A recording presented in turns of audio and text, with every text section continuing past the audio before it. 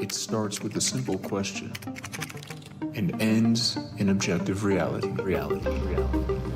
Through our journey from there to here, we find one another and ourselves. And as the next 24 hours breaks free from our last, we gaze onward in reflection of the day.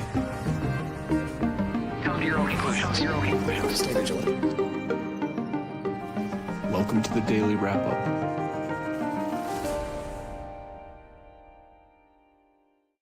Saturday, October 18th, 2025. Thank you for joining me today. Well, the title about gaslighting really is something that I think has been going on, much longer than the partisan version of what we're seeing today.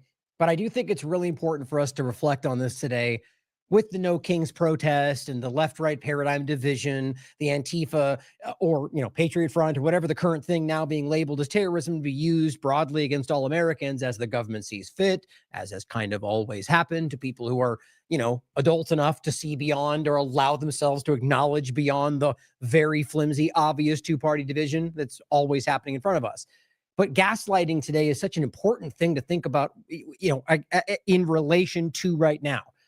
Because right now, most everything that's being driven is coming from, and same thing with Biden or whoever would be in that position on the left and COVID-19. And, same thing. The point is, it's the left, right, back and forth, that it's all really coming down to the narrative they're presenting to you. And we've seen this shift. We've actually talked about this before. At one point, it was gradual, but it shifted away from fact-based reporting and information to what the team says. And then that gets parroted by even people that want to be fact-based, but are either unaware they're being played or are more, willing to lie for their side.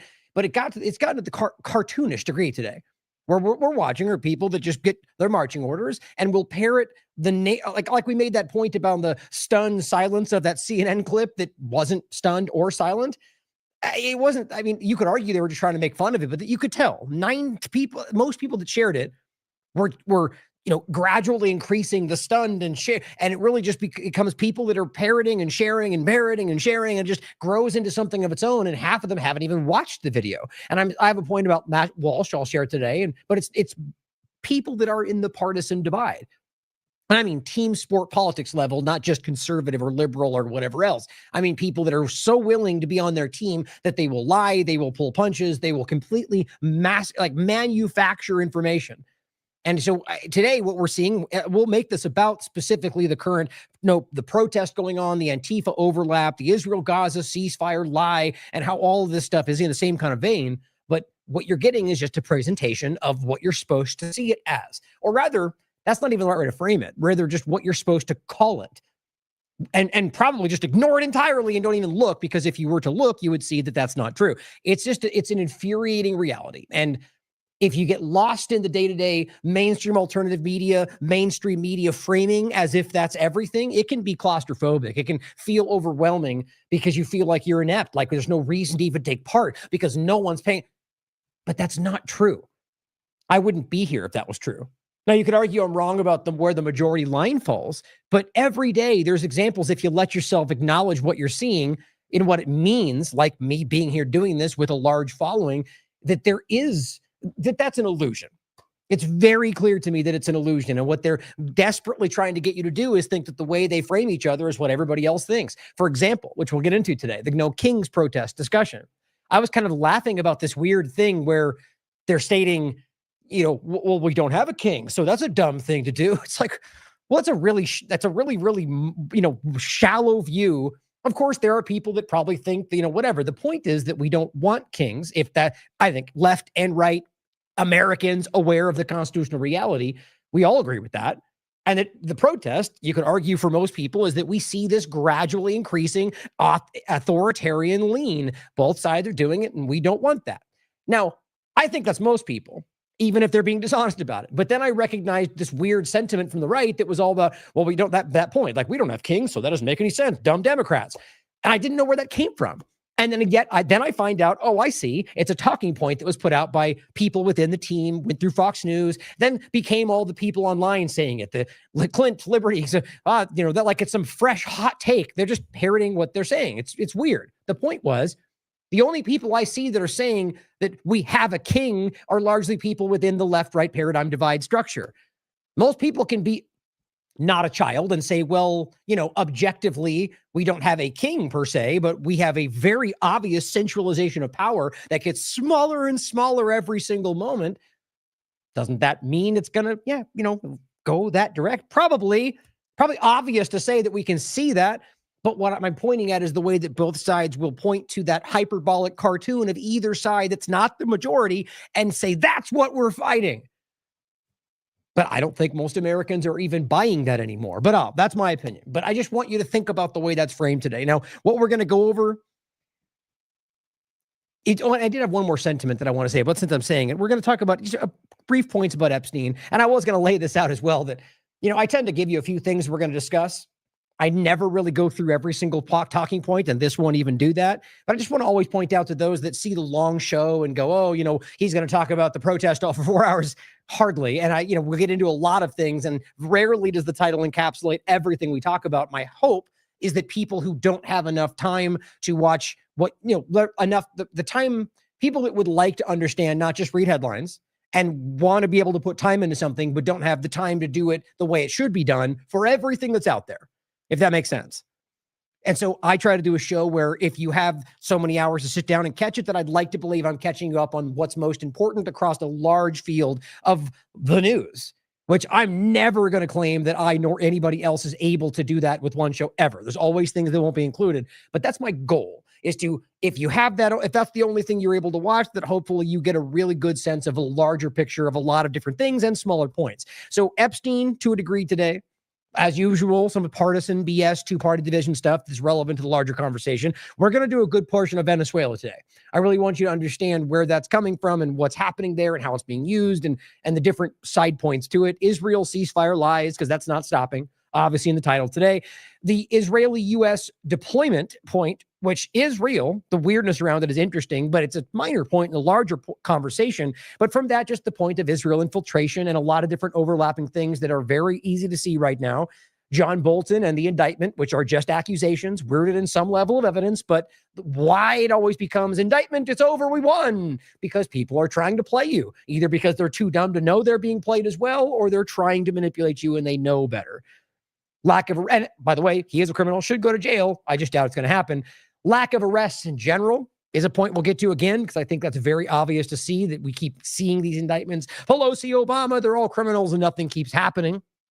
Antifa as a larger conversation, how it relates to everything and the way that they're building this case against what seems to be a nebulous idea. Not that there's not organization, but the way that they're doing it sets it up in order to fail, in my opinion. So they'll go after a couple of, pink-haired people and they call that a day and tell we fought terrorism.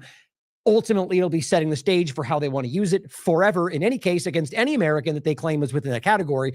Just wait till we get power. We'll declare MAGA terrorist organization. That's everywhere online right now. I almost bet you it'll happen, and it'll be the exact problem we told you would come around. We're going to talk about ICE violations and lies, which is a really important point today. We're going to end with some points and get into the No Kings protest, if we have time. I imagine we will. But the ICE violations around this, it's actually incredible to me. And these examples we'll show today are just from what I can see, not of today, but today that I've seen of the last so many days around it. And I mean like horrific lies about what's happening, arresting U.S. citizens left and right, putting them in prison for jail, I guess, for days without charge. I mean, one after another, children being taken while their parents are not looking. I mean, just insane levels. And then a huge section about how they've been caught over and over and over. And I mean, visibly caught in court, in front of people, the news coverage, lying about being run over by a car, lying about being shot at, lying. Now, that doesn't mean everywhere. No, nobody objective would say that means everywhere's a lie, because that would be stupid. Clearly, some things, their name, not a lie, but really there's probably things they're reporting that aren't lies. But incredible amounts of deliberate lies to cover their crimes or their lack of constitutionality. So why would we listen to anything else they're saying if in a large way we can see coordinated efforts to deliberately cover their actions with lies? and being backed up by the entire White House. Free speech violations, a lot of ways. One really important one around Kirk and visas, that people have been deported for free speech discussions, for saying things about Kirk that the U.S. government decided that was too far, and 100% violates what Kirk says is supposed to be the reality. I mean, it's just so grotesque, everything they're doing and calling for your support, left and right, by the way, and of course, some No Kings protests. Now, I do want to say one more thing, that in general, right now, what we're doing in this platform is, I mean, I'm always trying to grow. I'm always trying to expand and bring on more people. You know, we went through quite a dip recently because of a lot, largely was a very huge bill we're still paying off around the lawsuits that we had to fend off that in many ways are still ongoing. But the one in particular that they decided to really push, we pretty much won, in essence, if you remember, but had to spend over $50,000 to essentially get us in that position. So it was a loss, and probably what the whole point was about. My point, though, is that we're struggling right now in a good way to bring it back how we had it and grow. But I want you guys to understand something, that what I'm trying to do is I was recently speaking to a friend of mine that's a fan of the show and made this point. I said, do you ever get into this? Because I talked to him about this more than once, about trying to get to a point to where we can have things that are happening today, you know, like what's going on with these protests, or, you know, Dearborn, Michigan, and what's really going on there, whatever is going on, and being able to say, hey, you know, Derek or whoever, are you free? I'm sending you over there. I'm flying you there. Here's your hotel. Here's, you know, here are some funds for you to get around and investigate this for a week. I want you to think about that for a second. Think about the work that we do here, objective, nonpartisan, our track record being shockingly clear of how many, you know, just the consistency you can look for yourself, how often we're correct about what's going on. I'm not even going to press it further. Look for yourself if you want to pretend that others out there are right about everything, and understand that it's resources that are really what's lacking in our being able to bring that kind of point, that kind of objective, nonpartisan, we're not falling for both sides lies kind of presentation to everything going on. If we could be there at major conferences, if we could be there, the only reason that stuff doesn't happen is because of resources. That's it. And we, you know, to a degree, we've had some points like that. But just imagine these situations with all these screaming idiots out there yelling their narratives, and having people, whether us or anybody in the Independent Media Alliance, out there asking rational questions and presenting the facts on the ground in ways that can be easily digested and verified, and then comparing that to the cartoons everywhere else. Think about how important that will be, and then recognize that that's why this is going on. That's why we've been suppressed and why we're being attacked, because, and there's not just us, there's plenty of us out there who care about the truth. And every one of us are being suppressed in every which way we can. So if there's people out there that are interested in funding this platform in more ways than, you know, monthly donations on platforms, all of which would be donation-based and public for everyone to see, if you're interested out there, reach out to me. Because I would love to find some people out there that care about, and in an interesting overlapping point, if let's just say we had somebody with lots of resources out there, let's just say a very rich person who decided to come around and say, hey, TLAV, we're going to give you all this money as a donation because we believe in your work, which I would, of course, show everybody like we always have. Wouldn't that be exactly what they're trying to highlight around everything else they're pointing to? Yeah, kind of. Would that be terrorism? No. Would it be a crime? No. But the way they're framing all of this would turn it into one. I want you to think about that too, because this is what they're doing. And I know how these things are abused with Soros types, with Elon Musk types, and how they very much do the same thing. And now they're painting it as organized, which is criminal. But now all that means is, so nobody other than billionaires within the government circle are allowed to get involved in high levels. That's what they want. So right now we're successful. 100% believe that. If this fell apart tomorrow, I would live the rest of my life knowing that we made a difference. And that means a lot to me. I mean, I can't even express how happy that makes me to know how far we've come with all the stuff we've been suppressed and how much the censorship and the attacks. But really the only thing holding us back in the growth in the way I want to see it, other than just writing more and doing more content, is that kind of revenue. And what that stops, more importantly than anything, is influence on the conversation. So hopefully you're out there listening and you're going, this matters. So reach out to me. Anyway, long open. I just wanted to make sure we made some of these points today. Let's start with a couple of points around some partisan information, and then let's get into it, go through all the madness today, because it really is an interesting discussion today. Now, one point about censorship, I just didn't want you to miss. I found this to just be crazy that this is being presented, again, kind of like I said before, because narrative, so in essence, we're presenting to you as Twitter and Elon Musk and everybody else, suppression and censorship and downgrading and shadow banning. But it's a good thing because we're the right guys and we're doing it for the right reasons, and therefore free speech, right? And that's how twisted and stupid this has become. So he literally points to Mario Nawfal, just like a press release person for the mainstream alternative media. Algorithm isn't broken on Twitter. No, it's skipping lame posts. Oh, and who gets to decide what's lame? Well, the controllers that always have. No, your post didn't flop because X hates you, because Mario knows this, right? No, he's repeating what he was told by people like Elon Musk. Great journalism, though, guy. Great job. The bottom line is he's simply saying that, no, it's just the fact that we're trying to make content better. Okay, what metric is lame, right? What's your metric there? Is that defined by something? Can we check that on the platform and then aim to not be lame? No, they're going to subjectively decide what that means to them. So to them, pointing out the genocide, that's pretty lame. Yeah, that's not a joke, by the way. This is very obvious. Elon says to get the most reach on Twitter with Grok, just imagine that you're texting a smart human who you've never met. If someone were to text you a link with nothing else to go on, you're probably going to think, wow, I should immediately forward this to everyone. Or how about information that is very, very valid and provable, and you still suppress it, and you still downgrade it, link or not, which I'll often test it by posting a link underneath the post and so on. And I'm not even talking about my shows. You can post things that are nowhere else. And this would even exclude TLAV from this. I can visibly see, like any of you can, if you're not a complete infant to this conversation, that this happens every single day. People can post valid information that is very important and gets shockingly downgraded. Why? Because, oh my God, they included a link. How dare they? Or they used hashtags. Or it's just stuff they suppress. It's obvious. They say, oh, it's not positive enough. It's too lame. This is where we are. And these are the good guys. Can you imagine what we would be told if Jack was going, oh, that's lame.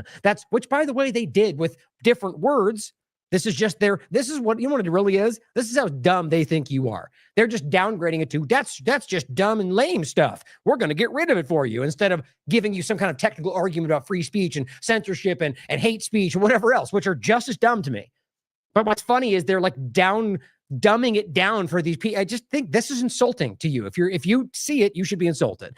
iHypocrite says, sorry, it's objectively transparently false until you can explain how a very high engagement rate correlates with bad content and low reach. Exactly. Explain it to me like I'm 5. You guys want to favor dry and neutral content, adding captions. That's your business, but no need to pretend this is what everyone wants. Or, by the way, that they're not subjectively doing it to content that they want to suppress for completely other reasons.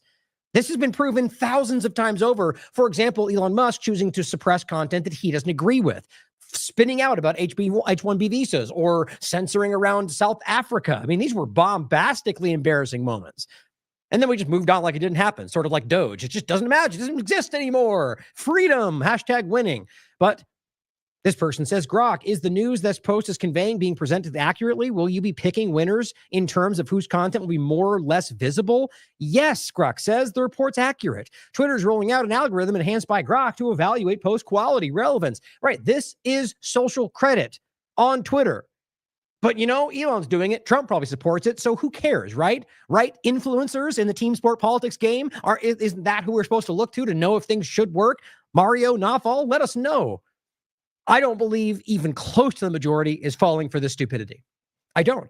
But they look to people like this, even ones that disagree, and go, well, that's what everyone thinks, because that's how the game has been set up. Now, on the point of the technocratic administration, Derek put in a really outstanding article out.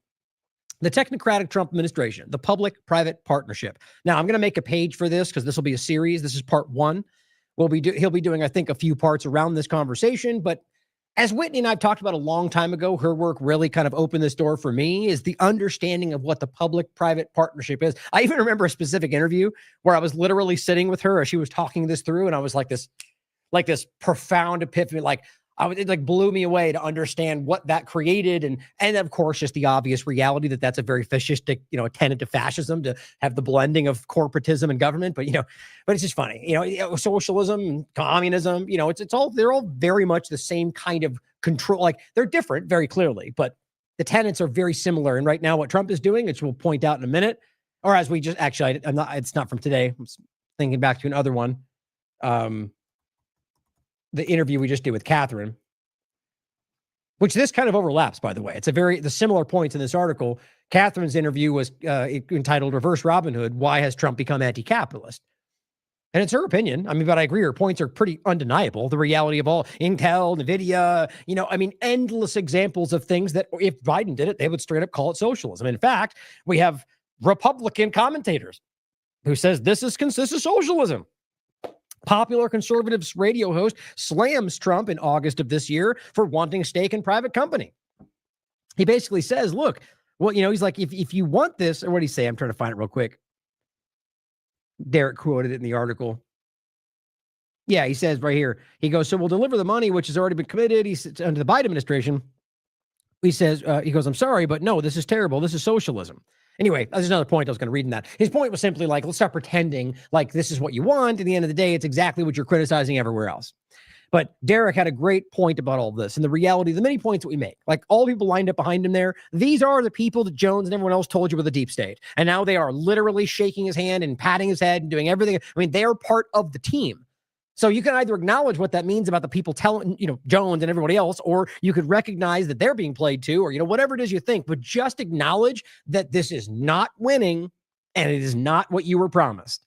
But as he writes, Donald Trump's return to the White House has seen him partner with a number of technocrats on public-private partnerships, setting the stage for the incoming technocratic surveillance state, which is really where this is going. Now, I recommend you check this out. It's a really well-done article.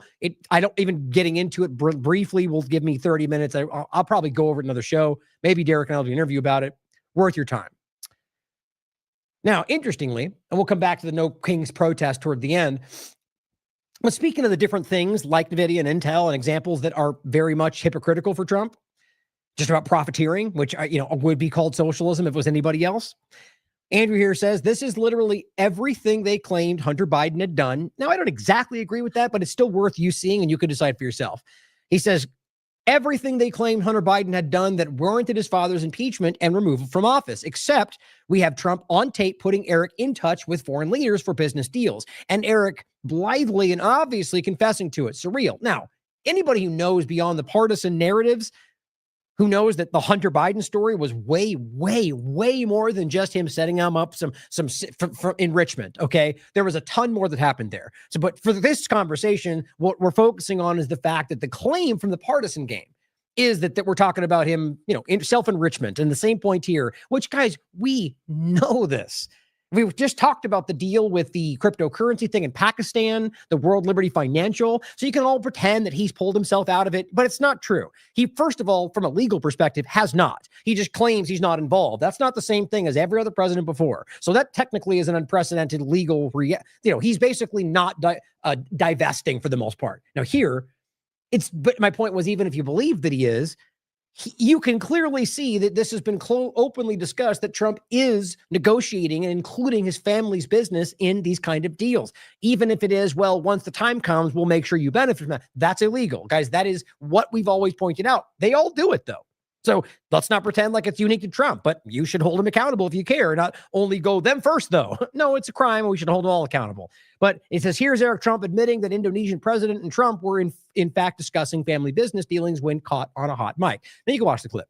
I just think it's worth knowing that it's your government, guys. The government of this country, who does not even represent you today, very much is all the same thing. If you really just break it down and you look from, not 30 seconds ago. If you track this back over many administrations, they'll have a lot of narratives and slightly different wedge issues that fluctuate over time, but the agenda stays the same. Now, this is Eric Dougherty, one of these very, very clear team Trump supporting cheerleaders every day. He says, breaking President Trump just showed the kind of man he is.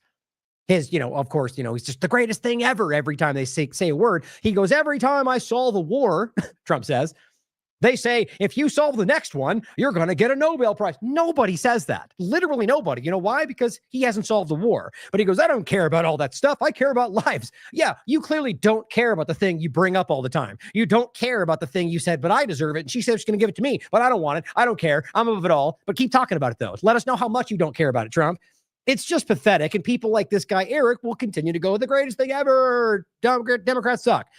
But I said, please point to a war that Trump in any way has, quote, solved. Since Israel's currently bombing Gaza, which we'll get to in a minute, let's not waste time with that lie. Holding breath. I mean, can we not just laugh at how dumb this is? I'll see if anybody responded. No. What wars has he solved? I mean, please in the chat, even tell me what you think a Trump supporter might say. Am I missing something? Where is this narrative coming from where he solved all these wars? Ukraine and Israel are still obviously happening. Those were the main points. What else are we discussing? You can anything you want to claim from his first administration is not even on the table, but even then, I can prove to you that he lied about all those things. Syria, by the way, is literally overrun with the people that Israel and the U.S. have funded to overthrow it. The people they claim they're fighting all over the world. So that never even went away. The lie that they stopped, they were always occupying it. They're literally now dealing with trying to fight to take back parts of Afghanistan. What are we talking about? I mean, look, is anybody in the chat genuinely? Give me your thought. Who is it? What is it that they might go, but Ryan, here's what he solved. I honestly can't even think of what they might pretend to say unless it was lying about Afghanistan and Syria or whatever else. I mean, I'm just curious. I'm actually waiting. I'd love to see. I'm blown away by how stupid this gets, but he hasn't done that. But also the joke about the Nobel Peace Prize that he brings up every day, but he doesn't care about it at all. But I'll wait to see if you guys comment on that. I don't understand. What this shows me is that that we're being gaslit to a degree that is insane. That nobody buys this. The people, the Erics of the world are either too dumb or don't care, and they're a minority. And everybody else is like, well, whatever, Team Trump, I'm on his side, so I'll pretend like I don't notice how wrong that is. I don't know. No one even has a comment, but I don't even know. Don't understand it. Okay, some other partisan points that I think are worth pointing out is that as this stuff is going on, as we get into Israel and other conversations, this is the kind of... okay, things like this go around and get parroted by all the same people. It's like clockwork.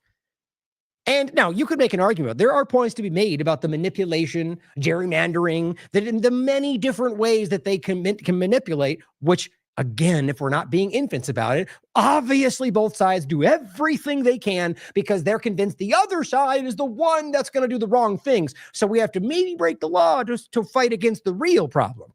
Or if they even believe it, who knows? But that's the narrative they're supposed to sell to everybody. This is interesting to me. Now, this is Mario again. He says 40% Republican votes, 0 Republican representatives.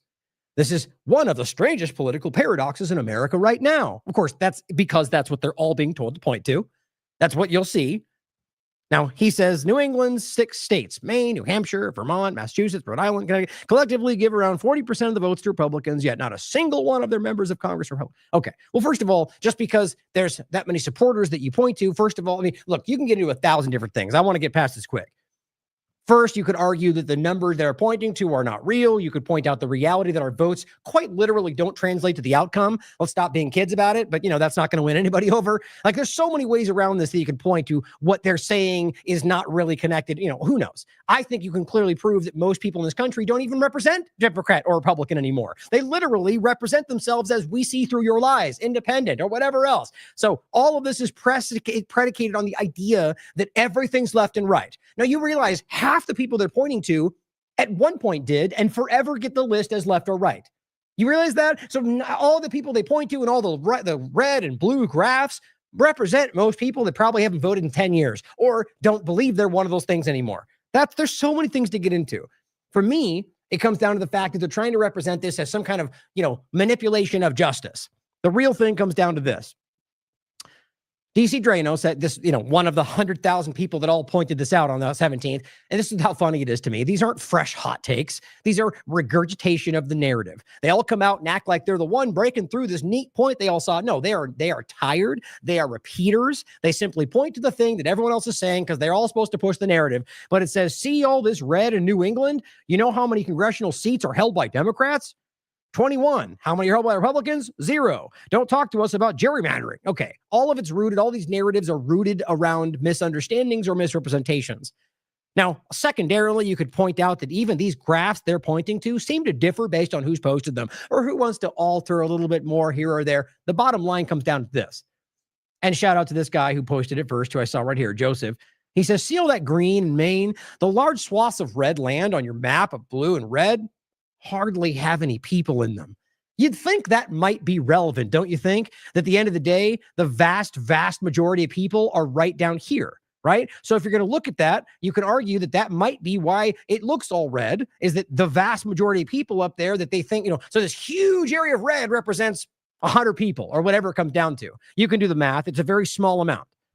The simple point is, you don't include that that very obvious fact and recognize that the vast majority of the population exists around the blue area, then you're lying to people. Simple as that. Now, again, with the other points that I made, you could have a valid conversation about other things. But I said anyone aware of and above the childish partisan division knows that they all lie. That's obvious. They lie, cheat, and steal.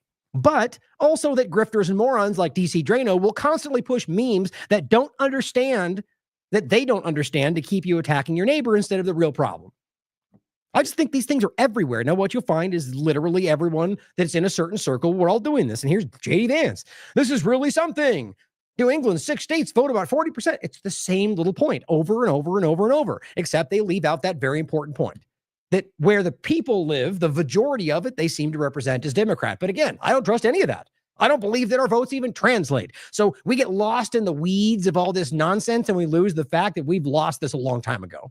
Not that it shouldn't matter. Now, on Epstein, the lies around all of this stuff is distracting most people from the reality that Johnson and Trump and the team Republicans have literally kept this from happening until this very point.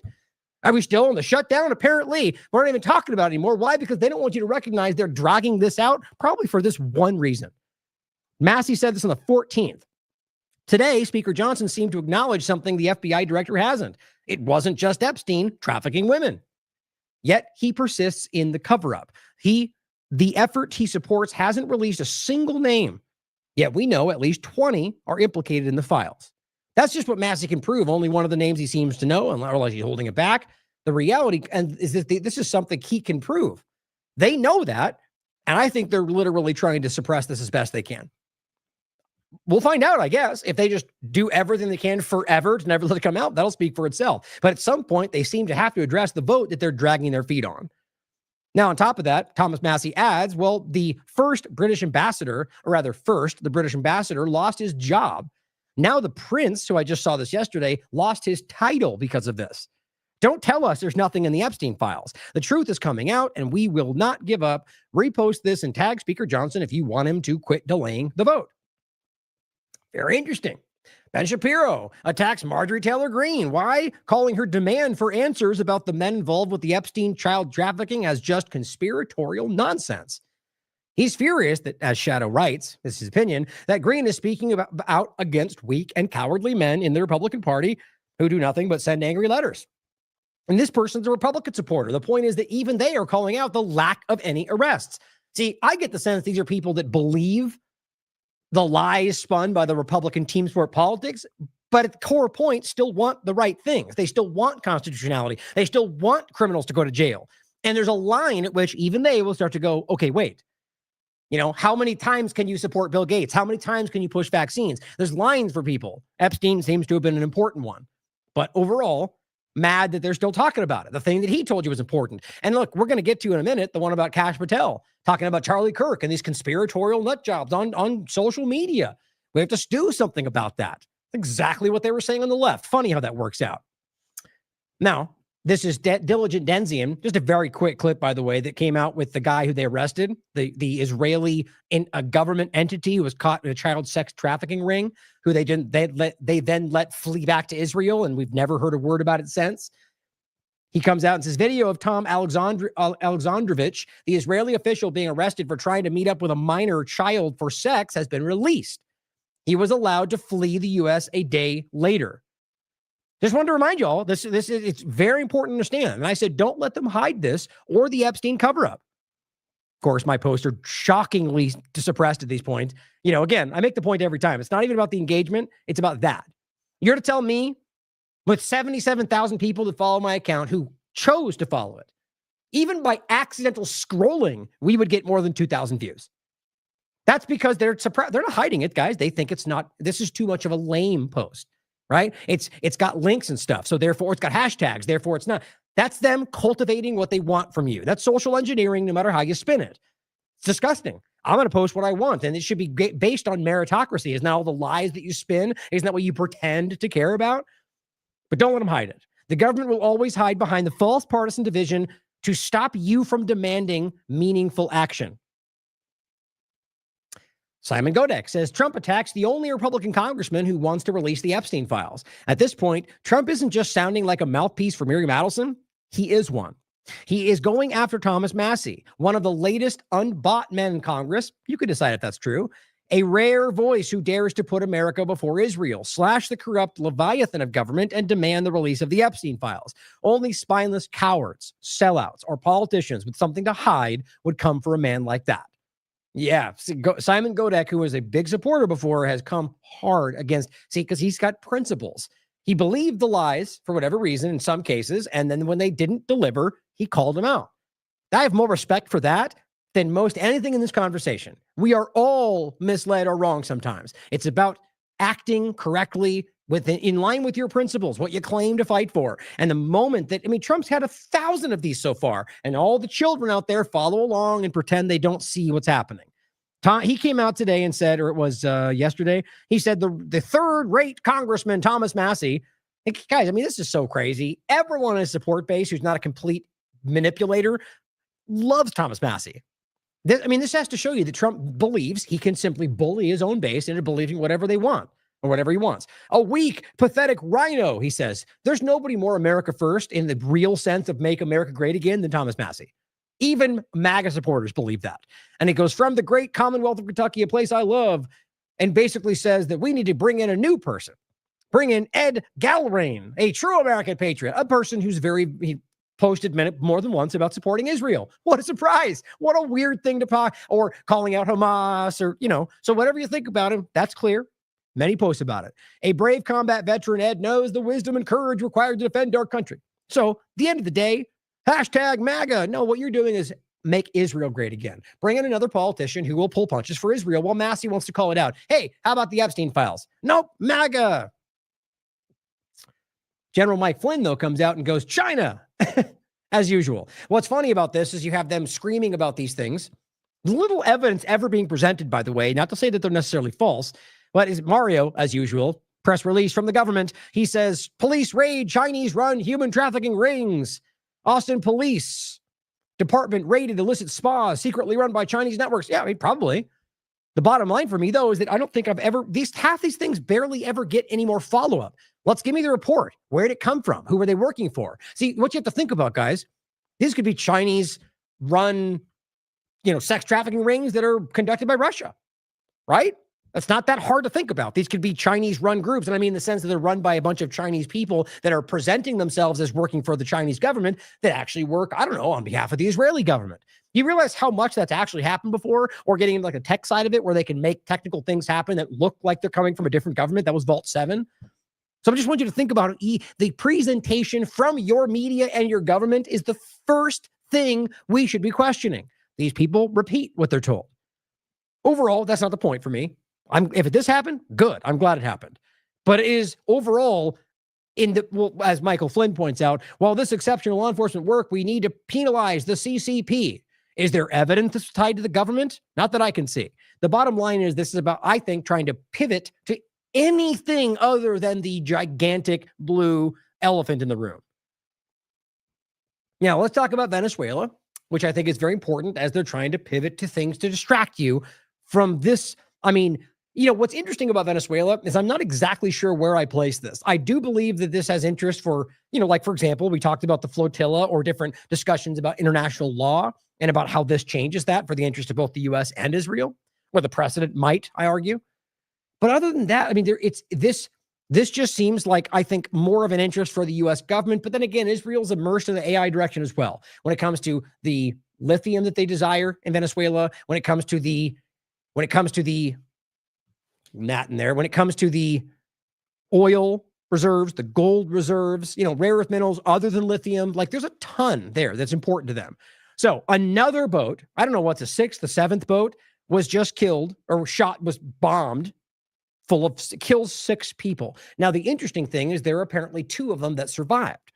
I will get to that in a second, which says a lot. But again, my point on this is just, it's the exact same story. No evidence, no process, just bombed the ship, claimed they were drug traffickers, and moved on. Happens over and over. Now, you have to understand, like I've said every time, there is nothing that makes that justifiable. There's no legal process there. They don't get to execute people in the world because they say narrative. There's just no way around that. The power structure and the screaming idiots on both sides of the paradigm want you to think that.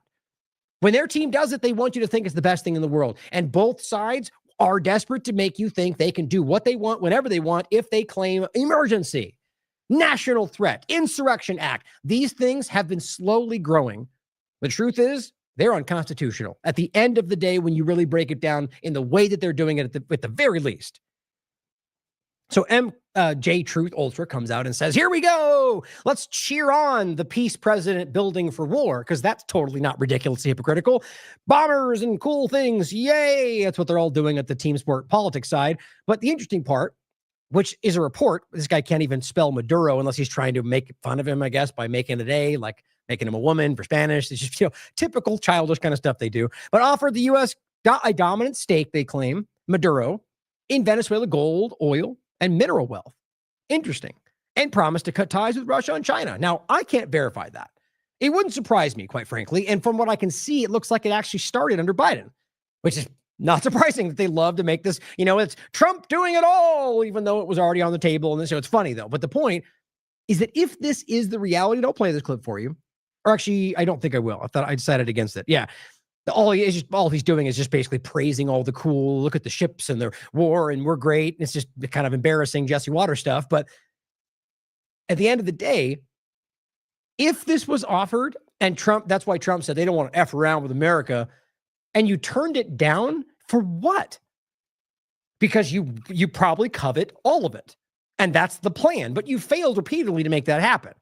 But just think about what interest would that serve if they're literally going, look, we'll give you a dominant stake in the things that you clearly desire, and you turn it down and continue bombing people. I mean, that either means that somebody's driving them to war and it's not even their decision, or they are not interested in some kind of amicable agreement. They want to take it. I just find that really interesting. But my real point is that I'm not even sure that's actually what happened. I think that's a statement that's been going around, and I haven't been able to verify it. Certainly possible, though, like I said. But we'll come back to that. If the claim that Maduro offered him all this stuff that he turned down, I think it speaks more.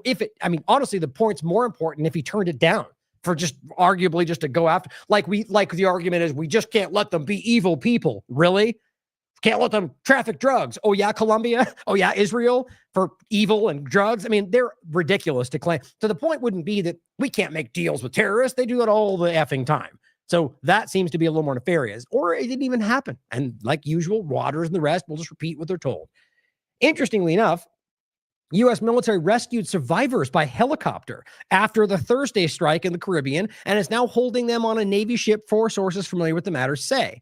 It looks like they might have been released already, but it says the U.S. strike on Thursday, 2 survivors. Rubio just now in the Oval confirms the strike, but declines to provide any details. This on the 17th, by the way. Trump says this was an attack on drug-carrying loaded submarine. It wasn't a submarine. It looks like it was a partial submersible. But the point is, it's just about giving you the cool story without even the facts don't matter. Oh, he got it wrong. No, they're giving you the narrative they want you to repeat. Oh, yeah, hold on. This is what Glenn said. He says, if they're actually drug traffickers, and this is where the first thing I thought as well, why not arrest them in the first place? And then prove their guilt with evidence, the way all civilized countries do with alleged drug traffickers. Answer, because that doesn't serve the actual goal of regime change in Venezuela, or, which I'm not going to say I know for sure that's the ultimate goal. I do believe that's one of their long-sought goals. Just ask John Bolton from Trump's last administration. We'll get to that as well. But the point is, doesn't serve the actual goal of whatever that may be, right? Even the deal, clearly, So we're going to get to in a second. I believe it was here. Yeah, we're going to get to the strike. Actually, I'll put this there. Maybe I'll just move this up, actually. I think I added that later and I forgot to move it. The point is that let's go over that point, the strike and the survivors, because here's the reports on this. U.S. to repatriate survivors of the strike. Okay. So this got a lot more interesting. This is from today. So now they're going to send them back to their country. Guess what they leave out? What their country is. How much you want to bet it's totally not Venezuela? How much you want to bet it might even be something uncomfortable to them, and that's why they don't want you to tell you. Interestingly enough, this in many ways damn near proves to you that what happens here is nothing they're telling you. So it says the Trump administration, and let me put this right out of the gate here, that by doing it this way, it guarantees that we never find out. Wouldn't they want to prove to you they're traffickers? Why would they let them go if they're willing to murder them while they're in the ocean, but then not charge them for a crime, not put them in prison? So death, and then if we catch you, we'll just let you go. You see how insane that is? Like, these people are stumbling over their own manipulations everywhere right now. Trump administration's decided to repatriate 2 survivors of a deadly U.S. strike this week on suspected drug runners in the Caribbean Sea, rather than prosecute them or hold them in military detention. People with knowledge of the matter said this is today. The men who survived were being returned to their home countries. Oh, I'm sorry. It says, okay, I don't know how I actually missed that. I went through this twice today. So here, this makes my point even more important. They survived, were returned to their home countries, Colombia and Ecuador. Okay, so Colombia, or a Colombian, but to play their game, that means Colombia, because, right, if he has a Chinese name, we know China, right? It's just, that's what they always do. They love to assume. Either way, a Colombian and an Ecuadorian, same point we always make about Colombia and the trafficking through everything else, and we make it about Venezuela still? I mean, I think the point was to get them home, out of the way, because either they are drug trafficking and it's not Venezuela, so it kind of destroys your game, or they weren't any of those things, and you need to get them the hell out of the way so they can't go, they murdered my family, or any number of things that would challenge the reality of their story. The people with knowledge of the matter said they spoke on condition of anonymity to discuss operational and diplomatic matters. So also question it all. As always, it was not clear if the government of either nation would prosecute the men upon their return or simply release them. I mean, why would they prosecute them? In what standing? I mean, so they sent them back to Colombia and charged them for what? Almost dying in an attack that nobody proved you were committed a crime? There's not even a place in which that would be possible outside of an authoritarian country. It's not clear if the government would release them. President Trump has previously described people aboard suspected drug smuggling boats, which basically just mean boats in the ocean, which the United States has targeted in several deadly airstrikes since early September, as unlawful combatants. Guys, this is Obama's, if they're rebombed, then they're combatants. It's the same exact logic. Guess what? Another point added to the endless list that they're the same thing. When Obama started bombing with drones, they didn't make it public as to everybody, but it became public over time. If they killed people where they bombed, then they were deemed combatants because they were deemed in a place that they deemed was an area of combat. It's just insane. Therefore, everyone, children included, were combatants on the list. It's exactly the same. By deeming them already problems before you prove anything, they're therefore unlawful combatants if we kill them. But they survived. Oops. Get them the hell out of the way. He has claimed the authority, widely disputed by legal experts. What a benign way to say that. You mean provably breaking the law by every measure? Yes. To summarily kill such suspects in military strikes as if they were enemy soldiers in a war. There's no world in which this becomes legal, guys. The problem is that Trump has made it clear to anybody, test me. I will burn the world down to make sure you don't benefit from calling me out. Trump has made that clear to his own detriment in many ways, but he's made it clear. I will not allow you to. So if somebody comes out and goes, guess what? That's a crime. Media, anybody. Guess what? Funding starts disappearing. People start getting charged with crimes. Their family gets accosted, arrested. You know, this is happening across this country right now. This is or has become, or maybe it always was, basically a third world country at this point. There's really no denying that with the way that our government is reacting. And that doesn't have to mean, debris in the streets and people's in, little huts. I mean, that's not all right. Whatever you want to argue, the real point comes to wealth inequality. It comes to government overreach. If you take the metrics, I wrote an article about this a long time ago. By all metrics that they used to, and they don't really use these terms as much anymore, by all metrics, they used to deem things a third world country or first world country. The U.S. government, this country's met all of them and exceeded them for a decade or more. I talked about it a long time ago. So just because we pretend and frame it differently and don't look at the bad parts of our country, the reality is we've been there quite a while. It also avoided the dilemma of what to do with the first people captured in what Mr. Trump has declared a formal armed conflict because it meets his needs against drug cartels. Right. Except, the old interesting point we brought up the other day more than once, that they're totally not, though, going after themselves. The DEA, who got caught laundering $19 million of drug cartel money, the very group they pretend they're fighting. This was August 19th, 2025. Yeah, they don't care about that. Who cares? It goes on to say, holding them as indefinite wartime detainees at the military prison of Guantanamo in Cuba could have opened the door to the court reviewing whether this was really a war, which means we all know it's not, and that might have opened that door wider. That's what's happening. The people, guys, this is not secret. He's just testing people's willingness to call him out when he's willing to go all the way. He's taking that from Israel. On Saturday, the official said the Pentagon transferred legal custody of the two detainees to the State Department, which was preparing to repatriate them. Their physical whereabouts and the mechanics of any impending transfer were not immediately known. How much you want to bet these people disappear? That seems like a much more likely reality in this world, because you think Colombia and Ecuador are going to say a word? No, they will cower away like everybody else is who sees what he's capable of. Here, we have people that could have a very different story. Seems more likely they might just vanish. The administration has also cited, that's my opinion, has also cited the fact that about 100,000 Americans die from drug overdoses each year in the United States, except the surge in overdoses has been driven by fentanyl, which comes from Mexico, not South America. But a lot more than that. Also, the opioid crisis that even this platform will not want to point to, which comes directly from both sides of our government. To pretend that even the 100,000 is remotely connected to South America is just insulting to your intelligence. Are these people coming in and holding a gun to Americans' heads to force them to buy? No. It's, first of all, a freedom position to be able to buy what you want and put what you want in your own body. The argument that you can murder people in boats halfway around the world because people do drugs in this country is so asinine, it makes my teeth hurt. But here we are. Narrative repeaters all across the conversation.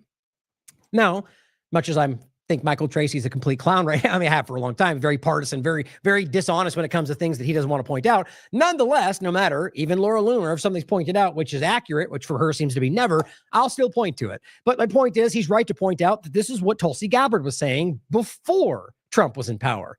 You might take note of the very shocking difference to the way she frames this. Now, honestly, I should have started this by saying, oh my God, look at what Gabbard had to say about Trump, and that might have given it more impact. Hearing is an increased saber-rattling intention saying the United States needs to send in the U.S. military now to wage yet another wasteful, counterproductive regime change war. And once again, it's being done under the guise of humanitarianism. If this administration is so concerned about the well-being of the Venezuelan people, as we all are, then they should be using their influence and power to try to bring the different sides together towards some reconciliation. Well, wouldn't they say that that's exactly what they've been trying to do? We heard from Secretary Pompeo and from the president that they are hoping for a peaceful resolution here. But you have Sergei Lavrov, the Russian foreign minister, saying that our interference is a grave violation of international law. So do you agree with him? The problem is that you hear people like John Bolton and Mike Pompeo saying that they're hoping for a diplomatic solution, while at the same time basically using the threat of U.S. military force. That does not set the stage for diplomacy. That simply ratchets up the tensions. So understand, right now, Trump is pushing towards more action in Venezuela. That's very apparent. Tulsi Gabbard appears to be completely supporting it because she's a complete hypocrite. That's not, look, I'm not that's period. Next sentence. There is just no way you can stand there and look at what she's saying and compare it. Why? Because Trump's doing it? That's wild to me. Overall, this was Trump then, by the way. It's not left and right if you just pay attention. But the truth is, this has been going on a long time. And the whole indictment of Bolton, it's the same idea, guys. We'll get that in a second. Like, if you believe for 1 second that they're going to go after him with what he knows about Trump and what they did together, I certainly hope so. But the arguments they make about him, they're all guilty for. We'll get to it. It's basically just emails and information that he's not supposed to have. It's the same game they all circle around. Trump did it, Clinton did it, and no one seems to go to jail. How much you want to bet it's the same way? Hope not.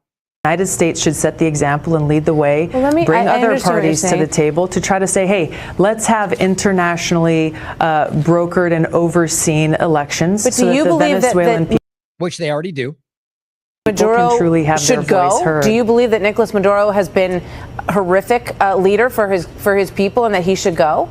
I think that the Venezuelan Gotta love the objective journalism. Do you think he's been the worst president ever or not as good?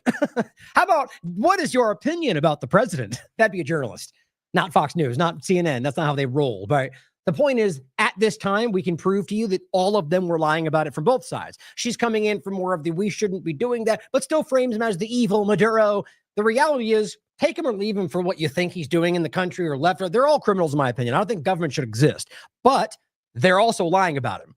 Those two things can exist in the same conversation. They're lying aggressively about him, about the starvation. Abby Martin's work has broken that apart every which way. They lied about what they're doing and how their actions have created the starvation, have created the money issues. I mean, the oil issue that they took over and stole, the gold they stole, the oil, by the way, which was being given to other countries that was helping them out of poverty, but they took that away. And then you get how this works, guys. They don't want countries rising and getting stronger. They want people under their thumb.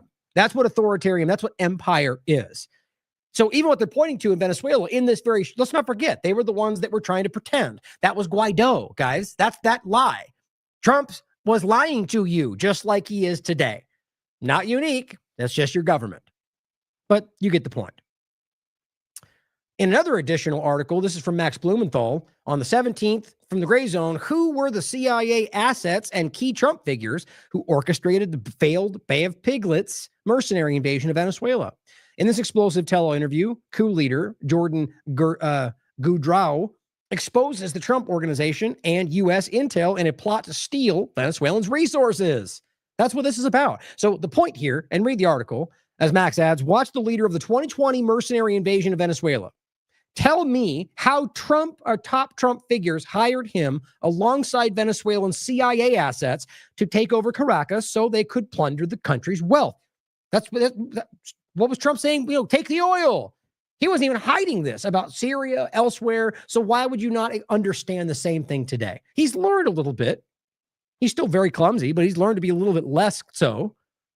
Has documents and names. What's worth checking out, guys? The point is, even Gray Zone pointed this stuff out back then. This is just somebody on the inside now saying, look, that's what the administration directly told me, or through their assets they were speaking to. That's what they're doing today. Not secret. Now, this is embarrassing. And this just shows this is the junior team. That's what they are. They don't off the top of their head know what to say because they're not educated on these things.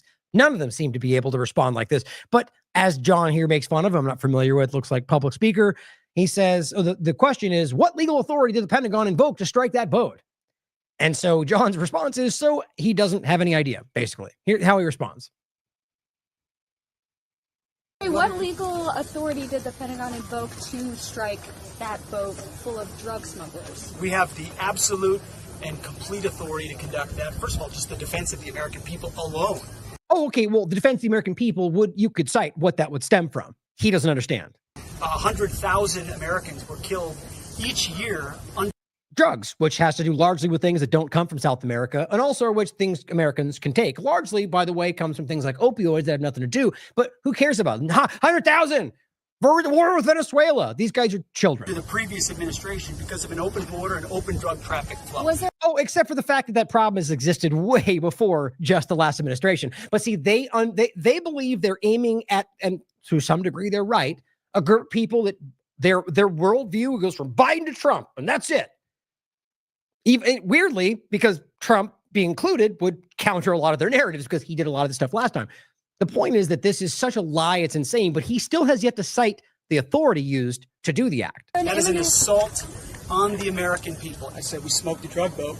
Okay, so smoked a drug boat. Very intelligent. But so right there, look, let's just say, okay, so let's just say they assaulted the American people. Like an invasion. Okay, well, that would be the argument would be some legal statute around the defense of the country stemming from an invasion. But none of this is happening. There's 11 narco terrorists at the bottom of the ocean. And when other people try to do that, they're going to meet the same fate. Oh, except 2 of them survived, right? He forgets he doesn't know that, or they're from Colombia, so it's not Venezuela. See, they're blustering, guys. They're just standing there going, we have the right to do whatever because we're fighting for freedom. I guess dumb people fall for that stuff, but it doesn't mean anything. And so, as he rightly says, so absolute and complete that he doesn't know what it is at all. Here is the long history of the reality of this, and this has been going on, as 1947, but well before that, we understand many different points, but overall, this is not partisan, guys. Afshin Ratsani from Going Underground. Every CIA coup in Latin America from 47 to 2002. And there's been many efforts and actions past that, but it says to enforce Washington's hegemony with an iron fist by installing fascist dictatorships and disastrous neoliberalism. See, both elements to create favorable conditions to U.S. corporations to cheaply extract resources. They'll work with fascists, they'll work with socialists, they'll work with communists, ISIS elements, they'll work with whoever they can to gain what they want in the situation. They have no scruples, guys. Every South American country which has had its government overthrown by the CIA since 1947. Costa Rica in 1948, Guatemala 1954, El Salvador 1979, Nicaragua 1981, Panama 1989, Paraguay 1954, Brazil 1964, Peru 1968, Chile 1973, Uruguay 1973, Argentina 1976, and Venezuela in 2002. Oh my God, this is perfect. So somebody in the chat is genuinely arguing the Monroe Doctrine. Would you guys like to inform him what that actually stems from? Seeing as how, this is what's funny when somebody steps into an audience that they think are as dumb as everybody else. The reality is the Monroe Doctrine stems from the US, the UK, and Israel, largely Israel, arguing that they have the right to preemptive self-defense. You're a clown, okay? That's insane. That's the argument that they're doing something and we argue we can bomb them because they were about to attack us. Gee, that's not possible to be manipulated. They can't lie about that like Bolton and Trump and the limpet minds. I mean, yeah, yes, I am ripping on Hegseth because he's obviously out of his depth, like the rest of the people in his positions. But, the argument, even to put forward the Monroe Doctrine, shows you that you don't actually believe in any of the foundational ideas of this country because they're counter to what those things are. But have fun defending that. But the bottom line, guys, is this has been going on a very long time. And basically the entirety of South America has been regime change, manipulated, and then we turn around and go, look at how bad they are at doing things. Well, maybe because you put fascist dictators that would sell out their country for other people's interests. But here's Maduro, a speech they won't show you on U.S. corporate media. And this is October 17th, posted again. But Maduro simply saying that Trump's administration, he's blasting him for approving CIA operations in Venezuela to attack his government, and lists just a few examples of the U.S.-backed coups in Latin America. Lastly, on other policy point, he said, this is Dave DeCamp, who we'll be interviewing soon. First, on the 16th, he says the U.S., in case you're still screaming peace, President, the U.S., so Trump's current administration, has bombed Somalia 82 times just this year. 82 times. You may wonder why. Yeah, we're at war? No, but the point is we don't declare war anymore. The president just does what he wants, apparently, and we still pretend that's some kind of freedom, liberty dynamic. They're bombing Somalia in some cases for Israel, in other cases for U.S. interests. I've gone over this 100 times over. In fact, I'll grab, if I can get the tag to pop up, that might actually. Well, here's one of them anyway. Oh, wait, that's not the one.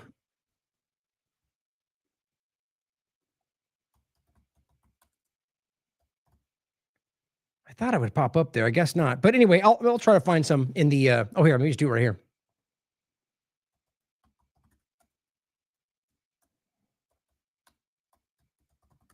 Damn it.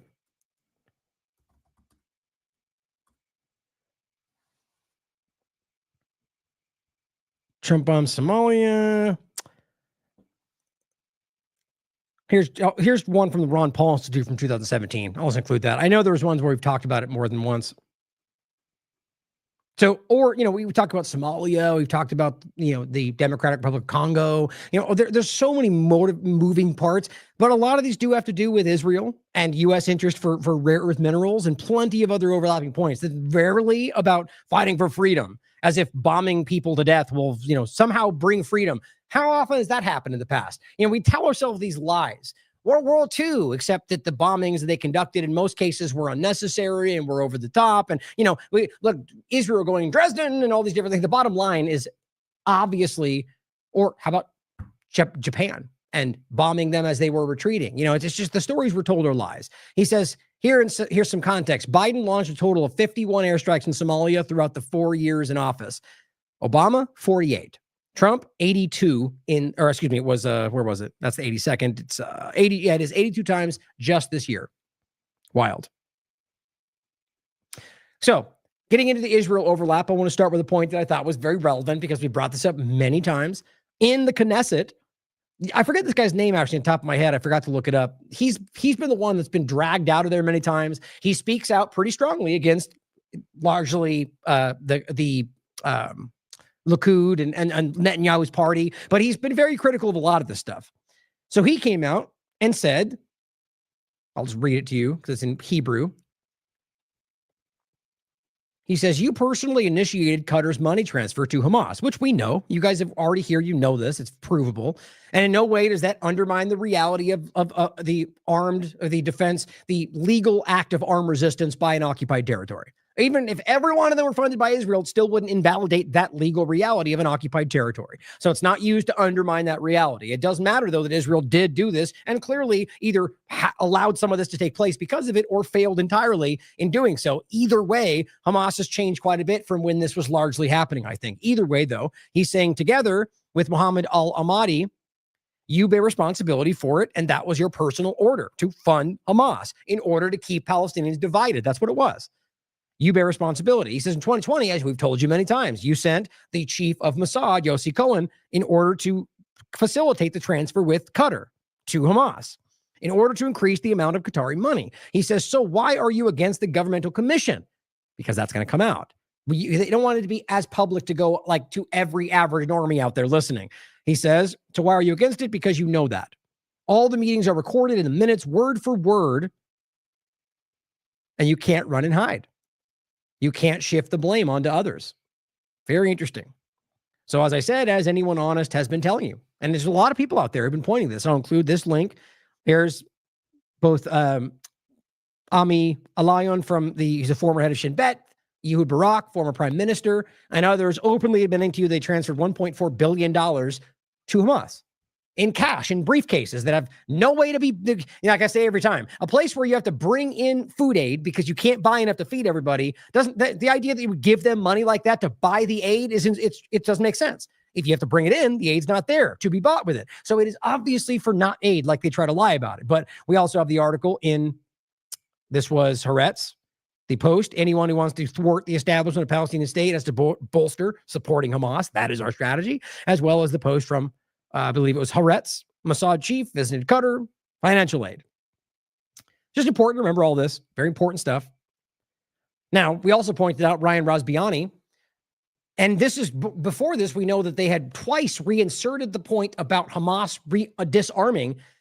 Hamas finally allowed that to be one of the points. Fine, we'll disarm, we'll get out of the way. And then twice, Israel and the U.S. put that point back in, which to me has become very clear. They need Hamas to be the focal point to justify their ongoing actions. If they were to step aside, there's no way they can rationalize the way they're doing this.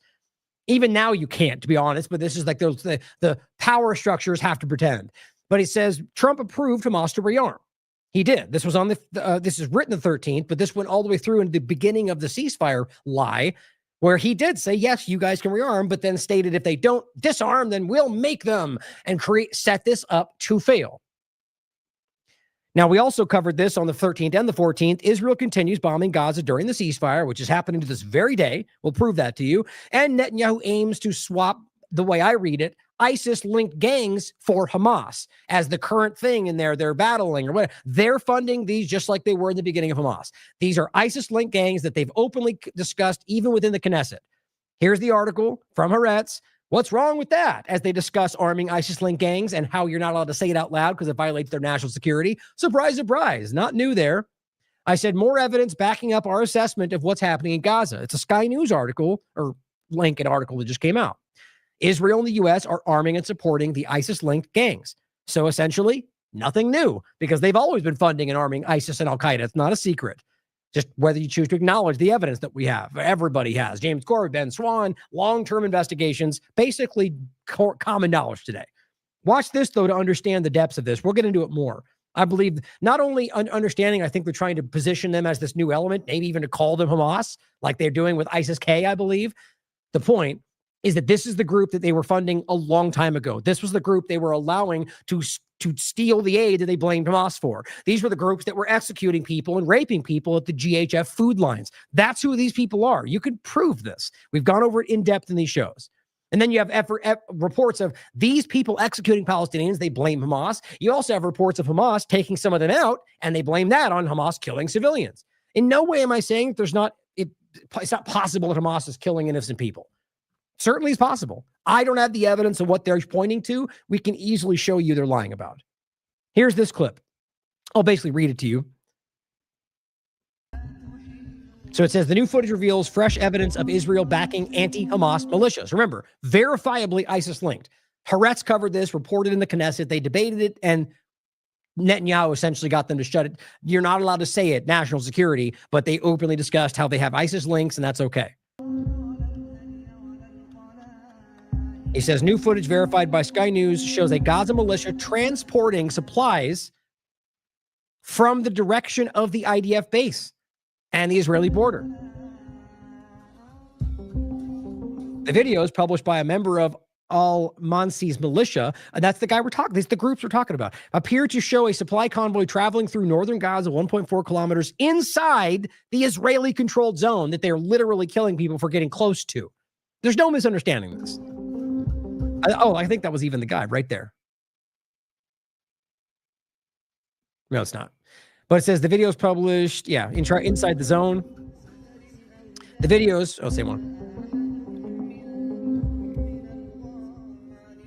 Now it says the vehicles head south, stopping briefly as a child and two men pick up water bottles and jerry cans that fell off the truck. So one people that are with them.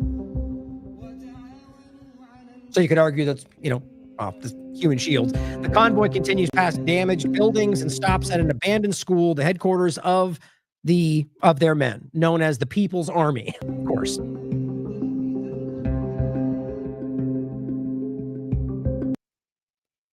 It says the armed group is one of 4 active anti-Hamas militias identified by Sky News, all of them based inside of parts of Gaza still controlled by Israel. I mean, how do you misunderstand that? Now, the point that they're ISIS-linked is not debatable. That's just not being pointed out here. The question about whether they're working with these groups, the groups that they're otherwise pointing to when they say, look at Hamas is killing everybody, because it's easy to prove. This is falling apart in front of them.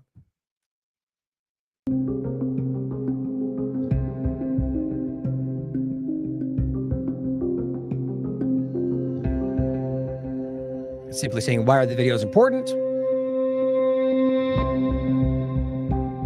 Last week, a Sky News investigation revealed that Israel has been facilitating the supply of guns, cash, and food to Yasser Abu Shabab. That is the leader of the ISIS-linked gangs and his militia based in Gaza's far south.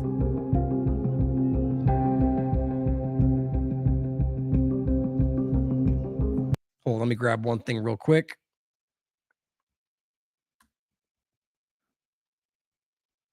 Oh, that's weird.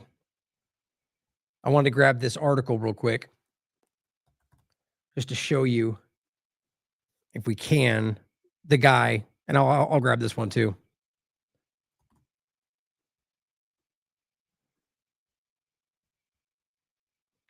It says the new footage viewed by Sky News suggests a similar arrangement has been set up in the Gaza's far north to supply them.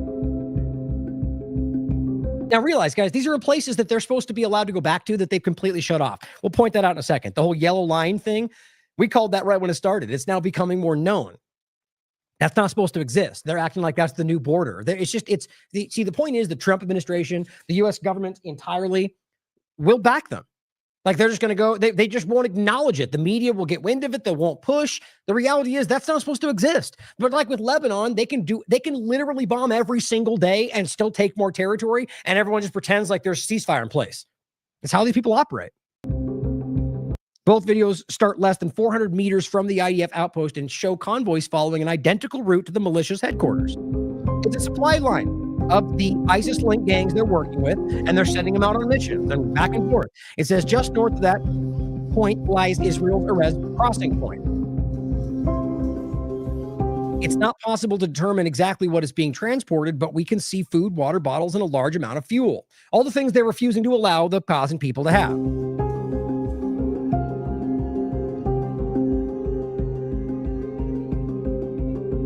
One brief video shows the back of the car filled with plastic jerry cans branded by SOS Energy, an Israeli fuel supplier. There's just no denying this. So Israel's quite literally arming, funding, and supporting the groups that they're claiming are ISIS killing everybody.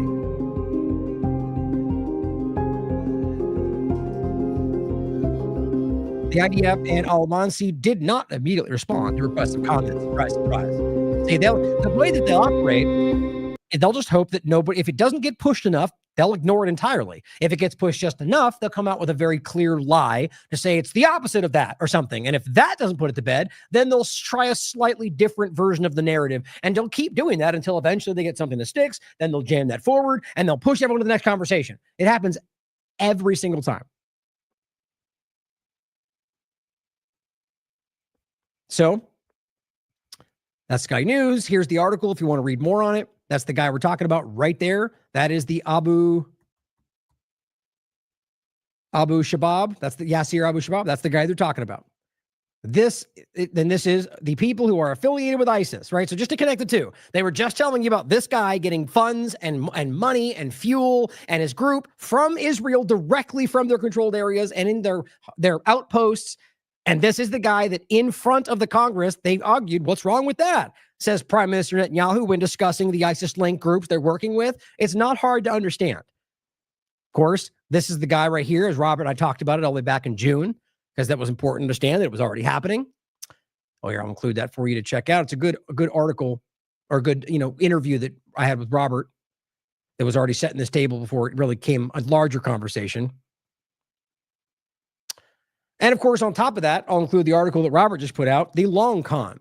The U.S. and Israel are again setting the table for regime change in Iran. Now, it's not working, but like this is the clumsy efforts they've been trying to throw at Iran, and even working with the same people, the MEK, the people that both Giuliani and Rubio are completely bound to and speak for money. And these were even literally on the terrorist list for this country, sort of like Giuliani was. They don't care. It's clearly about manipulation. But the point is to understand recent revelations regarding a covert Israeli influence operation seeking to help replace the current Iranian government with a corrupt monarchy have received almost no coverage in the Western media. This is because the story begins to unravel a web of media agencies and even terrorist networks. Not the ones they want you to think, but the ones that all our government are working with, funded by the Israel and Western taxpayer in a desperate attempt to stir civil war in Iran. Nothing new there, because Israel right now wants to pivot from what they pretend was a ceasefire that was successful into something different. That's what you're going to see, I argue, which even then they've already this is already blowing up in their face. The point, though, is this influence operation. And the idea that, Pahlavi, the son of the previous guy, wants you to believe that somehow we're fighting for democracy, but then they call him the prince.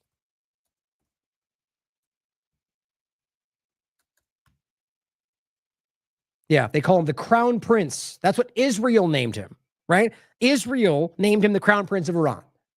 Why? Because that's what they want. But yet he's out there going democracy and freedom and liberty, but I'm a prince and I'm a monarchy now. Like they are gaslighting everybody everywhere you look right now. Here's the article from Haaretz. The Israeli influence operation aiming to install Reza Pahlavi, the Shah of Iran. The guy who literally created an oligarchy where the top 0.01% of the Israel, U.S., Iranian people, the collaborators, they benefited wildly. And they love to show you the pictures of how much they had enjoyed themselves and pretend that's how great it was before. The reality is that's what they created for a very small percentage of people, like we're living in this country too. And then when they took it back over, they framed that's when the point is that they illegally with Operation Ajax set it up to begin with. Nothing new though, guys. You probably know all of this. Now, talking about the ongoing the lie of ceasefire, which I think is really important to understand. Starting with the first point that goes back before when they bombed Qatar to try to stop it, or the other 75 times, probably more like 20 times before that they deliberately screwed this up. This is from Dropsite News. This is the Israeli mediator who's spoken about this before. Here's the new one. The Middle East peace negotiator, Gerson Baskin, explains in this clip how the ceasefire deal finally came together after first being derailed by an Israeli strike. He says, they came back to me from Hamas and said, we're confused. This is very relevant to where we are right now. He says, there are two documents. We know about the 8-point document. We can agree. And by the way, what does that have to do with Trump's peace thing he signed or the 20-point plan? Like none of this is even congruent right now, but they don't care. They just want everyone to think something's happening. But he goes, we're confused. There are two documents. We know about the 8-point document, but we can agree to the 8-point document. The 5-point document is Netanyahu's. We won't agree to that. Okay, so they're presenting this whole thing to the whole world. And the 8-point thing is what they all agree to. And then Netanyahu goes, but this is the one that I'm actually doing. To nobody else but Hamas. And everyone goes, Hamas doesn't like it, even though this is so insanely obvious, and it happens every single time. This is the Israeli negotiator. He says, I contacted Witkoff. He was sitting next to the president at the U.S. Open tennis tournament. I turned on CNN and saw Witkoff on his phone, WhatsApping me. He says, I told him there are 2 documents. Witkoff told me, quote, tell Hamas to agree to the 8-point. And we'll get Israel to be online with that. You see? And so Hamas goes, we agree. Netanyahu says they changed the deal every single time. But he goes on to say, so I told that to Hamas, but they went back to the Qataris and were told, no, there's only a 5-point document. See how this works every time? And that Qataris are extension of in my opinion, of the Israeli agenda. And he says on September 8th in the evening, this is the last time, Witkoff called me and told me that the Hamas team is receiving, as we talk, the latest and final version of the American proposal. Now, whether that means 5 or 8 or what Netanyahu wants, who knows? But it says, quote, we expect an answer from them in the coming days, whether or not it's even consistent with what Israel's claiming they're waiting for. But then it says, tell Hamas that we want an answer on this new document. And that is the last and final. There won't be another. Okay. They relayed that to the Hamas's people. They agreed to it. And the next day, Israel carried out an assassination attempt in Doha. No, it's every single time. So they finally get this, Netanyahu throws in the 5-point deal to kind of, I think, clearly confuse and mix everything up and let the U.S. negotiators and Trump's team act like that's not embarrassing to them and just they know what's going on. And so they force it back and forth. And finally, they work it into some kind of agreement that they might actually agree on. So they bombed the group that was doing the negotiation. I don't know how anybody who's not a completely dishonest person is going to act like that makes sense. That was a deliberate, obvious attempt to literally blow up the agreement. So that's then, or every other time before it. So since we're ceasefire, that everyone was going, how dare you not cheer for this? Where everyone's super quiet right now for this. Clearly we won the world. It's over. The war is done. No, ceasefire wouldn't even be the war is over. It would mean to stop. And they start every time. But the point is, it would be a pause. It would be a ceasefire, not an end, not a reconciliation agreement, or there's another term for it. But nonetheless, they all came out and were like, he did it. Trump ended the war. And on that day, they were bombing Gaza. Okay, you could have said, well, maybe they didn't know they started yet. Okay, the next day, they bombed Gaza. Okay, maybe the next day, they bombed Gaza. The next day, they bombed Gaza. They're bombing Gaza today. I don't even know what we're talking about anymore and why this is so difficult for some people, and there are some, to see this. On the 16th, footage of Israel strikes, and this is in Lebanon, mind you. Now, there's overlap with this, Lebanon, West Bank. I'll show you 3 points of that. But this is just Daniel McAdams saying the Israelis just can't go a single day without bombing things and killing people. Now, realize that on this day, they were bombing Gaza. I've proven that to you. Watch the previous shows. But what's crazy is that his point is that even when they don't, they're bombing Lebanon. They're bombing Syria. They're just murdering people. Remember, there's not declared wars, understand, other than the areas they claim they bombed Lebanon in places they're supposed to be stopping the entire time. But here was on the 16th. From Haaretz, Gaza Health Ministry, 4 killed and 10 wounded in the past 24 hours. Now, Gaza Health Ministry. No, this was completely verified and even acknowledged by the Israeli government. They are doing this. There's always some kind of side narrative or some kind of claim. Ceasefire. How in the world can you continue calling it a ceasefire when this has happened every single day? I don't know. Okay, this is on the 16th still. This is what you get, you understand? So this is how this continues to happen. So they kill people in Gaza. There's in the other examples we showed you, there was an example of 3 Palestinians that were kidnapped and posted on Instagram by IDF members. There was all sorts of actions in regard to, what was it? There was the bombings that took place. There was a lot of, there was the closing of the border crossing. There's the fact they weren't allowing them back to the north. There's the fact that they were restricting food and fuel and water. All of those were core points of the agreement. All of those are violations. Okay. Also killing people. Donald Trump comes out and goes, if Hamas continues to kill people in Gaza, which, okay, let's just even say they are. I would agree. That would violate the deal. Are you going to ignore the fact that Israel's usually, you can't pretend like the airstrikes are from anybody else, unless it's the U.S. or other countries. The point is somebody's bombing airstrikes inside of Gaza. And this is what he says. We'll have no choice but to go and kill them. You mean like everything you've already been doing? Like you could just decide to do that? No, you've been trying to do that towards all of them and have continued to fail. But it says, thank you for your attention. All this is Trump setting the tone for the narrative. If you see it all, it's only Hamas. That's the same game because Trump's part of the problem. Leave it, just post that. I said these people are a joke because on that day, you can prove that they were bombing. That's how insane this is. Okay. Adam on the 16th, the day that they're saying this. This is on Sky News. IDF kills an innocent rescue on the air. The media will never show you this. The IDF is a terrorist organization, he says. Watch. These are groups that are literally in rescue setup. They're trying to help people in a building that was already bombed. You tell me that Hamas has this capability.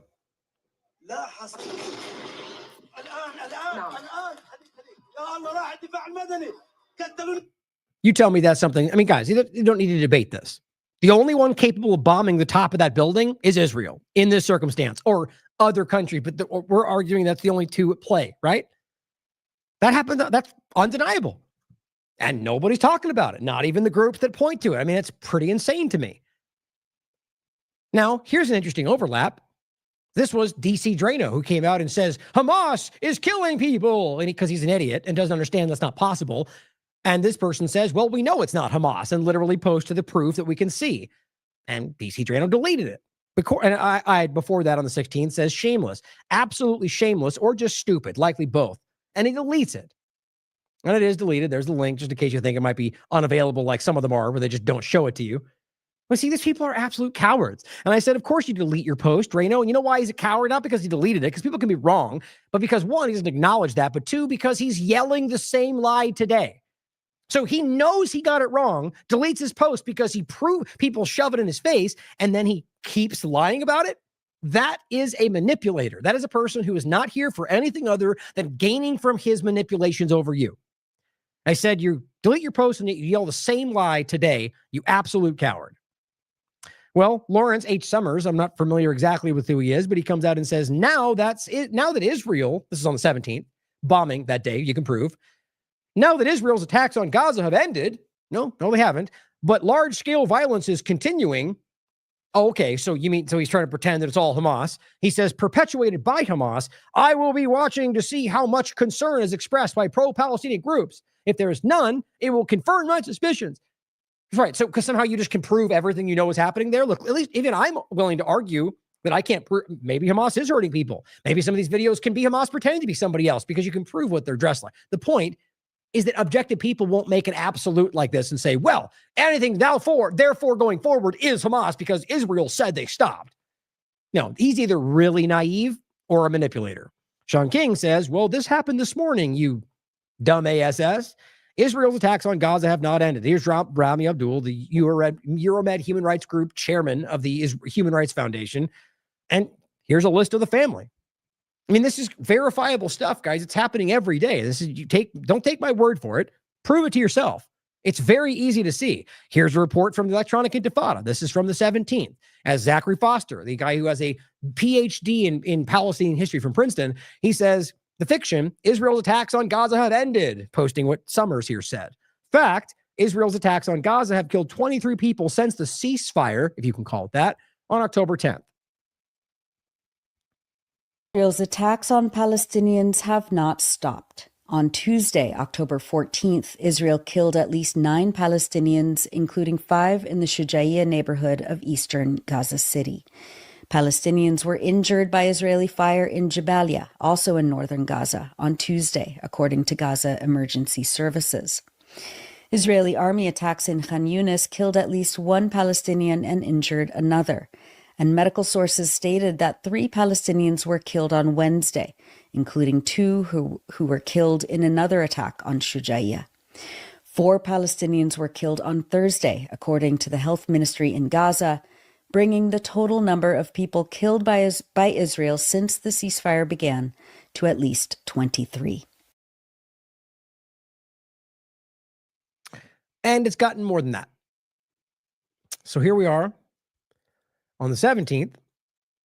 So as of the 18th, and like I said, I was going to say before in the beginning, there's many points today, and for obvious overlapping reasons. And yes, I go through and verify each one of them. to use Grok to overlap with the Republican side of the point.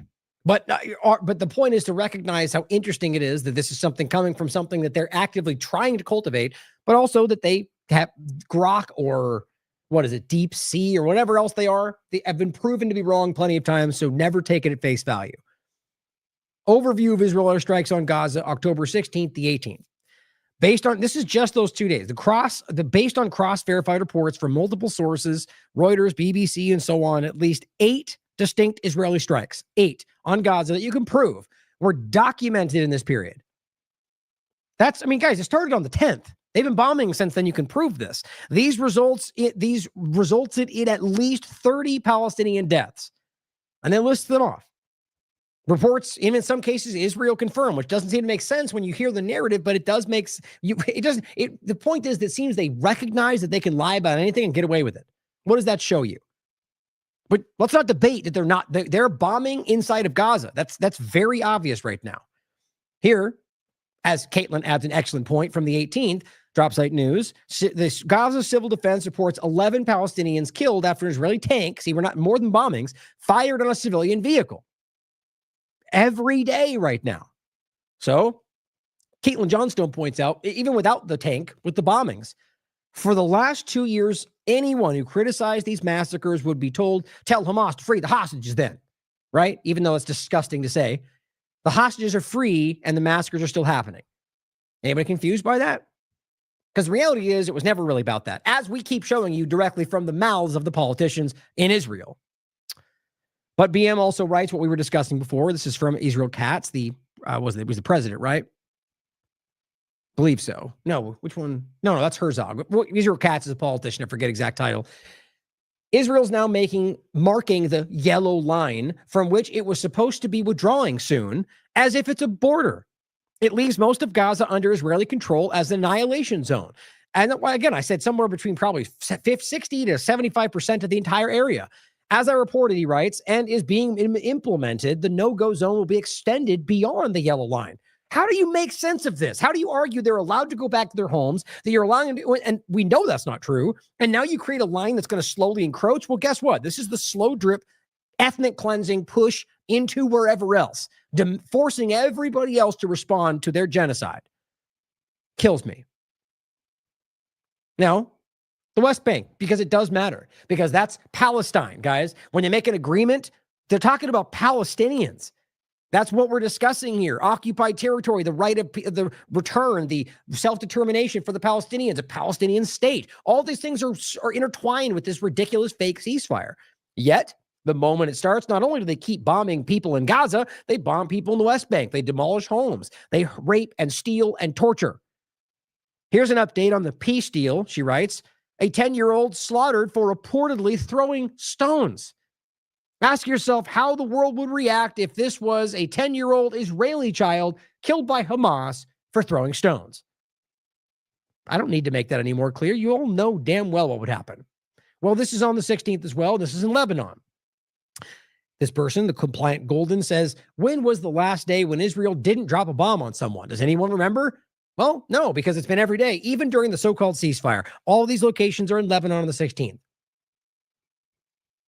Now, in regard to, I guess, U.S. involvement, this is not some side point. That people are trying to brush this off. Everyone, including Republican supporters, are saying, look, American military support personnel have begun arriving in Israel. Well, remember they tried to gaslight you before, like everything else we're talking about? No, they're already there. It's only support. Well, no. And I told you the case then. Yes, they were already there, but they were in fact sending more, and they have been long before they told you about it. This is much bigger than what they want you to believe. Like there's just some kind of passing, Trump's just kind of helping out where he can. No, you're genociding. That's what you're doing. You're committing a genocide, and you're now literally committing personnel publicly on the ground as you continue doing that. As Sal Viagra says, who about to die for Israel?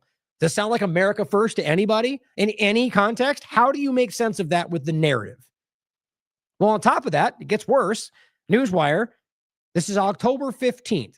EPA has canceled a $20 million flood grant for Alaska Native Village as, quote, wasteful DEI spending. The things that they criticized that didn't happen for people in the Midwest.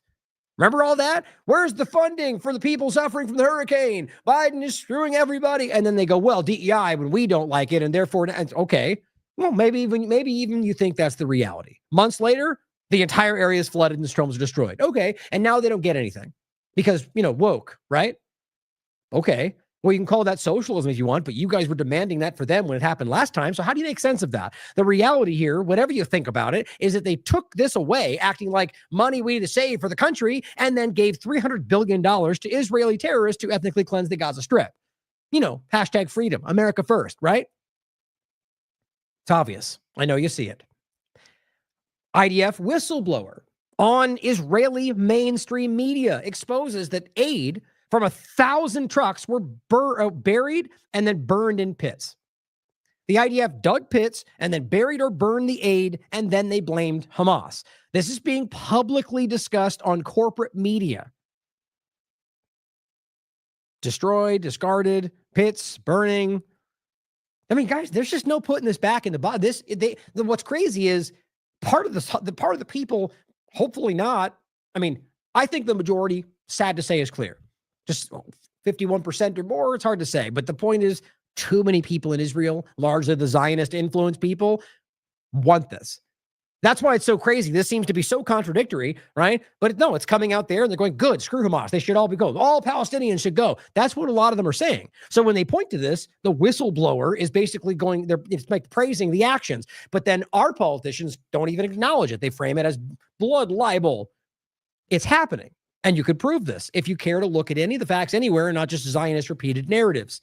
What Elon Levy says has no bearing on the conversation. Well, you can quite literally prove what you're talking about. But they're all out there screaming, and the DC Dranos and the Benny Johnsons will come out and tell you exactly what they say. Mario reported.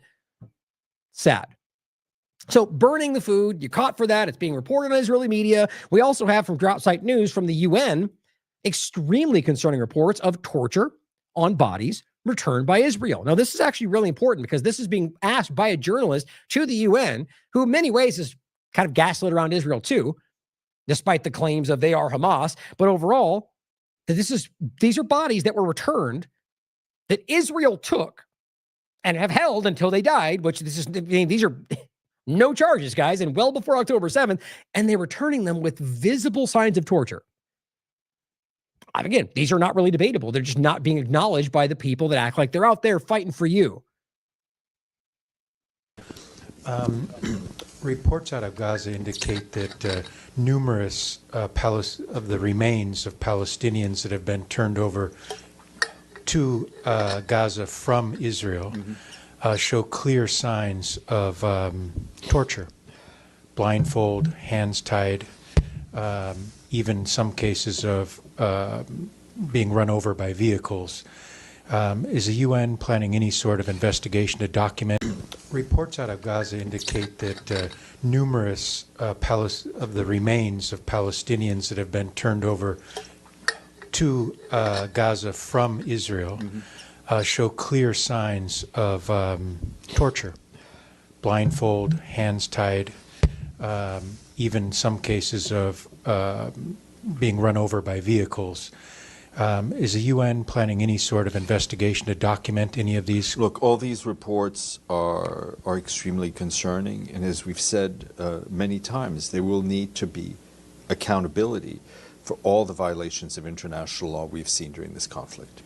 And Israel has extended the detention of the former director of Kamal Adwan Hospital, Hussam Abu Safia. They've extended his detention at least for another 6 months under a so-called unlawful combatants law. Does the UN continue to call for his release? Indeed, we do. Yeah. Okay. You know why they do? Because he's one of the most verifiable parts of the conversation. Of all the people they claim, it's insane that they continue to argue. It's because he's really important to the actual functional reality of the medical side of Hamas or of Gaza, of Palestinians. It's the reality.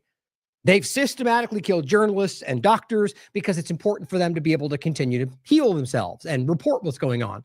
They're shutting down their society. Nobody cares. And they're holding him back still. So are we going to continue calling for the release of the Palestinian hostages? We really should, and many of us will. But the people that pretend to care, you'll never hear from them again. They'll be the ones telling you, Trump saved the day. We ended the war. Everything's rainbows and sunshine now, right? That's the kind of nonsense you're going to hear from people like that. Maybe they even believe it.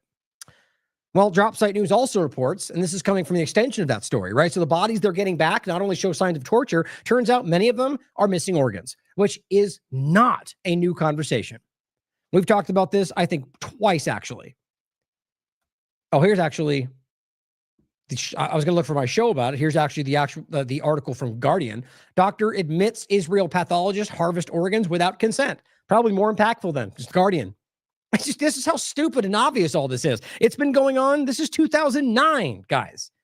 There's been many examples just from October 7th forward where they've been exposed. They've been caught for stealing the organs of Palestinians they've killed and using them for their profit. So here we are again. There's a long thread about it. It's got a lot of information. The point, or I think it's this one. The point is, we formally accuse the Israeli army of stealing organs from the martyrs, meaning people that have been killed. That's all it means. Well, another additional point to that, because all this is going to come out more and more. They know that. Israeli soldiers, and this is from the 15th, and reporting from Times of Israel, literally says the right-wing Hunan Legal Aid Organization, which is representing 4 of the reservist soldiers, claimed on Monday that its clients acted in self-defense in the incident. What's the incident? They raped somebody. It's not a joke. It says the investigation of the soldiers was launched after a detained terror suspect, which Palestinian, was brought from the base to the hospital with signs of serious abuse, including to his anus. He was arrested by the IDF. They claim they did this in self-defense. That's not a joke. They're laughing at the world. They're going, look, we know you know that's false, and we're going to say it anyway, and we're going to get away with it. That's what they're telling you right there. Zachary Foster said, a new Israeli invention, rape as self-defense. You can't make this up. They sure can. Israel exposed. This statistic is unique in human history. You've heard this before, but it's incredible to look at. Israel's killed more journalists than World War I, World War II, Vietnam, Iraq, Afghanistan, and Libya all combined in a much, much shorter period of time when you look at, well, I guess you could argue differences about Libya. The point is, in all of them took longer than a year and a half more.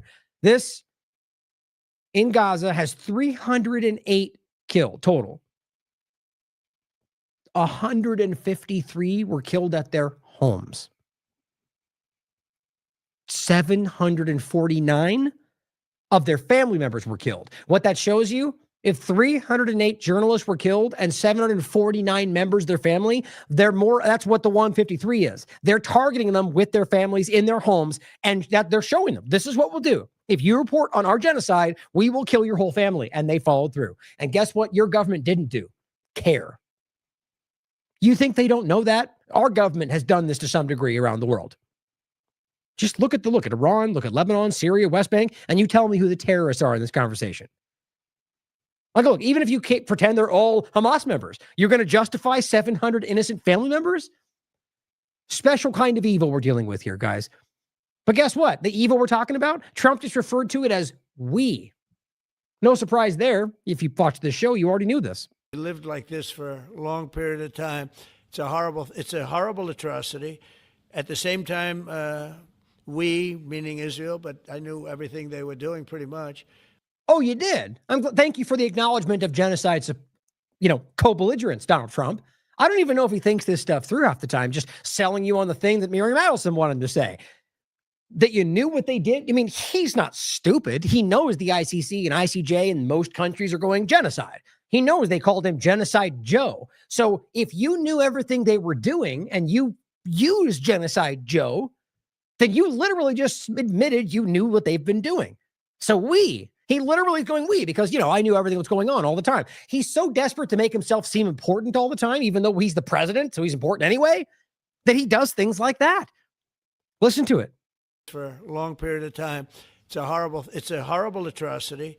At the same time, we, meaning Israel, but I knew everything they were doing pretty much. Even using it like most of the things they were doing, but they've killed probably 70,000 of these people, Hamas. Oh, thanks for yet letting your stupidity allow us to see through what you're doing, which isn't that difficult. You understand that the majority, it fluctuates on a little bit. Most reports will tell you that there's at most 40,000 people in Hamas. And that I've seen to somewhat have been an exaggeration in and of itself. But let's just say 40,000. Okay, so Trump, how do you account for 30,000 people you just kind of brushed into Hamas? Not even your numbers make that claim. So are you literally admitting right there that you've killed 30,000 innocent people? Yeah, pretty much. But we know it's way, way, way, way more than that when you understand that it's somewhere probably 600 to, 600,000 to a million when you break down the reality of this. Now, you may think that sounds crazy. Even the Lancet and others have shown you that's much 600,000. That's where it really is. When they tell you they're looking for a new place for 1.5 million, they're admitting it to you guys. They know what they've done. And he literally just admitted it to you in some kind of casual way. And he says that we've, or listen, 70,000. They've killed probably 70,000. Because that's the number that people point to, right? The 69,000, whatever, which is just a fraction of what you can prove.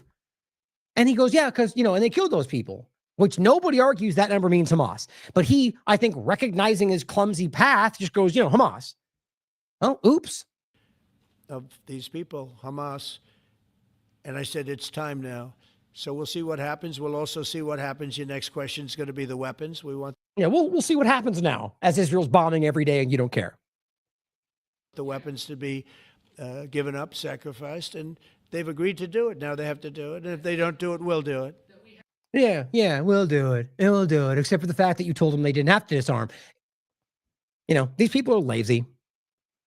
Really, genuinely, at the end of the day, you must know that they know to some degree that you can see through what they're doing. They are just hell-bent on continuing and saying, well, call me out, right?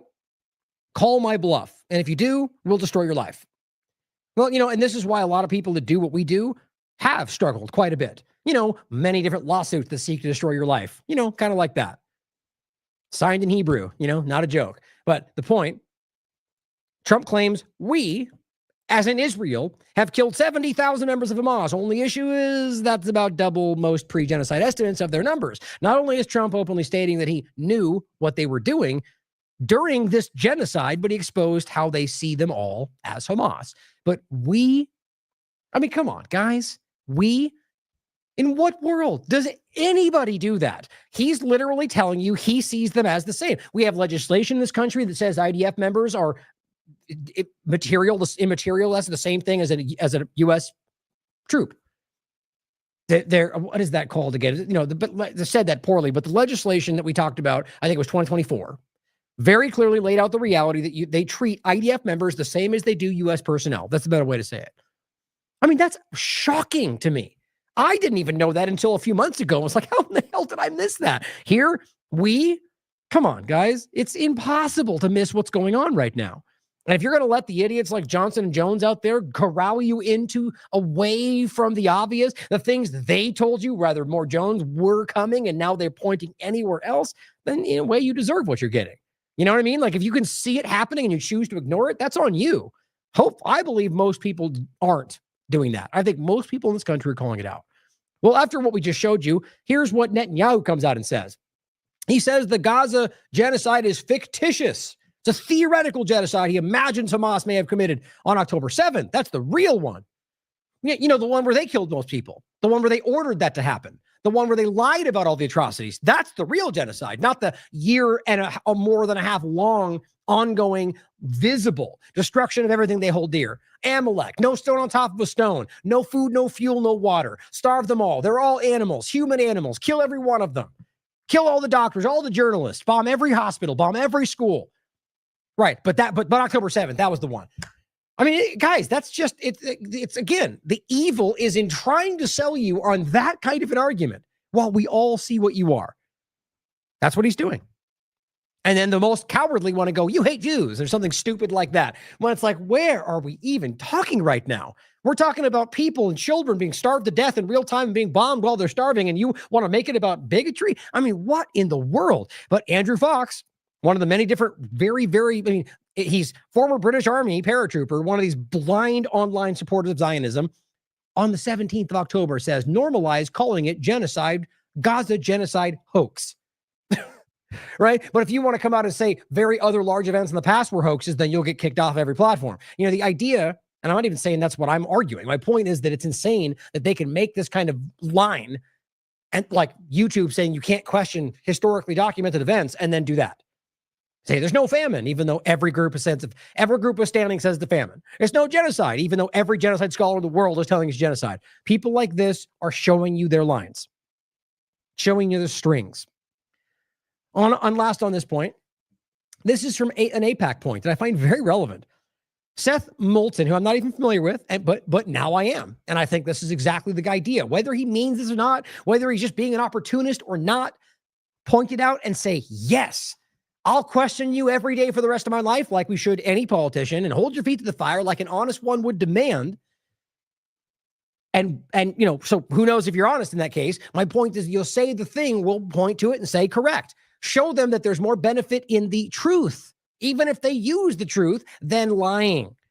He says, I am returning AIPAC donations and refusing to accept any donations or support from them. He says, the FEC filing I made yesterday reflects that we are returning donations. He's gotten ripped up. AIPAC is going after him now, saying, well, he sure as hell tried to get our money. Well, yeah, because most every politician does. Maybe he saw through the lies and started the change path. Maybe he sees that you guys don't care about him because he's so small. So he goes, hey, I'm going to get more support if I lean into this crowd. Good. No, he's doing that, and still point to the things he says the truth. Show him the more you're honest, the more you'll benefit from it. And we'll still question you every day. That's the only way we can get through this, hopefully eventually to a place where government doesn't have to exist. But I find this fascinating. Here's what he says. Or what I say. I was talking about this in regard to the AIPAC point and what he said. And this is just the simple framing of this. Guys, I really think, like, I feel like some people might feel like this seems like, I mean, you know my stance. I don't think government should exist, and I think politicians are inherently deceptive. I think, as we've talked about every day on Monday, that every one of them, left and right, has an ulterior motive. But if you see a gap in what I'm saying, please let me know. I think it's important to recognize this. Look, right now, that's the reality. These people are fair weather, right? They're windsocks. They will go whichever way the wind's blowing. They will work with what benefits them. That's what, and Israel has seen that and has woven its way into the fabric of this country to the point to where everyone seems to think they have to bow to AIPAC and Israel and the wall before they get any political position. Some of them, I don't even realize why that's weird.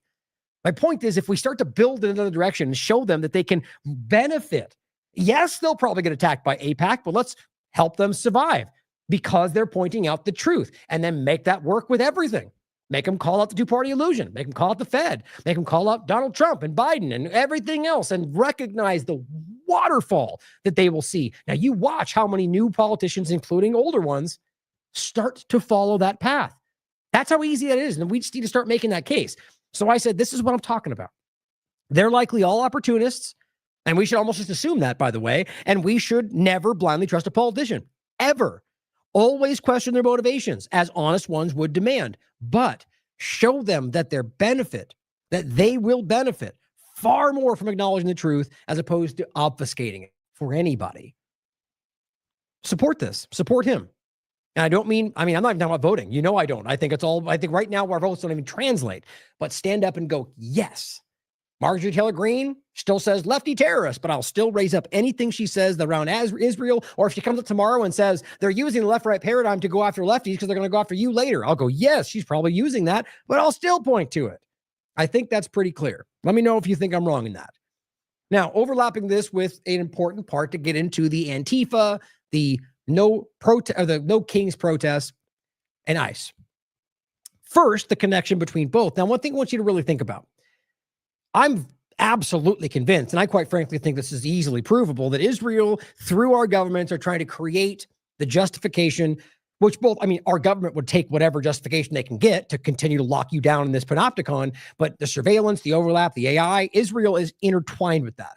So what we're seeing is a lot of agendas that suit the U.S.'s interest that lean over with Israel's, right? Which is creating this hatred towards Muslims, the idea that we're being infiltrated by. This is all something Israel has been cultivating. So in this case, or things like, I'll wait to go show you that in the end, things like we've seen before of like the border conversation, all these, or Loomer, or who's another example? Every day, another 9/11 is coming. Or these people are invading. Hamas is invading. They'll, what if they don't stop it then? It'll be on your doorstep next. All of this kind of idea, right? It's building. We don't know how to stop it. Like they're building this idea, the vanilla ISIS overlap. All of that's the same idea that somewhere secretly they're built, and the Antifa, radical left terrorism that's weirdly overlapped with Muslim Palestine. You can't miss how obvious that is. I'm arguing they're trying to set the justification up for false flags, for coordinated events. You can decide. This stood out to me as very, very obvious. Now, I'll go through this and give you my thoughts on it. I could be wrong on this. It's just my opinion, but I think the evidence speaks to a very clear reason we should doubt everything about this, other than always questioning everything. This is a post from Fox News, and it's discussing, it says, a town hall posting Fox News, FBI just arrested, they claim, which again, even that could be a lie for all we know, an October 7th attacker in Louisiana. Actually, I should grab the, what was that now?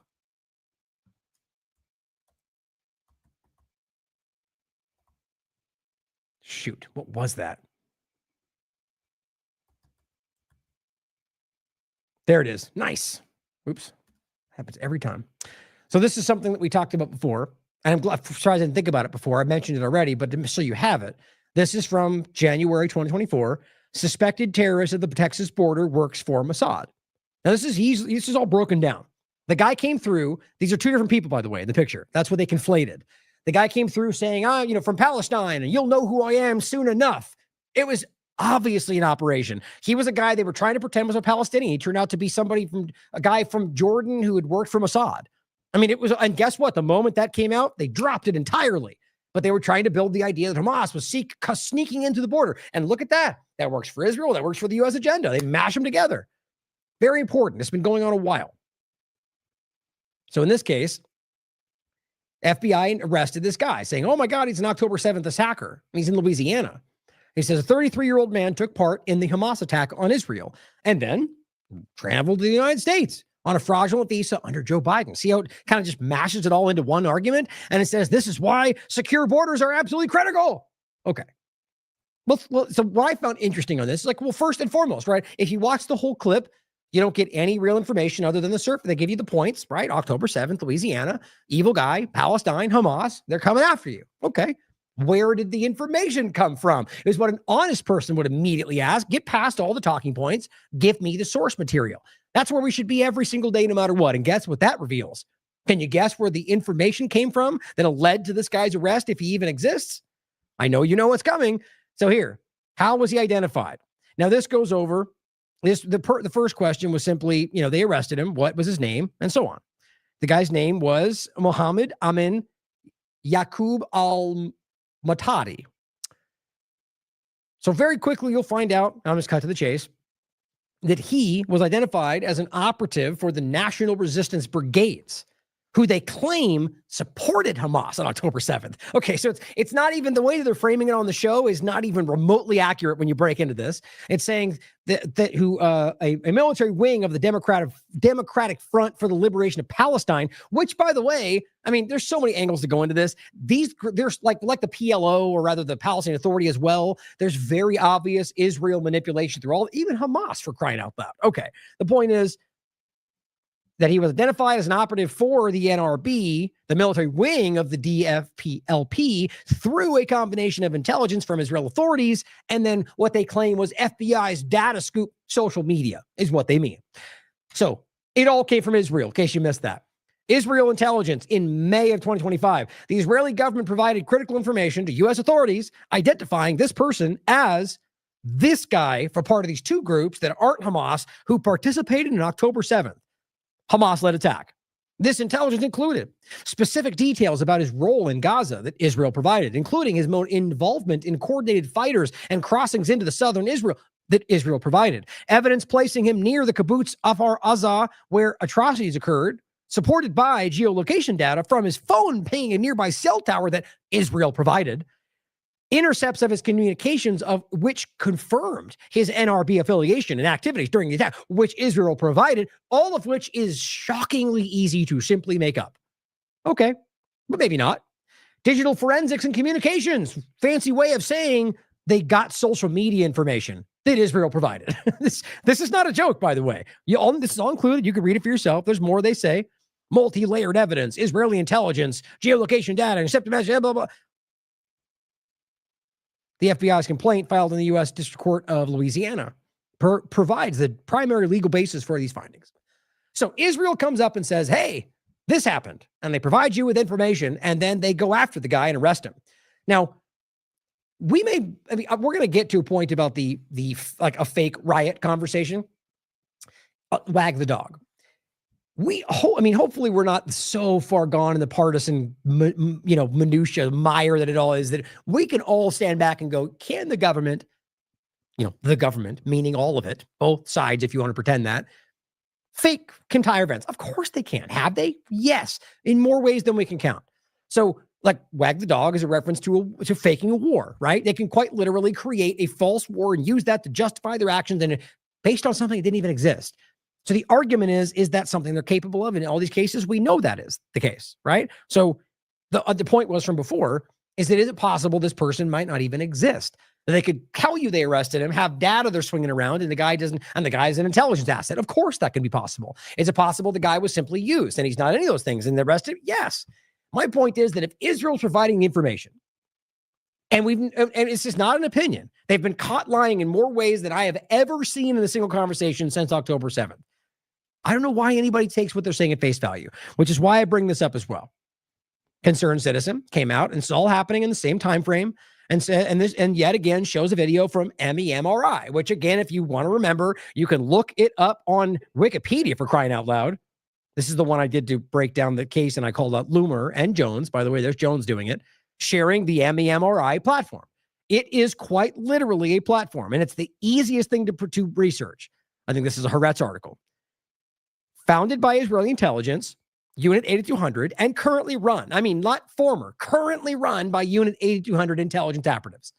How dumb is that? And what do? They fake things. They put people out there who aren't what they say they are, or they selectively clip out people in radical places and claim that means every Muslim thinks that. It's not hard to recognize. Even Israel has called this out in some cases. Parts of the society, Muslims and Jewish organizations, because it's so plainly deceptive. And then you wonder why Jones and Loomer and these people constantly go, oh my God, this is what we're fighting, and point to this channel.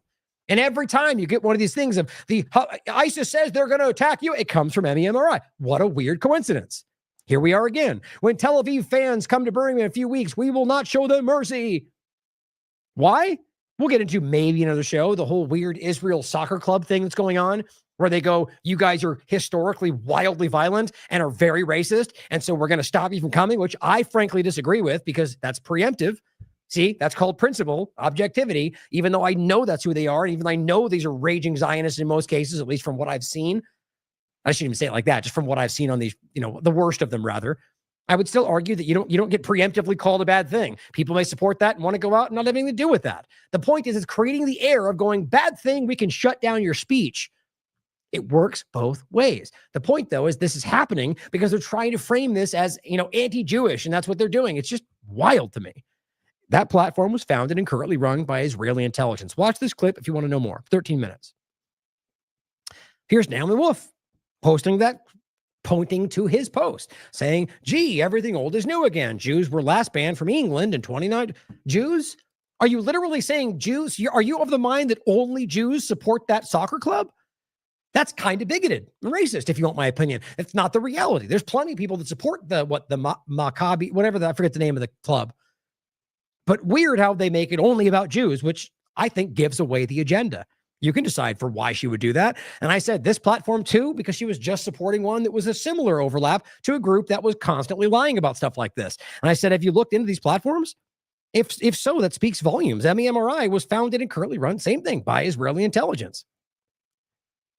Gen X Girl points out to another example, which is what they're all pointing to. That's the one that Alex Jones was pointing to. And says Israeli propagandist Laura Loomer, this was back in June, is using an Israeli propaganda media clip to claim Al-Qaeda is calling for jihad in the United States. I'll actually include this since it's relevant. It was this one here.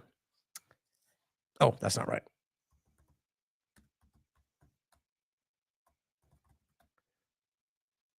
I thought that was it. I guess not. There was one. Let me just put American if that pops up. I guess not. Anyway, there was a post that I had to come up earlier when I was typing those in. That basically shows Laura Loomer Might even be down. Oh, here it is right there. Look at that. All the different times that she's like, no, another 9/11. Get ready for another 9/11. 9/11's coming. It's over and over and over and over. Sort of like Chak Posobiec and what was it? What was he doing? Oh, what was that now? Like I think it was Civil War. Oh no, that was Tim Pool. Over and over and over. Alex Jones is World War III. Like they're just incessant. There might as well be a slight variation on the same person. MEMRI is Israeli operated, Zionist funded Israeli propaganda outlet. And all they're doing is using it. There's Laura Loomer to claim Al-Qaeda's coming to get you. And when it turns out to be a Mossad agent, nobody will care because they'll push right over the top. Now, question all of it. Any extremism can come from anywhere. There can be Muslim extremists, there can be Christian extremists, there can be Jewish extremists. It's all of it is the same problem, you understand. But they want you to look at a certain vein and then call people who aren't those things under a broad umbrella what they want you to think so they can demonize the whole group. They're doing it to the left right now. They're doing it to Muslims all over the place. It's pretty much in your face everywhere you look. So I'm going to include this. I'm not going to get into it too deep because it might just be an overlapping coincidental thing, but I don't think so. But I'll just point to it. We'll come back to it. Drone attack hits the government office in Tijuana. And this is the U.S. consulate in Tijuana. Now, the bottom line is a random drone with weirdly like homemade devices essentially drop these things on this area, explosives, and that's confirmed by the prosecutor. But doesn't that seem odd? The timing of all of this, a drone attack on a U.S. base, and they claim there's cartel connection. I mean, I feel like this is going to like almost lazy, but maybe it's just random. Who knows? Because it is possible. Anything else could happen. Anybody, that could be a random guy in Mexico that did it for fun. I mean, who knows, right? That's being objective, but it does sort of hit the boxes, right? Where they're the ones telling you we're at war with the cartels while they pretend to fight Venezuela and actually work with them in most cases, and Israel too. We've never even gone to the show. I've pointed to it before, but the Israel Zionist connection to the cartels as well it's wild, man. These people are gaming the world, it seems. They're gaslighting everybody. Now, John Bolton and lack of accountability as this overlaps with Antifa and the protest. I mean, it's the same story, guys. It's the same thing. Kash Patel comes out, and by the way, I'm kind of laughing these days. It's like it continues to make me wonder whether he's even being included in these conversations, and he's sort of like a fake front to this. I don't even know, because he keeps posting Fox News articles as if he's like breaking the story. You're the one doing these things, man. Like your Fox News press releases are kind of embarrassing. But he says anyone who threatens our national security will be held accountable, unless it's Epstein or Israel or anybody else you guys don't like or Trump's friends. Yeah, we don't buy it. But I said, of course, national security means whatever the hell they decide it means, guys. We've already seen this from Trump and from Biden and everybody else, as usual. And it says #freedom. And I said, and I'll believe it when he's in jail, right? You keep saying this. Pelosi, Obama, even Comey and Letitia James. I don't think any of this is going to happen. Now, of all of them, Bolton seems to have the biggest case, but I'll go over this in a second. I said indictments are just accusations. Don't forget that. And the cases against Comey and James appear to be designed to fail, which I think are obvious, guys. It's like, almost embarrassingly designed to fail. They're going to claim Democrat coup or whatever, which who knows, question everything, but they're going to claim because they lost, therefore it's judicial manipulation. Maybe, but it doesn't appear to be. In this case, the accusations are all there and nothing continues to happen. Now we're going to go into this in a second. This is the same point as he's saying the national security and Dan Bongino, because they just kind of high five each other and do this over and over. And he goes, without fear or favor. Okay. Well, you've both demonstrated that's not true already. So it's meaningless when you yell it out loud. And this person says, unless it's Epstein related. Exactly. Nobody buys it, guys. Half Republicans down there are saying that. But of course, Gunther Eagleman, like all the rest of the cheerleaders, come out and go, the thing they did, we're winning, before anything's happened. Okay. 29-page indictment, he says, has just been unsealed, which is an accusation. Either these people don't know what an indictment is, or they continue to argue that it's somehow the only thing we need, even though it's never succeeded in regard to people on the inside, as far as I can tell. But it says, and it's huge. There are 18 federal counts. He's been indicted on Espionage Act, holy SHIT. He's really trying to push this one out. And Jack, Posobiec comes out and goes, no one's above the law. They're yelling the thing they want you to think, even though it's every single day you can quite literally prove that's not true. Here's what Bondi said. This is Bolton pleads not guilty. Probably what's going to happen. Hope not. He's a criminal. One of the worst, in fact. But she says, there's only one tier of justice for all Americans. I guess Israelis don't count, though. Even that's what point is, that's not true. Even every day, especially in this administration, you saw it before too, but it's very transparent. They're pulling punches for their team everywhere. So it's just sad they keep trying to play this game. At least make an educated argument. That's where they fall short about why that would be the way it should be. But they don't. They just lie, right?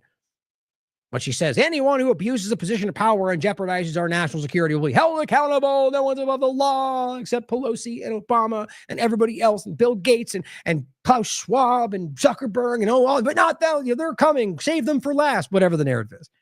I hope so, but I don't believe it's going to happen. So here's what Diligent Denzian highlights, which I agree with. He wasn't even booked into jail, guys. You're being played. Appearance in federal court facing 18 counts of mishandling or transmitting classified information. That hearing, it only lasted about 13, 15, 20 minutes, not long at all for Bolton to be here before a judge. They did get some business done in court today, though, Dana.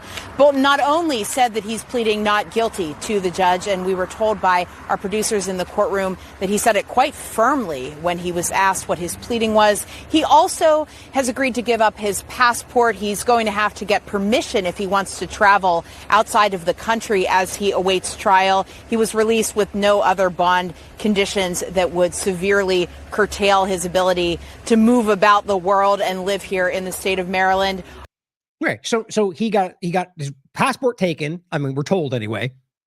I don't know why we all pretend like these things are always, they lie all the time, and they'll tell you, especially today, anything they can to make you think something's going on.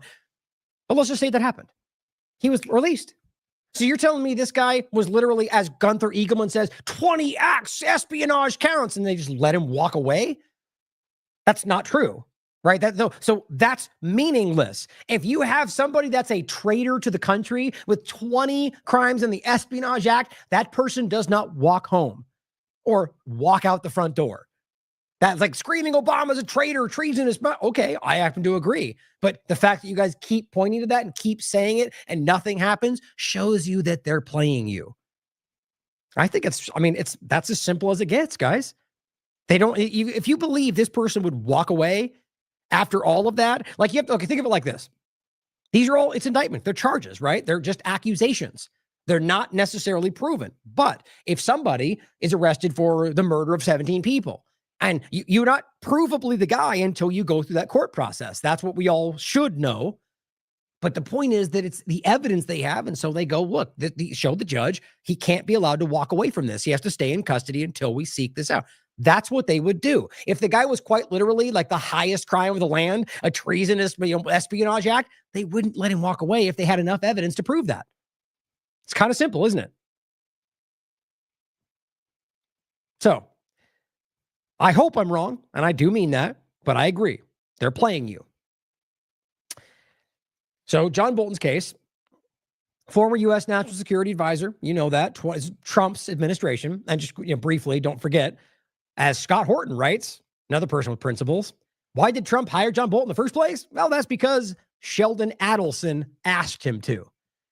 Nothing new under the sun, guys. And now they're like, I don't believe that Bolton's going to be held accountable because I think he's on the inside of a lot of this, but very well could be the case. Maybe Bolton got a little bit too big for his britches. Who knows? At the end of the day, I think people like this never end up in that position because they do know secrets. But it says, indicted on the 16th by a grand jury, 18 felony counts under the Espionage Act, right? That's not inaccurate. That's what they were saying. But here's what it says. 8 counts, right, of transmission of national defense information. So essentially 1 crime of transmitting information they claim is national security for allegedly emailing. Oh, we're back to emails again. See how they bombastically bake this into just spy, 20 counts of spy. Well, he sent emails. Which, yeah, I'm not belittling the reality if he did do these things, but it's just funny how they build it up into something. This is what you charge John Bolton for? Emails? For lying? That's the same thing everyone's getting used because they feel like this is the best they can do because they know it will be pushed aside. I think these are designed to fail. allegedly emailing over 1,000 pages of, quote, diary-like entries. Interestingly enough, he's claiming it was his diary, containing classified material that they claim is classified to unauthorized relatives of his wife and daughter between 2018. Okay, so he's literally sending these people in his family who, even in that context, there's some level of allowance, I would argue, for like like if Trump's sending something to Melania, for example, right? The point, though, is that these are indictments, they're claims. So if it turns out they were diaries and what he was sending was something, I mean, this is where I get the sense this is going. I don't want to go too far into it because we'll have to see. I really do hope Bolton goes to jail. I think he's a terrible person. 10 counts of unlawful retention. So at the end of the day, you're charging him with emailing things you claim are top secret and then holding some of those things. That's it. Keeping sensitive documents, notes. Trump's done that. Biden's done that. Clinton's done that. Have any of them gone to jail? I bet you they all do it. And writing at Maryland home after leaving the office includes details from the White House meetings. Okay, easy. I guarantee you this gets put away. The judge is going to say that's probably, unless you can prove to me something that was actually a top secret revealing of information, then this seems to be like an effort to aggrandize something that's not even there. The indictment stems from a criminal investigation that, guess what, began under the Biden administration and involved the FBI search of Bolton's home. So look at how crazy that is. So Biden searches Bolton's home for the same things, claiming that that's something that had to do with Trump's administration. Trump and then push back on it, defend Bolton. And now they're the ones going after Bolton. Why? Because between then and now, Bolton's become, at least on paper, an enemy of the Trump administration. This is such a cartoon. And on top of that, I think it's clear that these people don't get held accountable. Probably because they're not the ones even making these decisions for all we know. But I find that insane. They're trying to act like they're the ones delivering Bolton to you when it was Biden's investigation based on things they were going after to indict, at least by association, criminalize Trump. And now they're all high-fiving about it. We live in such a crazy time. Bolton's defense preview. They were personal diaries, not a crime to keep. I bet you that holds up. Shared only, and that's not because I want it to. I'll be clear about that. Shared only with immediate family. I think that does hold. Previously cleared by the National Security Council. Aha, and that's my point. And the charges distort revealed facts for political gain. No evidence of intent to harm national security. All of those things are legal realities that they need to prove. And it says, like selling to foreign powers. They haven't even alleged that, which would weaken the case. The point, as usual, this is flimsy. That you can show that he was, he claims diary, they're diary-like entries, even in their case. He has family members that were cleared, and you're telling us that he emailed these things to his family. Doesn't that, guys, this seems like them building a case to make it look like they're doing something that they know will go nowhere, like James, Letitia, like Comey. Can we just be honest about this and call it out? I hope they go to jail, but my God, I'm just tired of this. I'm tired of things like this. Of Alex Jones could tell you big indictments coming back on August 23rd. It is now October 18th. What are we talking about? Huh? It could be tomorrow. I say it every time. I hope so. Genuinely. But every one of them keeps happening. And so was these people giving Jones his false information that they know he'll parrot without due diligence? Or did he believe them? Either way, they're simply using him. Or he's part of it for all we know. Any updates, Alex? I'm super excited about these clearly not fake big actions coming. Well, I simply re-upped it and said, well, we're waiting. Nothing. Not surprising. Well, Pam Bondi comes out on the 16th and says, incredible work from the U.S. attorneys nationwide who are defending national security, protecting communities, and restoring faith in justice, and law applies to everyone, and justice never sleeps. Cool. Meaningless. We're the thing that we want you to think we are, says Twitter. The funny thing to me is that they actually think in some way that by yelling the thing they want you to think on Twitter, that people just go, oh, okay, that must be the truth because look, she's got that symbol next to her name, so it just must be what's going on. And it's not even like a specific thing. It's just like, we did good and saving you and we're the best. Hashtag freedom. It's wild to me. My point as usual is that these people are way outside of their depth, and that's the best they can do. On top of that, it's not true. But this one's kind of funny to me. This is Kash Patel posting this as usual, as Fox News reports. Depoliticize, de-weaponize, one mission, making America safe, is what the guy rattles off to begin the interview. It's the most softball interview I've ever seen in my life, and I'm only going to play the beginning of it. That's the best he can do because he gets torn apart by everybody. Even when on Fox News, he looks like he doesn't know what he's talking about because you know why? I don't think he does. Kash Patel, hats off to you, Kash. You've done a great job. The way I read it, you depoliticize it, you've de-weaponized it. People are going back to work.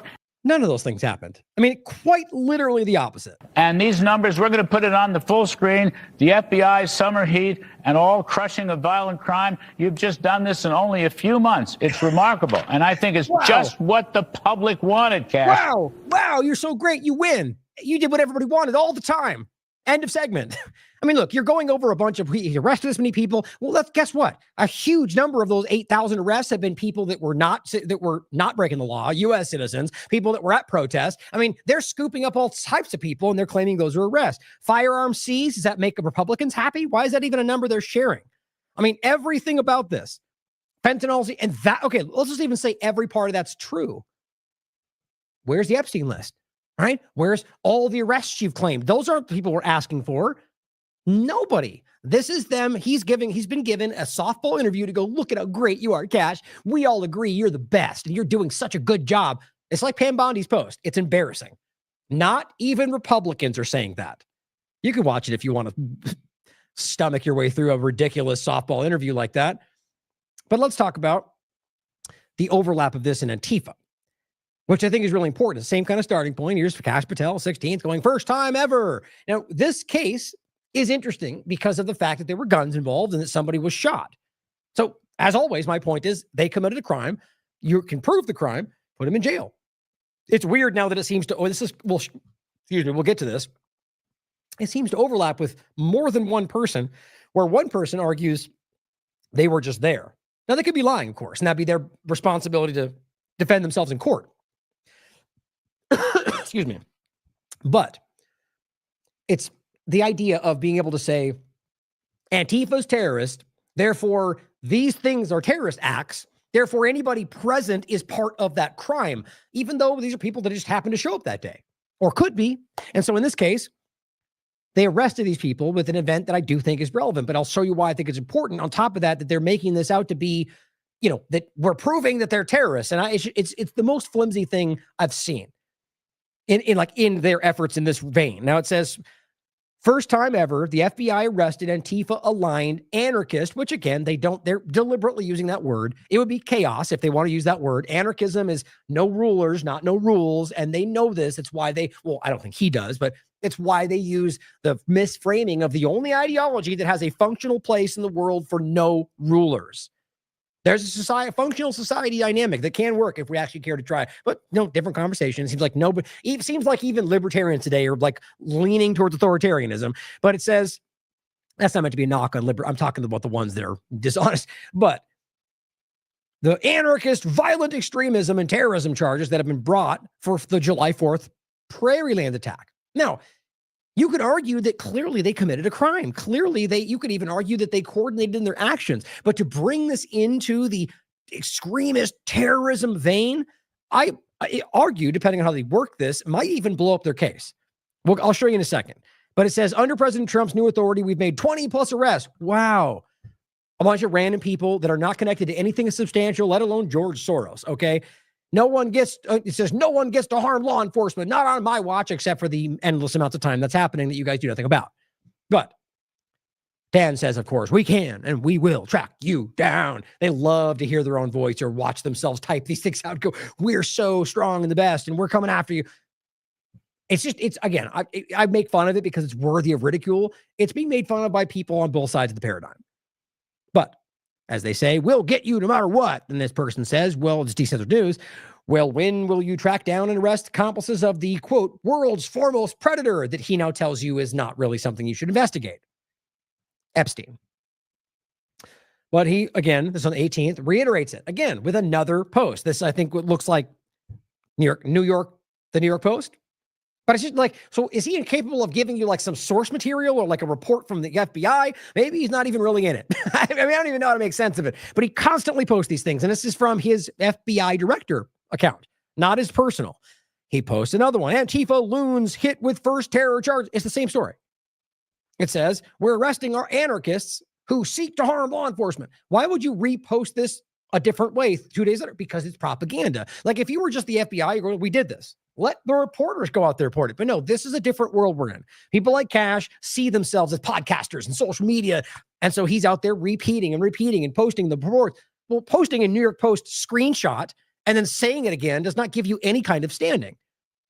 But it says, Antifa isn't a protest movement. It's a domestic terror organization. Same old thing. We'll get to this in a second. The media can pretend otherwise. We won't. Well, we'll get to the reality. Even Grok will tell you that's simply not true. That there are organized elements of it, but by every single metric and definition and law in this country, that's not what Antifa is. Doesn't matter whether you disagree with that. It's the verifiable fact. I can prove to you that there are organized elements of this that can be used by the likes of George Soros or Elon Musk, depending on what side you're talking about, or many others, Peter Thiel, Mark Andreessen. It's the same point. The argument, though, that they just go, they're domestic terrorists. Therefore, anybody we claim is within that dynamic is now terrorist. It's just flimsy. And I know most Americans can sense how that will be abused. Even if you don't think your team's going to do it, just wait until the next team gets in. But posting about the same argument, sell arm with 50 guns. Okay. Here's the post. DOJ brings first Antifa-related terrorism charges. So if you were really going to go after these people, you would charge them for the crimes they publicly committed. To try to broaden this out to terrorism when there's really nothing that makes that make sense other than you declaring that anybody in this group is terrorism, I think it's designed to make this go, like whether it's designed, I shouldn't say that. It seems like it might be designed to blow it up like the others. Maybe. Either way, it seems like it will. October 16th. Now, it says a federal grand jury indicted, again, accusations, 2 alleged Antifa members. See, now that they're making the claim it's terrorism, it seems like they're going to have to prove that these people are part of the organized network to make that case. Now, it depends on how they frame it. If they make the case within that, like that everything else hinges on that they're terrorists, they'll lose this case, it seems, unless they have a judge willing to, go along with whatever the team says, which does exist on both sides. But that's why it has other cases, and that's how the check and balance works, where you can bring it to other courts, and it'll work out both ways. Point. Antifa members with terrorism-related charges for July 4th attack on the ICE facility in Texas. The indictment issued Wednesday and unsealed Thursday charges Cameron Arnold and Zachary Evans with providing material support for terrorism. That's the crux. And it says attempting to murder federal and assisting officers and discharging firearms. Now, both those two last parts, for at least one of them, does seem to be a very easy case. And I'll go into it. So just the other parts from here, which is more of the case, that the point is they're claiming that there's multiple people involved. It seems to me that there was an organized element that probably seems to have included more than one person. But ultimately that there was the one of these main guys, I'll read it the next time, is simply claiming, I was just there. I'm organizing, but I wasn't aware this was happening, which, you could argue is hard to believe. Maybe he's lying about it. But at the end of the day, people who organize to carry out an event is not necessarily terrorism. There are definitions of this. And so I think that this might be problematic. Cameron Arnold, also known as Autumn Hill, and Zachary Evans are two of the 10 individuals accused of participating in an armed ambush attack in the Prairie Land Detention Center. Now it says prosecutors allege the group, described as a North Texas Antifa cell, used fireworks to distract them essentially, and then shot at least one officer in the neck. But to my point, at least unless that's also how manufactured, it seems like somebody very much should go to jail for this. It says the attack is said to have involved extensive pre-planning via encrypted messaging apps. So even at that point, even if they plan to shoot these people, that would not end up being terrorism. It is a term that is used to broaden this out to apply to people that aren't necessarily involved, that might have just been associated there and so on. It's the same way they did with Red Hats, January 6th. Like, it's an easy thing to see if you're not being blinded by partisanship. And it says the federal grand jury indictment unsealed on the 16th marks the first terrorism charges against alleged Antifa members, following just the executive order. Now, the case is providing material support to terrorists, knowingly providing support, training, or condition to terrorist attacks. Now, it says Arnold allegedly trained co-conspirators in firearm use and combat, both used encrypted apps to plan the ambush, is what they're framing it as. The other ones are simply attempted murder, which again seems to be pretty obvious if they can prove that that's what happened, and discharging a firearm. So those seems like so why wouldn't you just make those cases? Because there's political motivation to make this something larger. So wouldn't you argue right there from a prosecutorial standpoint that you're potentially muddying the waters of a case you have a slam dunk about in order to make an argument for political purposes? Yes, 100%. Like, because you have to understand that even if you think the terrorism part is real, which there seems to be no evidence for in this context, I'm willing to look at it, that this is deliberately broadening this out in ways that work for their team that don't actually make the case any more obvious to work or to, like a slam dunk. Now, as the defense says, Evatt's attorney, Patrick McLean, claims the event was a peaceful protest under First Amendment rights. Now, this is important to understand. That can be the case, and people then still showed up of their own accord and took action.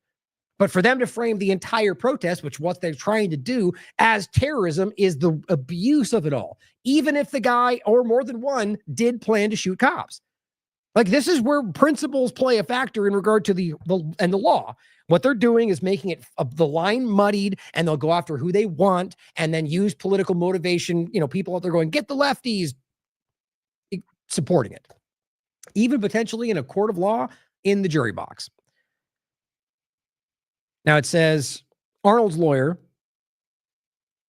Saying that he asserts Evatt had no weapon and intended no harm.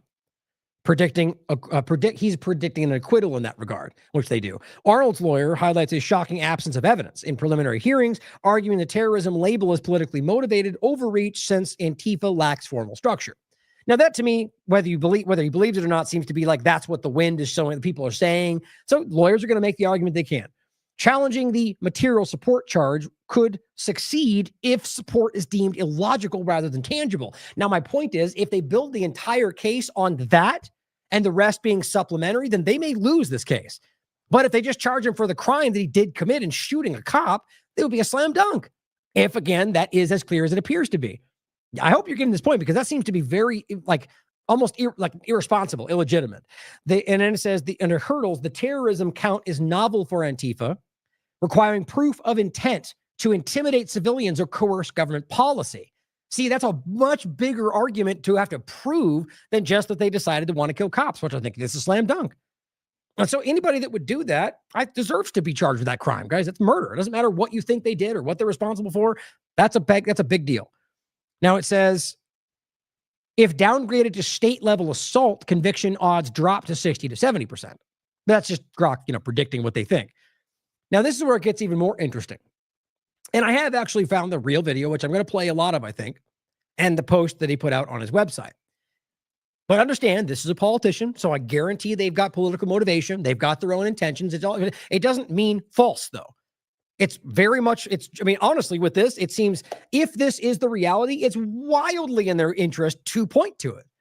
So the argument that he's saying it, therefore we should ignore it, is just willful ignorance. Even if he's lying, you should look, prove it, check it for yourself, because we know that our government is capable of this. And that is potentially hoaxing or, faking a riot to use to go after people. Now, I'm not saying that's the Dallas point. What he appears to be referencing here is more September, October.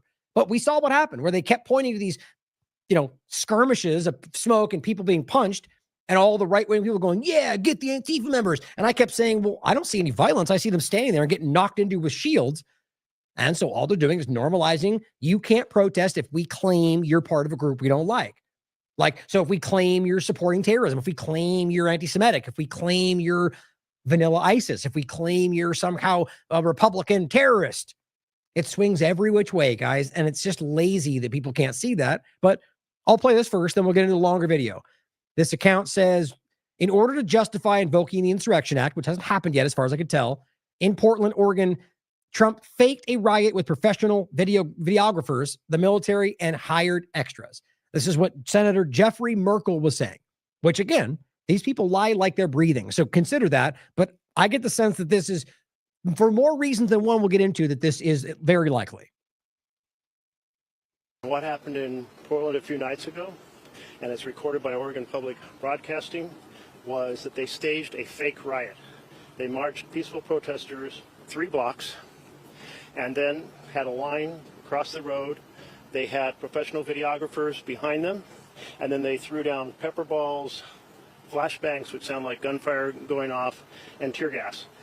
Now, remember, Derek Bros, and by the way, is technically at one of these things right now. And I hope he's okay. I haven't talked for him a few hours now, but he's there at one of these No Kings protests.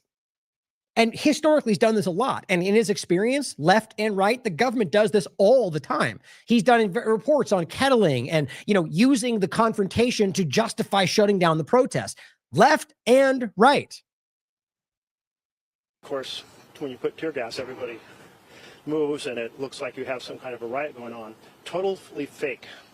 This is the first time I know of, at least in my lifetime, that the federal government has faked a riot in order to try to justify, if you will, the Insurrection Act being invoked.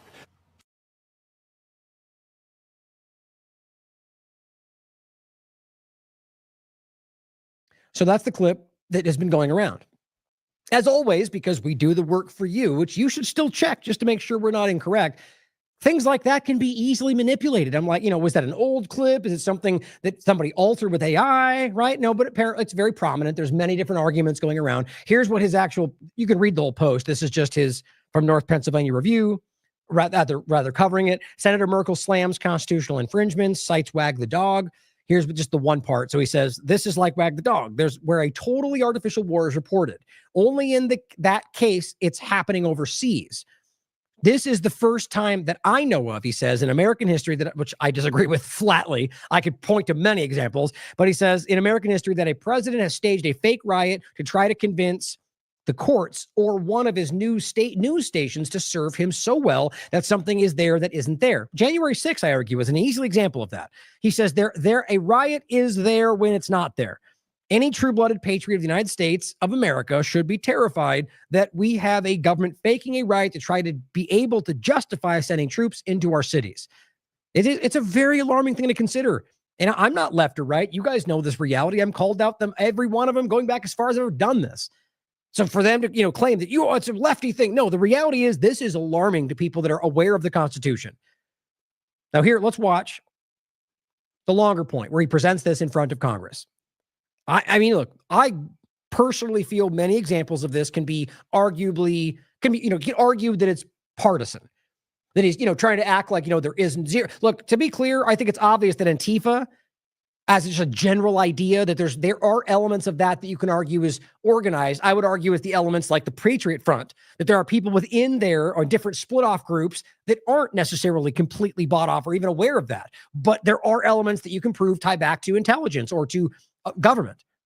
The Antifa or organized network. And see, the point we'll get to in a second is when you point to Soros, for example, and the idea of the Open Society Foundation funding these things, as well, always, you can show that on both sides. But for those of us that aren't blinded by the two-party game, to me, that means government using them to manipulate them so they fight each other. It's it's the government. Elon, Soros, it's the same agenda. So that's, they're trying to convince people to stay within the two-party illusion because they desperately need that. If you can see the Soros funding of protest groups that were designed to cause problems or, problem reaction solution, then you should acknowledge that Elon or anybody else doing it from the other side is the same agenda from the government. Very important to think about. My point is that within this guy, I could point to things I argue are sort of partisan, like arguing that they're, everything they're doing is peaceful no matter what, which I probably disagree with that. But it's about the presentation. So consider what he's saying and recognize how many times this has been provably done to this country for a long time. So let me get this to about 5:20 here. That is extraordinary risk to our republic. That is an extraordinary risk to people, a government of, by, and for the people. And not just in Portland, but in LA, in DC, in Chicago. What the instructions appear to be to his federal agents is to provoke violence by attacking peaceful protesters. The Oregonian, the major newspaper in our state, did a report in which they said their staff witnessed the federal agents attacking peaceful protesters. You realize, guys, that you can show like U.S. government documentation about how that's supposed to be used to shut down whatever. protests, you know, it's very, very classically known to those that are not lost in like the last 30 seconds of the partisan division game that seems to capture everybody's minds that are, you know, somehow believing that the world started with Donald Trump. The truth is this has been a long term, and you can prove those things from both sides of the paradigm. I thought that was a very unusual article.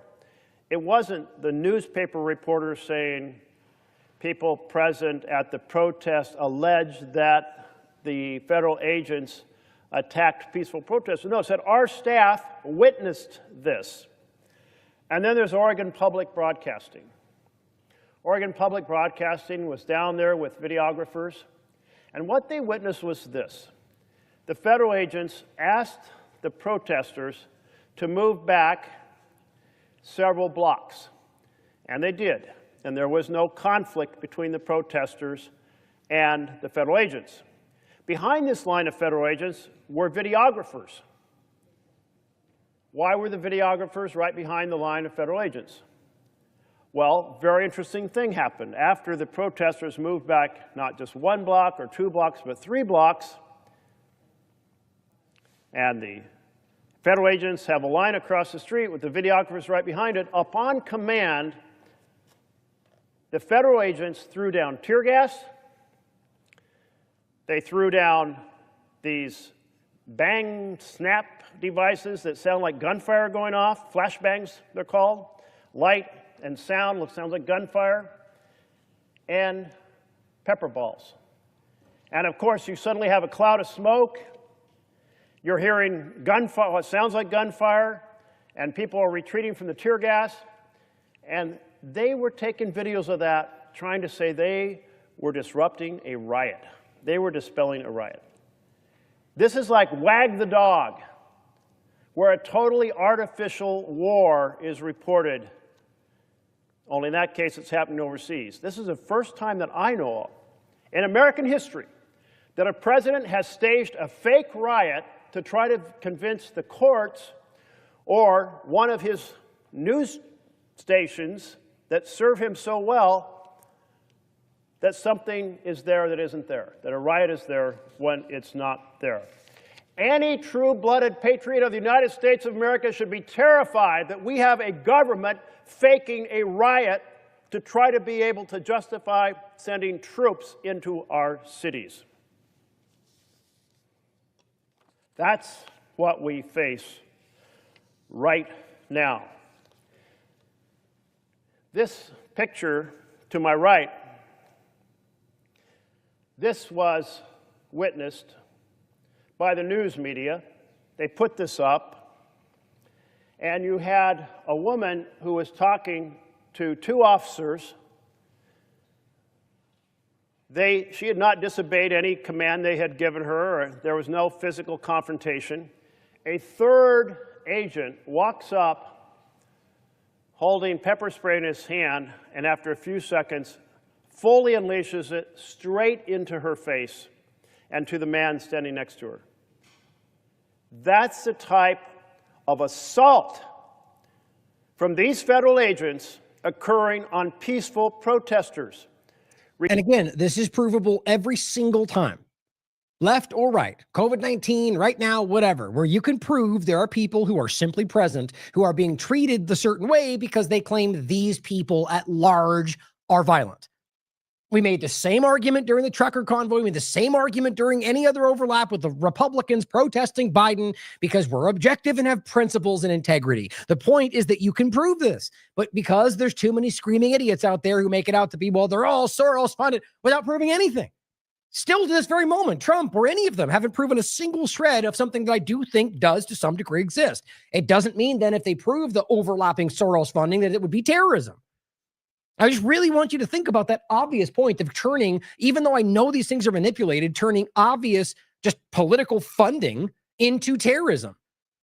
You need to be able to highlight, this is why money in politics should be something, not boxing out the, like here's what's crazy. If you go forward with what they're doing and argue that let's just say they're claiming Soros can't fund political things like that.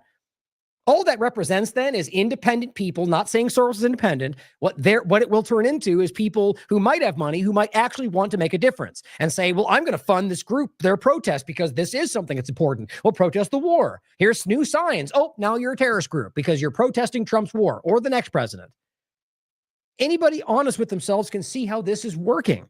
Even if you think Antifa is exactly what they frame it as, it will be used against us forever. And frankly, it's obviously unconstitutional when you look at everything, as a whole.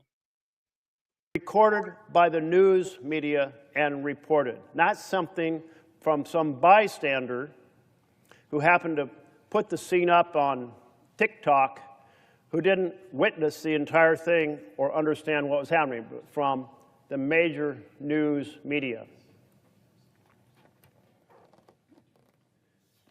And here's a case in Chicago.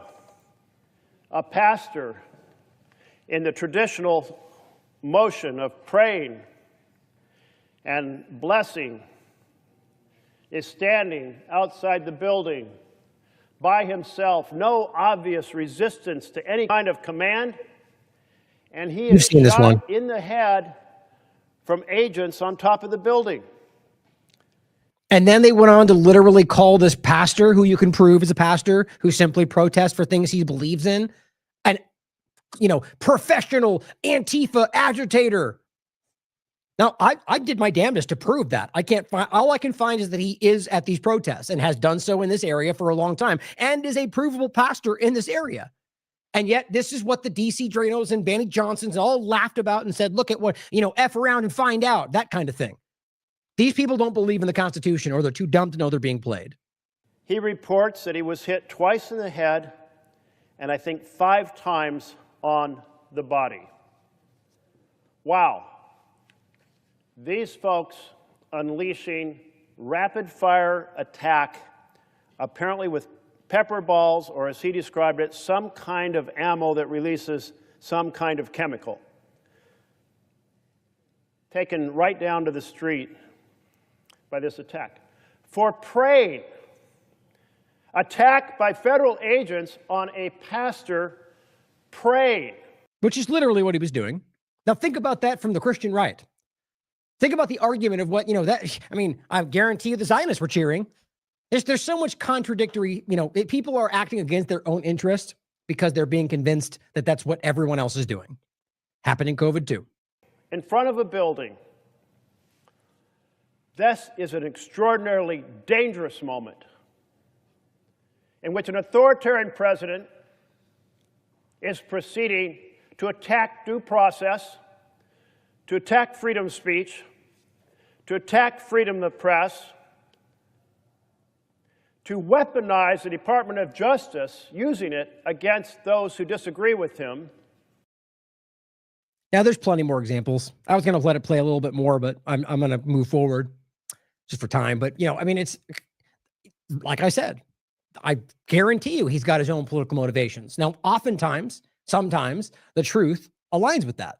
Doesn't mean he's not being dishonest. Doesn't mean he's not using it for his benefit. Doesn't mean he cares about this. But the point is, you can prove all these things, and it's very clear this is happening. And it's happened for left, right administrations as far back as you can look. The slow degradation of the reality of our constitutional rights, rather than not respecting the inherent rights that apply to literally human beings if they should adopt the reality of the way that we see the world should. The idea that the founding fathers argued this is the way we believe the world should operate. We can only enforce it within our borders, but all people, right? That's how this was framed. And it's the same idea. That's why it's so embarrassing that people who know better are actually trying to argue that the Constitution doesn't apply to anybody but American. And you can prove these are false. People like Scalia have ruled many times, well, he was one of them in the past, about why even the due process of all things is absolute for even illegal immigrants. We're being driven by the stupid, right? We're being driven by the dishonest, and it's everywhere in your face right now. I believe most people do see it. I really do. Somebody posted this in the chat, by the way. This is just one of Derek's posts from today. It's titled, "The Parties Are Two Wings of the Same Bird." At the No Kings protest in Houston. I haven't watched it yet, but you can check it out for yourself. I'll be talking to him soon, probably, to go over some of the stuff he saw. Now, this is from the 15th of October. Bondi labels Antifa no different than MS-13 gang and tells Americans to check with MAGA influencers to back up her claims. Very intelligent thing to say. Not even if you believe they're the most honest people in the world. You're talking about a personal, subjective experience. That does not then prove that they're an organized terrorist organization. But that's the kind of dumb things you get from people like this that don't realize how stupid they look when they give you these kind of arguments. On top of that, this no different than MS-13. I mean, how silly is this? At the end of the day, you can look at the provable reality, not even what they frame MS-13 is or what they frame Tren de Aragua, but look at the provable reality and compare it to what we can prove about Antifa, and it's just an insult to your intelligence. Or, as they say, it's, as Noam says, it's the same as Hamas and Hezbollah and all. I mean, these groups aren't the same as each other. Like, it's just so embarrassing, but they know that's the talking point. All of those are Iran and stuff. And so blame them together because it's all, we're leading back to Iran because that's what Israel wants, which is kind of what's happening. But it says Attorney General Pam Bondi, because just make that more clear. You understand that the whole Antifa, left-wing terrorism, they support Palestine, Muslim that's where that goes. This will lead back to somehow Iran infiltrating it, just like they were going to try to lazily make about the Republicans and vanilla ISIS. Because whatever the current system, Israel will manipulate it for its benefit. But it says Attorney General Pam Bondi asserted Antifa was no different than MS-13, citing what MAGA people said, who thought, everyone in that room, from Nick Sorter to Clay, was it Clay Higby? I can literally prove over the last week, I can show you lies that they put out that I can prove are lies right now. I've done it many times. But listen to what they all told you. Here's my flag, Mr. President. It's just embarrassing stuff. But it says it's organized crime. That's what they're trying to frame it as. The thing they haven't proven in all this. They are completely organized. The reason they're saying this is because that's the narrative they need to sell you on the idea that this is something bigger than just people fighting against the government within their rights. And then the ones that don't should be charged with crimes. But they don't like that. They want to be able to say all of it is and shut down your rights. She accused Antifa of being responsible for the chaos in Portland and other cities, where crowds have protested and deployment of federal agents. Right, so you have people you have military personnel, and that's a violation of our rights. And they can disagree with that, but that's a provable thing, posse comitatus and all that, and the lies they sell you on national emergency. Okay, people who aren't necessarily left or right, like myself, can go, yeah, I think that's wrong. So people go out and say, we think that's wrong, and they go, terrorism. Because Antifa, yeah, maybe some of them over there, but is everybody? No, but it doesn't matter because that's how they label it. Again, if you're not a child, you know that will play. That is how they're doing this, even if they think they're doing it for the right reasons. And it says they are at these events. They're encouraging violence. They're calling everyone fascist. Oh, because calling you fascist is violence? Yep, we've been here before. This is the game where she says hate speech is violence and points to Charlie Kirk, even though Charlie Kirk said the opposite. And she says, but it's more than that. It's hurting the American people. They're no different than MS-13. So are they out there calling for violence? Not that I can see, quite frankly. Here's what's funny about it is they know they're being framed that way, so most of them are doing things, I'll show you in a second, that go out of their way to make the opposite case. Maybe they're lying about that. My point is, so is she, because they're not out there going, violence, violence, kill, except then when they turn out to be the Republicans pretending to be Antifa, or many ways we've seen this play out. That's not to say that that's not the same case. In some cases, you can find this happening on the left. Protests have seen in the past. It's hurting the American people. She says, talk to all the influencers who have been threatened and beat up. Yeah, how do we not know those were FBI agents, Bondi? Because that has happened before. The right will tell you that. They'll say, oh, FBI. They'll just blame that somehow as being like a left organized thing. So if that's possible, then how do we know those influencers aren't literally pointing at your government? Lazy. It's all going to stop under Donald Trump. How much you want to bet it doesn't? Similarly, MAGA influencer Nick Sorter was arrested outside the ICE facility as he got into a fight with people described as Antifa thugs. Now, you watched the video. I showed you one of them where he just kind of walked away quietly, and they framed that as being, that's when it all went crazy. Or when he goes in there and tries to instigate something and gets punched a little bit and runs away, and they go, oh, and then Bondi makes it into some massive hate crime for the right. It's just funny to me. It says, what the? Geez, look at that. It says, they are just as sophisticated as MS-13, she says, or ISIS, or Hezbollah, or Hamas, most of which are funded and controlled by the U.S. and Israel, right? But who cares about those overlaps? They have an engine to destroy us, just like the other terrorists they've dealt with for many, many years. So it's funny how all of those things end up in the area of what Israel wants to accomplish. The only one that doesn't fold into that in some way is, I guess Antifa. I mean, no, all of it does, because it all relates back to, I mean, how do Republicans not see how clear that is? The president condemned the continuing violence from radical left terrorists. They just keep saying that. Have you demonstrated that? I mean, we keep going, prove that, show it to me. And they just go, look at the guys protesting and smoke over there. You think I'm making this up, guys? I'm the one telling you, I know I've seen these things in the past, but as we're doing this, they keep yelling about that and we're not seeing anything. And it says, in the aftermath of Charlie Kirk's assassination, writing in a Truth Social post on the 24th, we have already declared Antifa a terrorist organization. Well, that's an executive order. And in fact, by law, that doesn't even prove that, that's not a legal representation of them being that. What's interesting is you'll find out is that's not even technically what the U.S. government says right now. How does that make sense? We'll get to it in a second. And it says, and I'll be signing an executive order this week to dismantle these networks. Okay. So yet again, come back to the point of what an executive order is. It's an order that only applies to the executive branch. You explain for me how you can write an executive order that then dismantle something outside of the executive. It doesn't happen. It is a meaningless piece of paper that he says gives him all the power. That's what dictators do. But it says Republicans have also connected to anti-fascist movements to have connected them to the surge of protests outside the federal immigration facilities. Well, yeah, you could argue that, or you could argue there's people on the left and the right that care this is happening. And all you do is go Antifa left radicals like Stephen Miller, because that's what they're doing. They're trying to collapse this country for something else. But realize that right now, left and right are clearly authoritarian, fascist, socialist, both sides, really your government. So when they say that Trump's a authoritarian or a fascist, yeah, they all are, guys. That's what our government is drifting us towards right now, shoving us towards from both sides.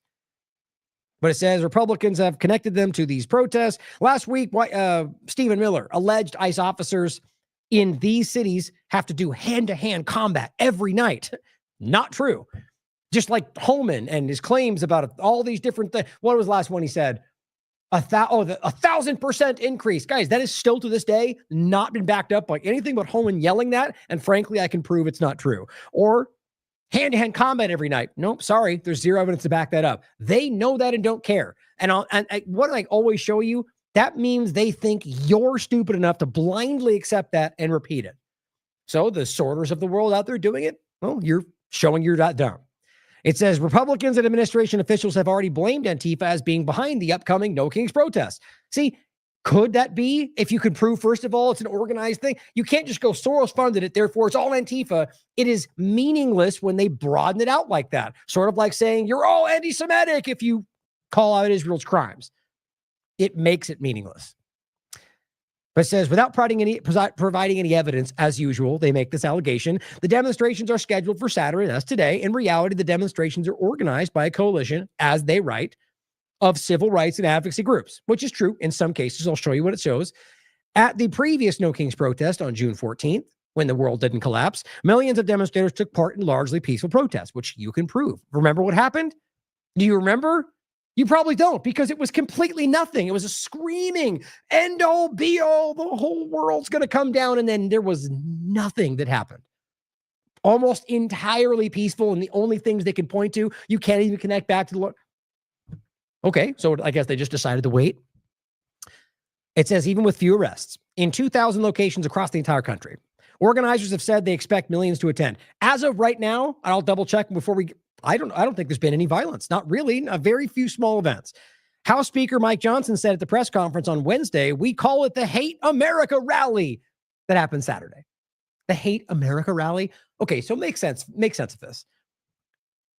The No Kings, and you guys are like, there's not a king. You're so dumb, Democrats. Well, most of them are arguing we don't want to go in that direction, which is clearly what's happening left and right. But so they're trying to go, no, we don't want authoritarianism. We want liberty and democracy.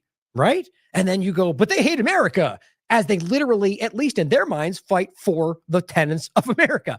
This is just so silly. This is my point. When they just lie about everything, at some point you contradict something you've said before. You can't call them out for wanting democracy and then go, but you hate democracy. And not even saying that's what America is. I'm just saying this is clumsy. And goes, let's see who shows up for that.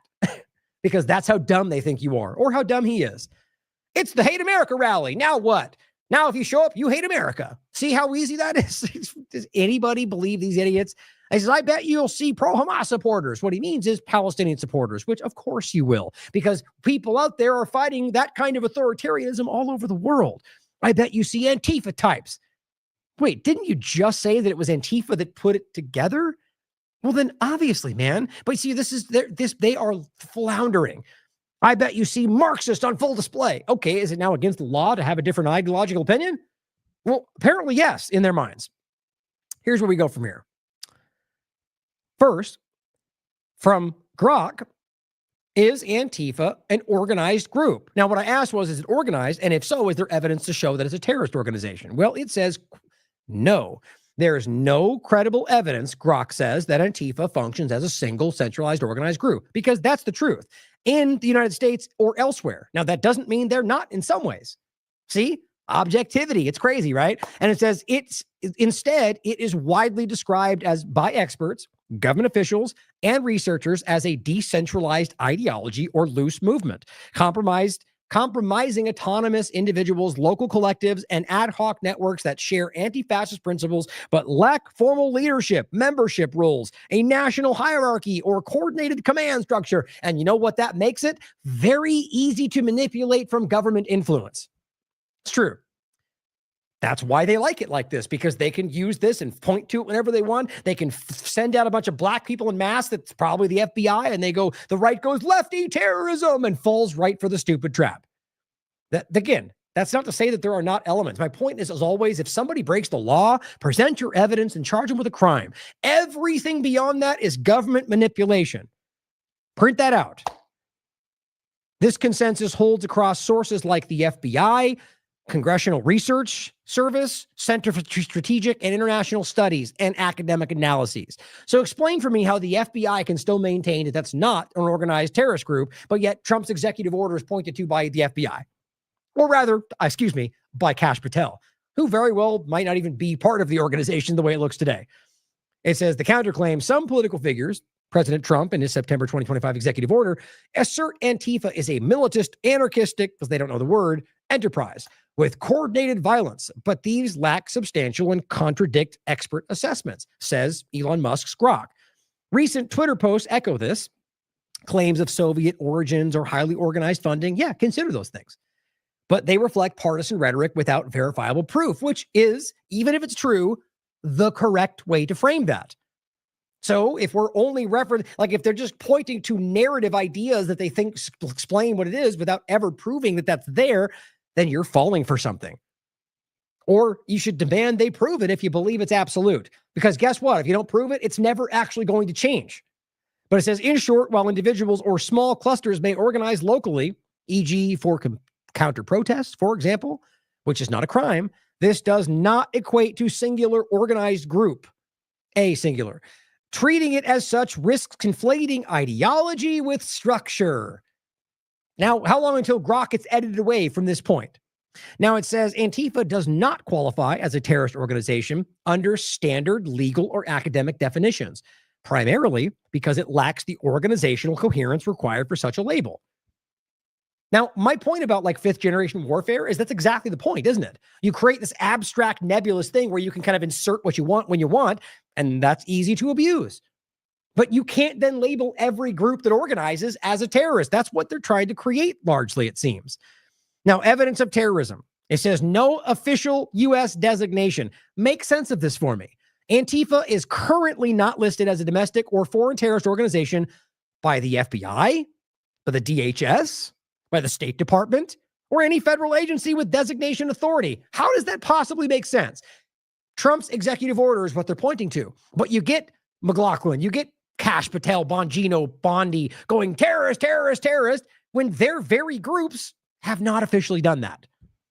We are living in a cartoon. And frankly, I'm starting to wonder if any of these people are actually in charge. And it says Trump's 2025 executive order labels it a domestic terrorist organization, but this is symbolic.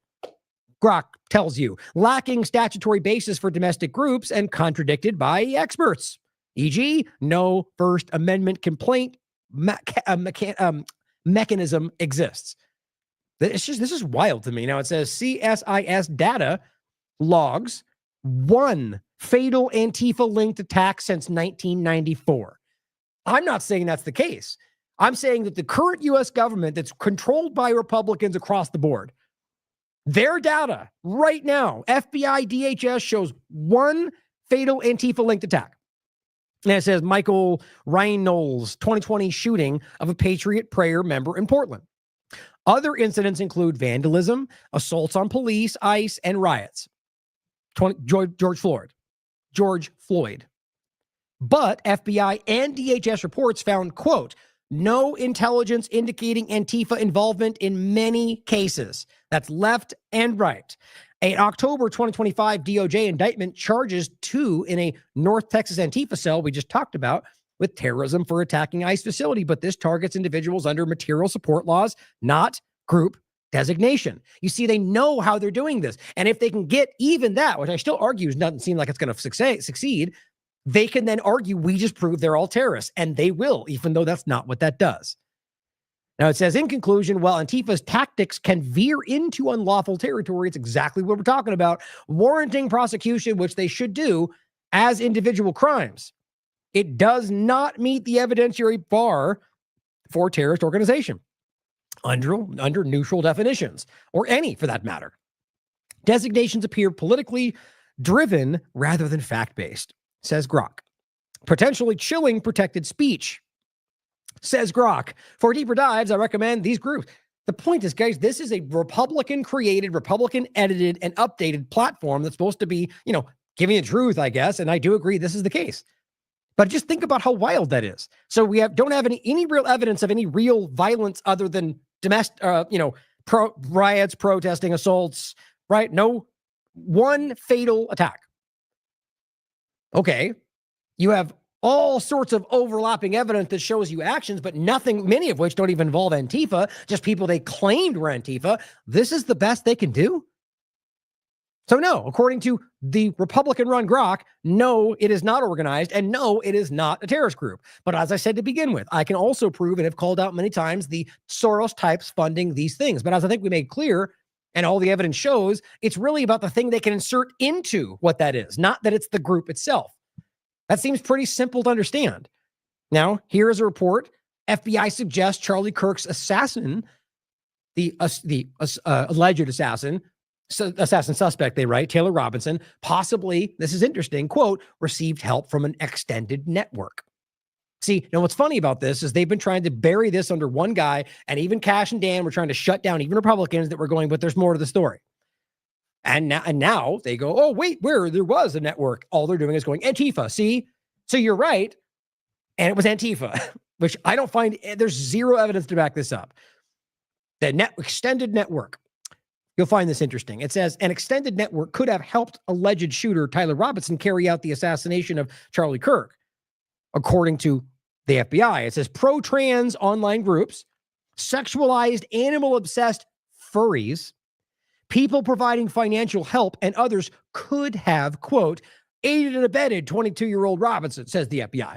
You know how lazy that is? So basically what you're doing is going, these groups could have been involved because, look, he's lefty and they like those things, or whatever you're doing to subjectively connect them. Look, he lives with this guy, therefore he's a part of these groups, or he said something in this tweet about furry, so therefore we'll investigate all the fur group, as if that's left or right. I mean, this is just so bad. And overall, the main point for me is all you're saying is they could have helped them, they could have aided and abetted, and leaving that as if that's somehow connecting them to Antifa.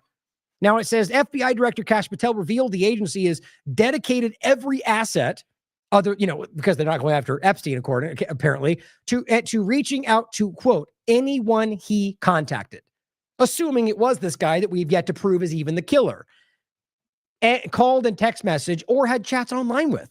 So now, or social media platforms. So now literally anybody this guy even overlapped with is now going to be investigated for possibly being involved with something they've yet to even prove that Tyler Robinson did himself. You realize, regardless of the evidence, he has not been proven to be a criminal in court of law.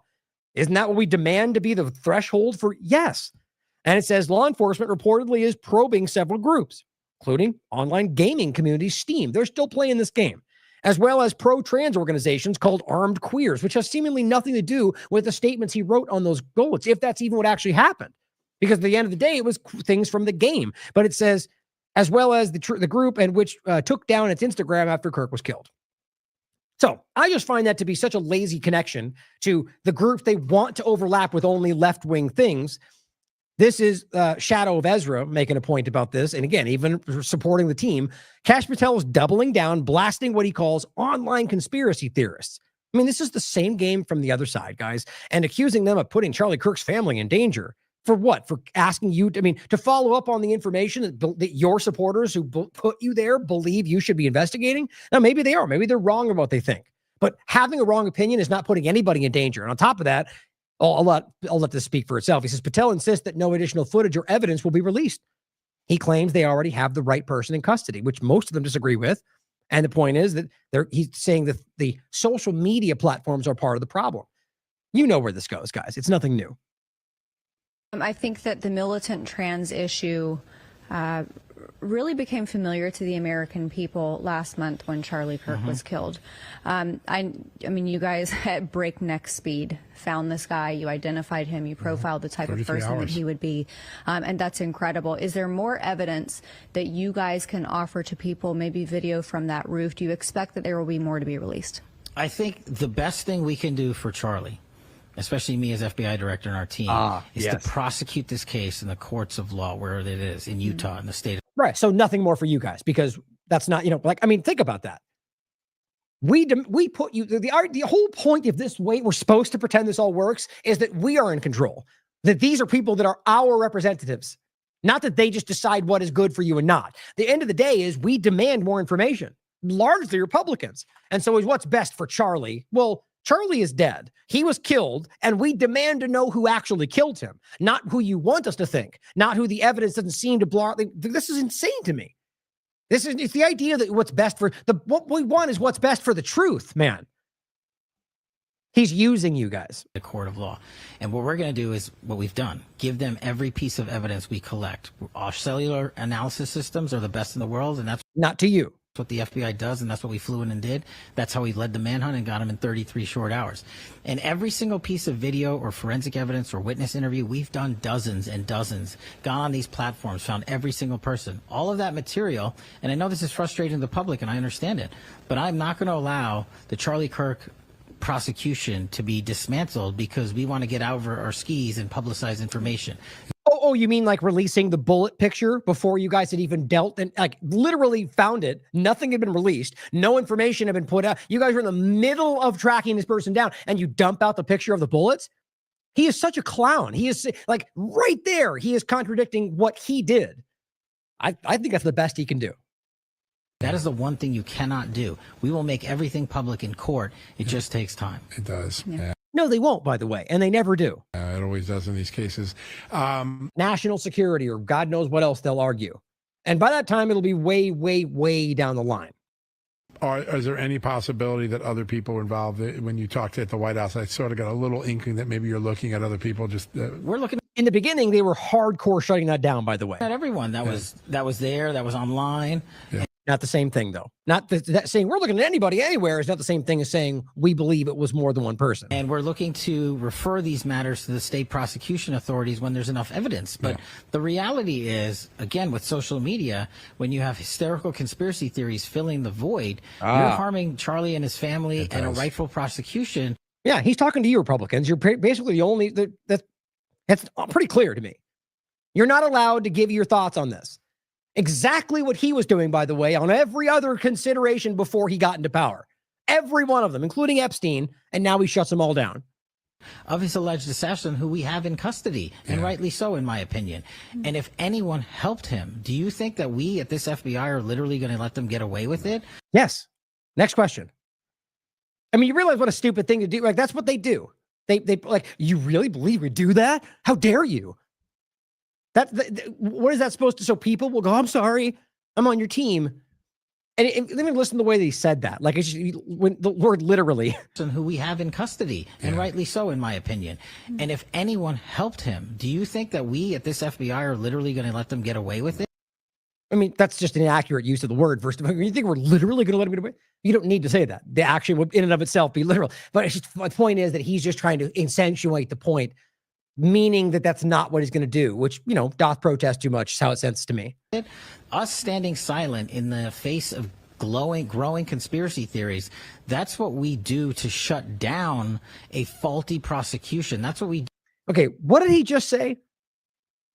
I mean, it seems like nonsense to me, but it's interesting what he says. In the face of get away with it. And if anyone helped him, do you think that we at this FBI are literally going to let them get away with it?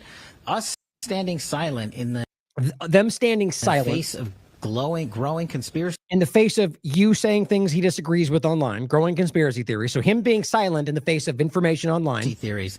That's what we do to shut down a. That's what they do to shut down prosecution. That's what we prosecution.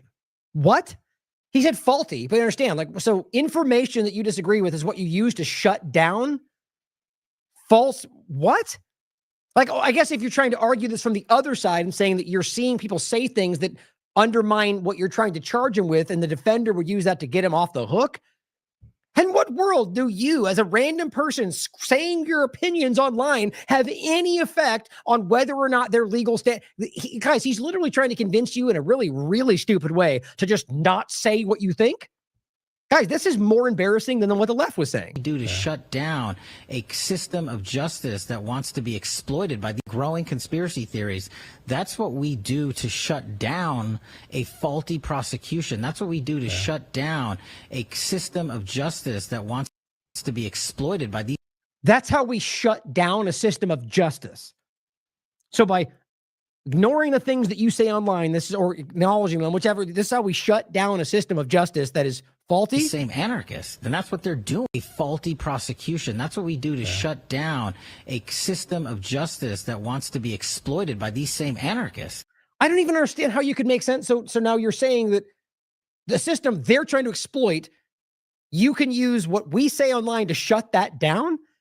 The system that they're trying to exploit. So it's the system. I mean, I honestly don't even think he knows what he's trying to say. I think this is just rambling idiocy. At the end of the day, he basically said he shuts down what you can say and shuts down the system of justice because they're trying to abuse it. But I don't think that's what he even meant.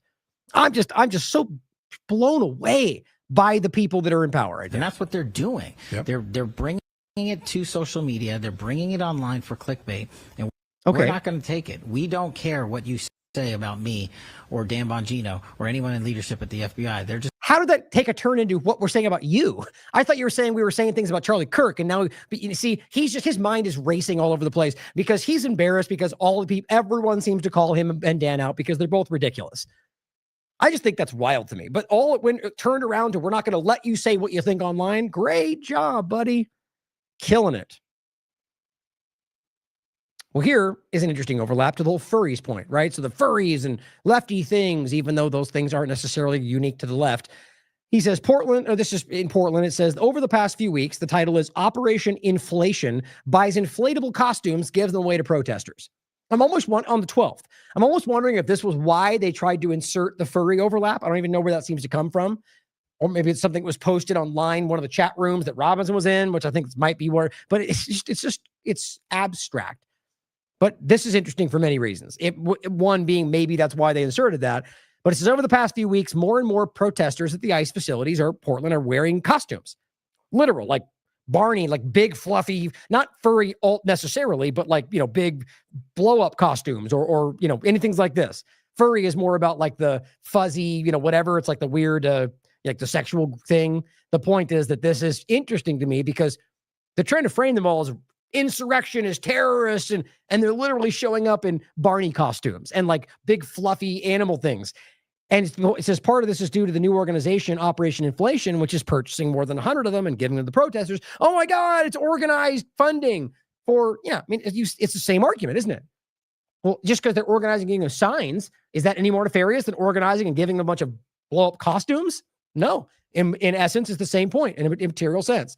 Donald Trump is trying to say that this is a war zone, which, again, the evidence is lacking, since I'll show you in a second that there seems to be zero violence in the sense of what's been going on in Portland by and large, as well as today for the protests. But it says he wants to send troops down here to squash the terrorists. So what we did is made it clear that this is not a war zone and that we're not, doing any of that. We're just peacefully marching, which seems to be largely what you can see. Not to say that's what they're all intending or what they do all the time. but that is what you can largely see. And it says it's crowdfunded, the Operation Inflation. It's a website that we started so we could crowdfund getting more costumes and blah, blah, blah. I just think it's an interesting and well-crafted point, right? It's hard to call them all terrorists when they're out there dressed like Barney, but we'll see how they play it out. Now, this is the kind of stuff you get. So you got the what we just went through. First of all, the point about the reality of the terrorist argument is completely baseless in the sense of evidence. Not to say that there might not be something there, but this Mia Joy, one of these many people, 410,000 followers, it's all Trump, team sport politics. Antifa in Portland is using these lasers to try to bring down the ICE helicopters. Okay, maybe. You see how just flimsy this becomes? And on top of that is, I despite the argument that can cause that, I'm not of the mind that you having a laser is in any way against the law or a crime, regardless of what they decide to make a crime. That's not constitutional to me. But overall, the point is, you can watch the video. It seems like they're just shining lasers, most of which appear to be directed pretty much level with the ground. So you're an idiot. But it says hospital copters can't fly through downtown. I'm betting it's costing lives. Wow. So an assumption that builds into another allegation that then using that allegation claims they're probably killing people because the assumption might be happening is breathlessly stupid. And she says, tell me again, they're not terrorists. So if your argument is, look, they've got green lasers, which might mean something, they must be terrorists. This is the level of the argument you're dealing with. 500,000 followers. Guys, this is insanely stupid. People like this deserve to be made fun of. Even if that's even what's happening. Like this is, the argument is lost. Eric Dougherty. Great news. Federal agents decimated Antifa Portland. Well, we just went over the reality of what isn't happening, right? Not by and large, at least not to the level that they're claiming it is. And Antifa, and apparently only one fatal example going back to the decade. So he's going, yeah, get him. Playtime is over. I voted for this. And what is it? Well, a very clear video of Antifa members totally on their knees, not doing anything violent, which appears to be the majority of this, on top of considering the case of whether they faked some of these things over the last month. They walk up and just push them down. Oh, yeah, get them, dumb lefties. Like we're dealing with children. People like this are going, rah, rah, get the other side. Who cares about my constitutional rights? Alternatively, the Constitution's everything and fight for freedom. I mean, it's insane, guys. So the only reason that people believe, well, they're doing all the bad things Trump told me, so therefore get them.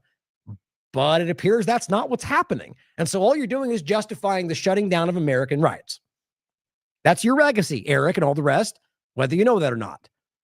So here is the Tim Pool ridiculousness, and this is Andy No posting this, and it says the anarchist communists, which apparently is literally everybody who they claim is Antifa with no real defining casual. Anybody there apparently is now an anarchist communist, which is so dumb to me because they're not even remotely the same thing. They don't care though because they want it to be chaos and communists.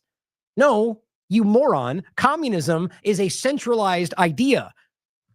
Anarchism has no place for rulers. So they're either that dumb or that manipulative, probably both. And it says Antifa, they're trying to overthrow the U.S. government and destroy the concept of borders and nations. No, what you're pointing to is the framing that you guys use of every lefty and every Antifa member, not necessarily everybody who's there. But that's okay because the journalists in the room are the ones being completely broad stroke, whitewash subjective about everything they point to. And their motto is become ungovernable. I find that really interesting coming from the rebels fighting the deep state. So are you arguing that we should be acquiescing and becoming governable? Governable? I mean, think about how weird that is. Like, you can't keep framing yourselves as the ones fighting the power and then go, but we're too ungovernable right now. We have to be more passive and docile. I just think it's insane. It's embarrassing, as always, everything else. So here's the case. This October 10th. Now, you watch this and you go through this is only 1:50, but watch all the cases of all the things they're showing. Rioting in Portland. And you get still shots of what is making it look like the crazy. Now, what's crazy about this is, if that guy did these things, if he broke the law, then you should arrest the guy. Not then go, everyone there is a terrorist. That's stupidity. Just like they did with red hats and the trucker convoy and the random Nazi flag that probably was planted there. Or not. Maybe the one guy was an idiot. It doesn't change and make everybody a terrorist. So these still shots they're showing you, apparently 3 of them. Look, they're at the White House. Look, there's fire behind them. What a terrorist. So maybe they're FBI. Maybe they're a bunch of idiots. The rest of them didn't support. You can't just keep playing this game. But this Trump supporter says, 1 minute, 50 seconds of seditious conspiracy caught on tape. They're all terrorists. Same thing. And this was the point, though. Dark mode, just random count, simply says, I'm following to make sure we'll see if they end up posting more. He says, just wait until we designate MAGA a terrorist organization. Now, you would be probably not surprised to find out how prevalent that thought is right now. Why? Because part of what they do with this is angering people who might otherwise want some form of actual representative government or maybe beyond that entirely, and instead convincing them that they have to get back the other side when their term comes. And what does that do for the same government using it now? Well, they get the same thing on the other side, and they can keep using it. What's going to happen? They're going to swing around and go, MAGA's a terrorist group. See, we can prove it because of their... And all they're really pointing at are the team sport politics idiots and the government using them, and then frames everyone in a red hat as a terrorist. You see how easy this is? Well, here's what the DHS put out on the 13th. So first, Maria points this out. Now, I'm not supporting people on CNN or Fox News or Journal, it's not about the person. Anyone saying this person says an important point. ICE is engaging in egregious criminal behavior, which I'll quite literally show you in this next last 3 segments. Criminal behavior, violating people's civil rights, provable. Kidnapping, provable. Snatching innocent men, provable. Women, provable. Children, provable. All of it. I mean, and I do not use these words lightly. Provable. I'm not saying 100 million people. I'm saying in individual or numerous cases, those things are true. And even one of them should be enough for us to have a problem with this. Detaining American citizens, many examples. While doing it, not identifying themselves, provable. Hiding their faces, provable to the point to where they're defending it. The government. Not telling people where they're being taken, no warrants, 100% provable. This is not normal. It's not American. This is not acceptable. So here she is arguing American, and then they turn around and call her an American terrorist for arguing about what she believes America should be. It's so stupid. Not acceptable. And videotaping these agents, asking them questions, and even hollering that they should not be doing this does not in any way constitute a violent attack, which is many cases they're using, right? Where they're trying to film, or they're trying to say, hey, you can't do that. Hey, you're fascist. And they mark that down as a violent attack. And it goes, it's part of the Constitution to peacefully protest violent behavior against innocent people and American citizens. So keep these videos coming. Now, whether they all believe that or they're using this to manipulate, it does not change the fact that that statement is true. Here's what the DHS had to say. And just in their like some kindergarten, some guy in junior high is posting the account, or probably Pam Bondi or Bongino or Cash would make sense to me. It says, what you've just said is one of the most insanely idiotic things Americans have ever heard.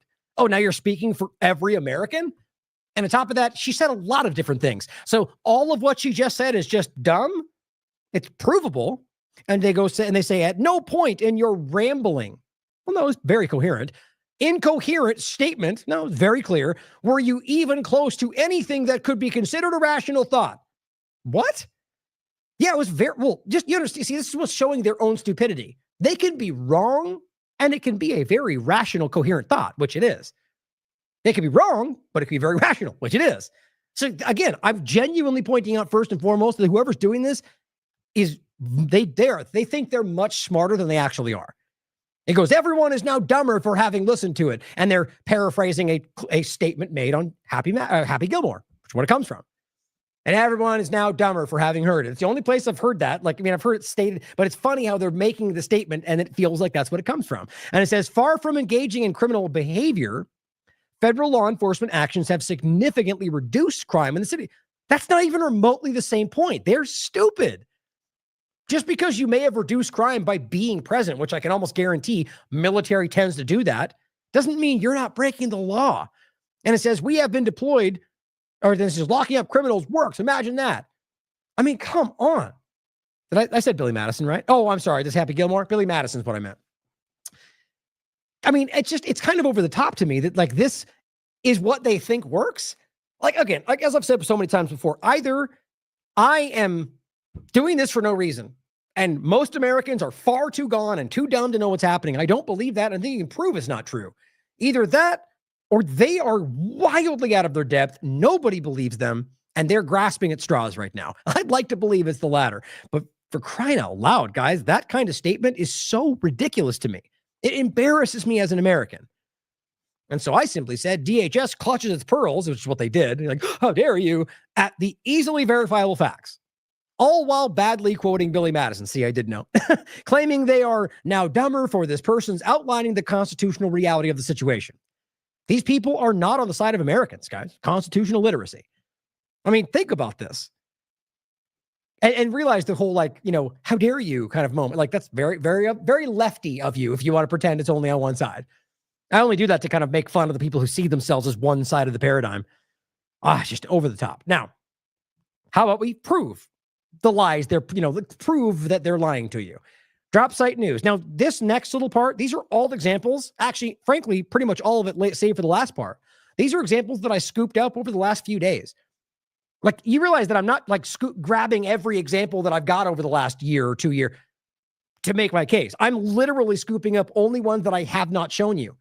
And you've seen how many we've shown you. We have shown you so many examples, and I'll reference some of the ones that I pointed to, like the one where they shot at that car full of a family. I don't have that pulled up, but I'll reference it. And they got proven in court to be lying about that, and they still arrested the guy.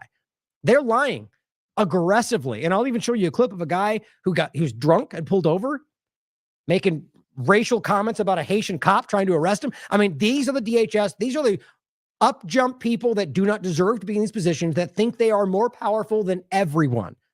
You'll see. First, ProPublica. The government does not track how often immigration agents hold Americans. So ProPublica did. We found more than 170, and that is not even remotely all of them, 170 incidents since the start of the second Trump administration. Drop site news. They found that over 170, you can read the article, 170 U.S. citizens, not green card, not visa, U.S. citizens, most of which, by the way, are born in this country, whether that, and frankly, it does not make a difference. 170 U.S. citizens were detained by immigration, by ICE, during the Trump second administration, beaten, tased, held for days without contact. How is any American okay with that, guys? This is not debatable. Most were Latino, of course, including nearly 20 children, several pregnant women. It almost feels like we're in Israel right now, or rather Gaza. I mean, guys, I shouldn't even say that. What they're dealing with is not even a blip. But think about that. 100 and see all the Johnson, everyone we always reference. You think they're going to care about this? You think they're going to jump up and go, oh my God, I was wrong. How dare you arrest U.S. citizens? No, they're going to say something. Well, they shouldn't have had those ideas. Well, they're supporting terrorism. It doesn't change the legal reality. They are abusing the rights of these people, and no one is holding them accountable. Agents often ignored proof of citizenship when shown, even detaining people with real IDs. Meaning the new thing they told you was no, they just did that to get you in digital ID push. They still don't care. The Supreme Court recently allowed agents to consider race during sweeps. Profiling. A ruling observers say has fueled racial profiling and unlawful arrest of Americans nationwide. That's just a raw report from ProPublica about 170 U.S. citizens that were unjustly arrested despite having identification. Welcome to the new world, okay? Here is an example of a guy who we already showed you in the past, but this is a new example. Remember the guy we showed you, but he was working on a construction site. They ran up and just arrested him. He's trying to go, look, I've got my identification. They didn't even care. Like, think about the mindset of somebody like that. You're a Mexican. I can see you. You're under arrest. The guy's going, look in my pocket. And they don't care. Arrested the guy. I mean, this is so over the top. They arrested him again. Aaron Melnick. He's a U.S. citizen in Alabama who was detained by ICE twice after they raided the construction sites he was working on. They're just scooping up literally everybody they can. There's no denying this. Both times, officers initially refused to believe that his real ID that he was showing them was valid and handcuffed him and detained him while they double-checked. Now, I believe the first time he was arrested, if I remember correctly, but see, these things blend together. There's so many of these. I mean, just watch. Yes, immigrant. All right, so you're making this more complicated than you want to. Now, look, in this country, aren't you supposed to be innocent until proven guilty? Like, so understand, he's a U.S. citizen. So what's the justification here? Why are they trying to arrest him? Shouldn't they be like this is what all the Republicans wanted you to believe that are lying about this. That they know he's an illegal. That's why they're getting him. Due process. They already know he's illegally here.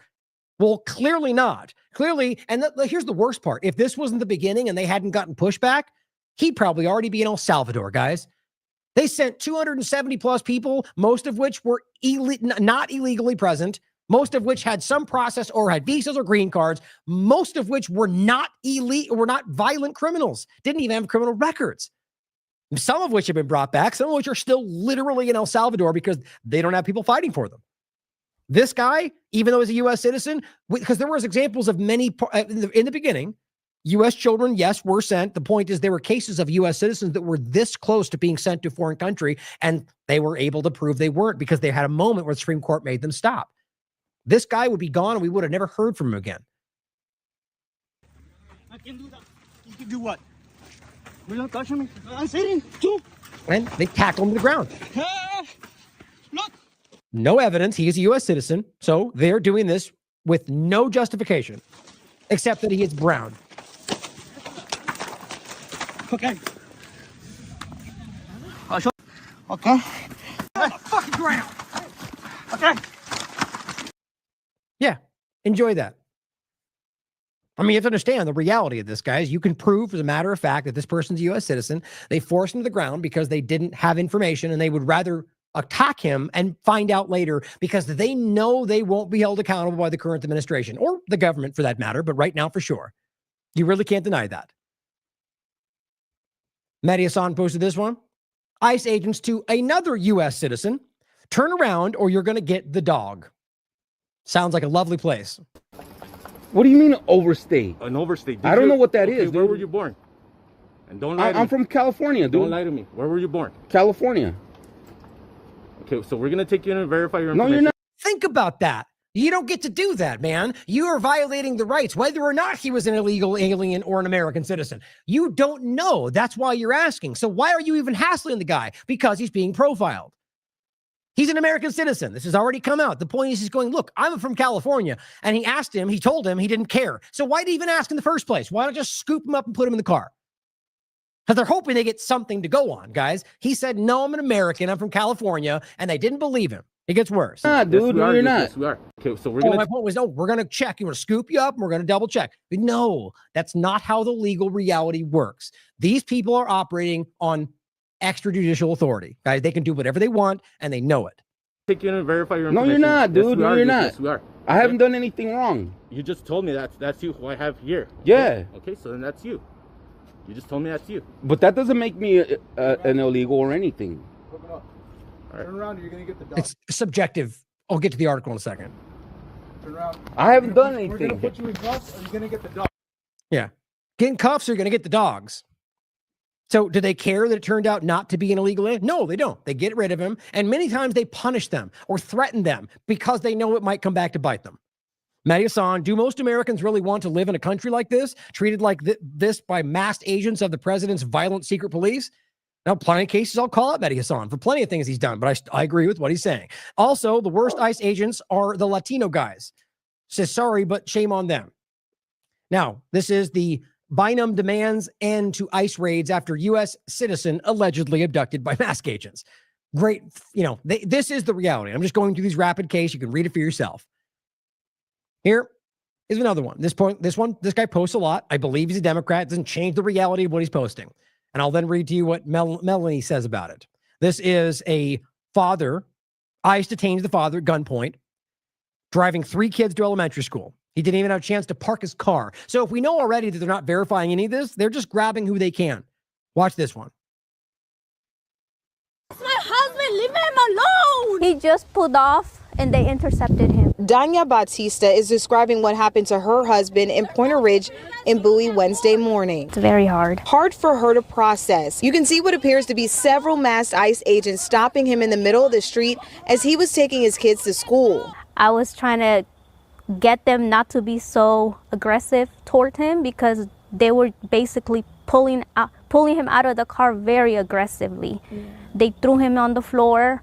Like they didn't even care. She recorded these cell phone videos showing the moment it all happened. She says the agents didn't even give him a chance to put his car in park, and now there's damage left behind. They broke. Now remember, guys, with all the examples of people dressing up like ICE and police and doing whatever they want, and they're not presenting any evidence or warrant or identifying themselves, legally speaking, even if you knew they were agents, you're not required to respond if they're not presenting evidence of their identification of the crime. I'm not advocating for that. Clearly, they don't care. But the reality is your rights are paramount. And every moment they convince you to ignore your own rights, they're winning. My window, see what they did. But this has also taken an emotional toll on their 3 young children who are 6, 7, and 8 and were also in the car. They are so scared. You know, they're talking about it. They say that they wanted to kill their dad because they pointed a gun at him. Bautista says the odd part of this for her is her husband has a work permit and was just with ICE on Thursday as a part of the agency's intensive supervision appearance program. And there's the point. So they got wind of the fact that he's technically on a work permit. So he legally in the country, allowed to be here, and in the process of getting further documentation. And they recognized an opportunity and went after him. It's not a secret. They've done it to tons of people that went to court to literally get their actual, I think in some cases, green card. One was a citizenship. And then, but because in that moment they don't have it, suspending it all of it. In the early cases, sending them off to another country. Why? Because it was a number they could put down. Hey, technically he's not a U.S. citizen. So no, everything about this is completely illegal. Rather, more importantly, unconstitutional. Whether they're a green card, visa holder, illegal immigrant, or American citizen, everything they're doing violates those rights.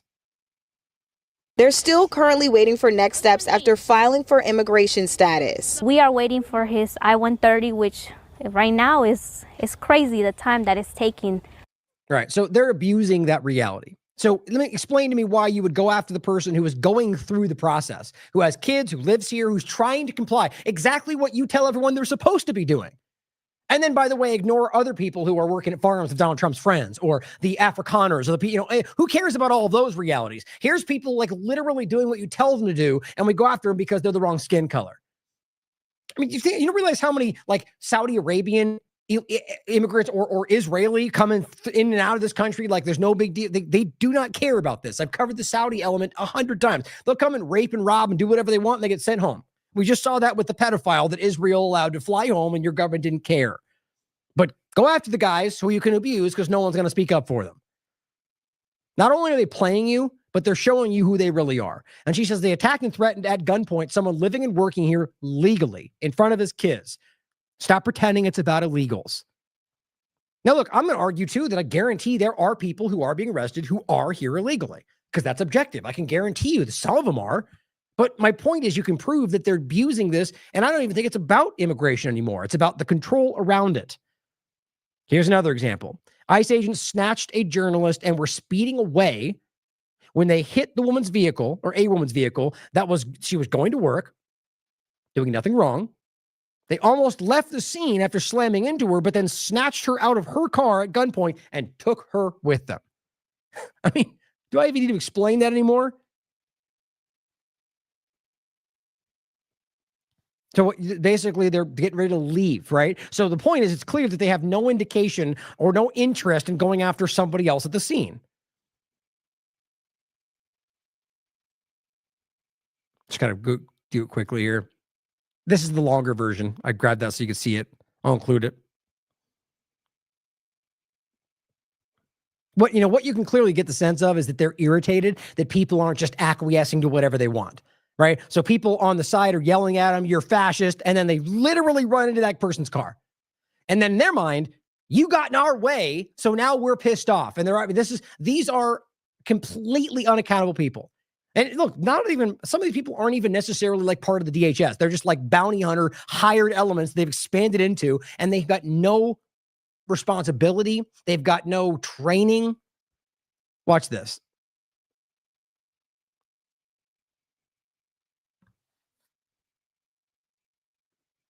They get out and they go after the person that they hit. Guns drawn. I mean, think about how insane this is.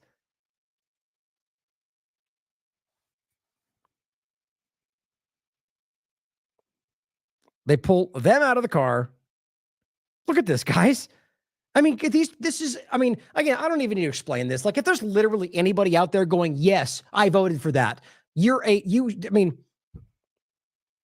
It's just so, sometimes you just get so tired of it,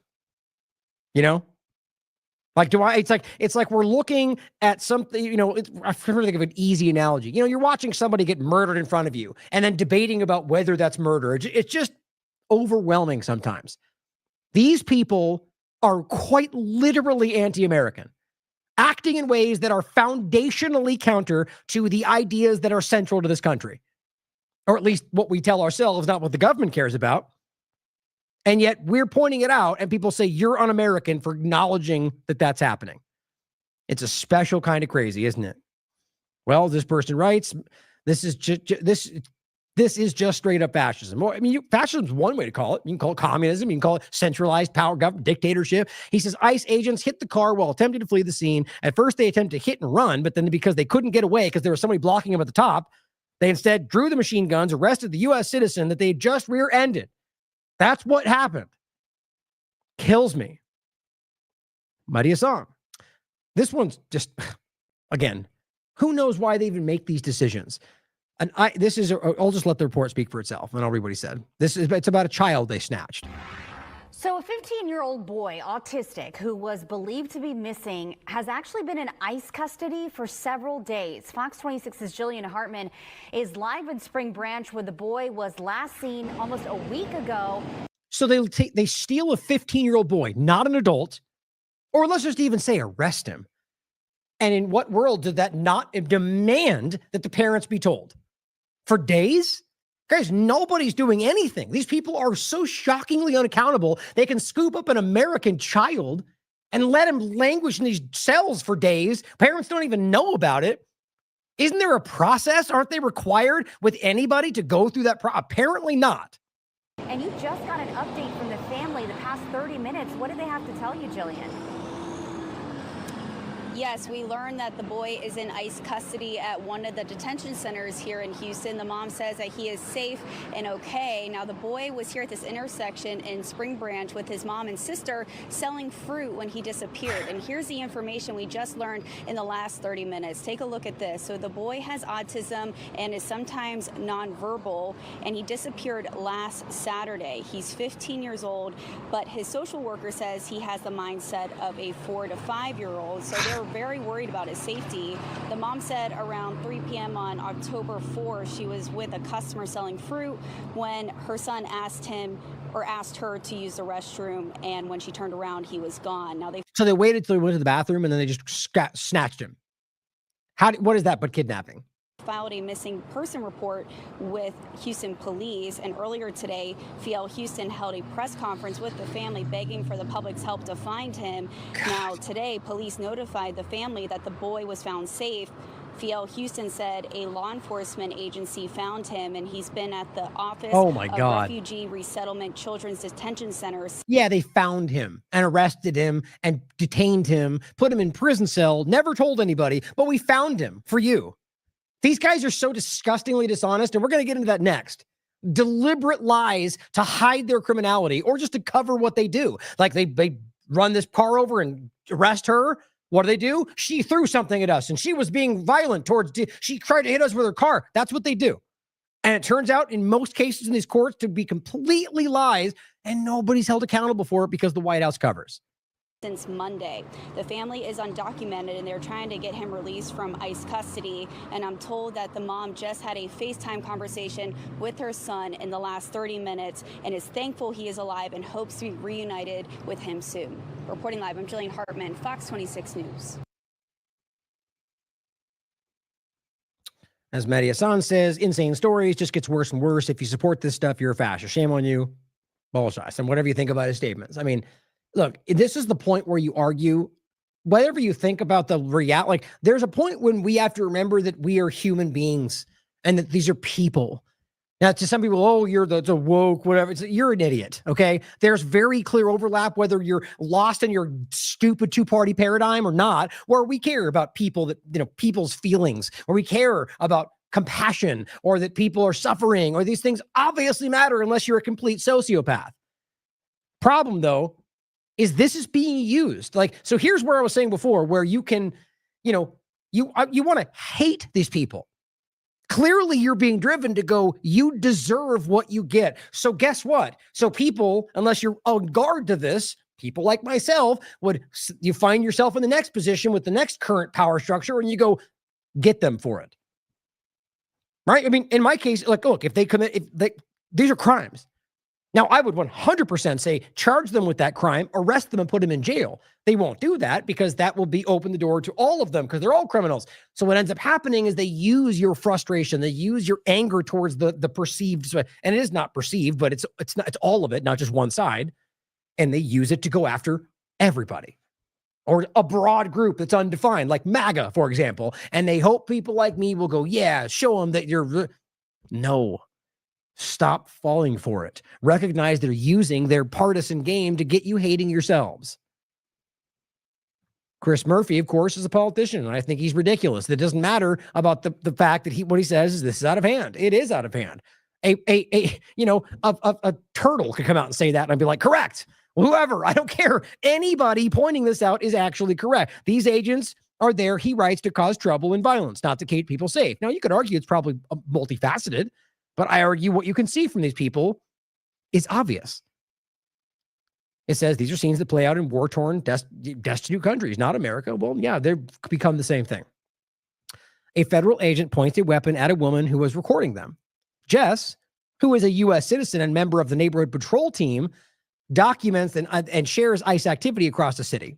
Now, look, you can have an issue with that, but if they were identifying themselves and documenting what they were doing, that wouldn't be necessary. On top of that, as let's just say, neighborhood watch, that's your job, police or anybody else. So if they were coming through and doing the job and you're documenting the area, why was that something they have a problem with? Probably because they're breaking the law. End of the day, this is an American citizen using a phone to film, and this is the response she gets from supposedly people defending us for our safety. Look at that. For the podcast, this guy's pointing an automatic rifle directly at her face because she's holding a cell phone. Lefty terrorism, Wow. Well, Raw Story reports, this is as of the 14th, quote, literally every claim was false. DHS official busted for lying about teen's ICE arrest. Over and over and over and over. Why? Because I think they're being told to do that. But look at the people they're working for. Noam and Bondi and Cash and Dan, these guys are going to lie about anything to make sure you don't hate them. It's very petty and small stuff, guys, but look at what they've been doing. Or because they recognize that they're so far out of their depth that they don't even know what to say next. Habeas corpus and all the games they played, MS-13, they're all showing that they're being played by something. But this, I think they're being told to because we're dealing with this very small people. A Department of Homeland Security official was busted for lying about a teenage girl's violent arrest by federal agents. DHS Assistant Secretary Tricia McLaughlin claimed, she's lying, that a video of the arrest Friday actually showed Chicago police detaining a burglar last year. So you see what we keep getting, because this is happening a lot. Where partisan idiots on both sides of the paradigm will come out and show you an old clip of something from a year ago and go right now, and everyone gets all mad. That happens every day.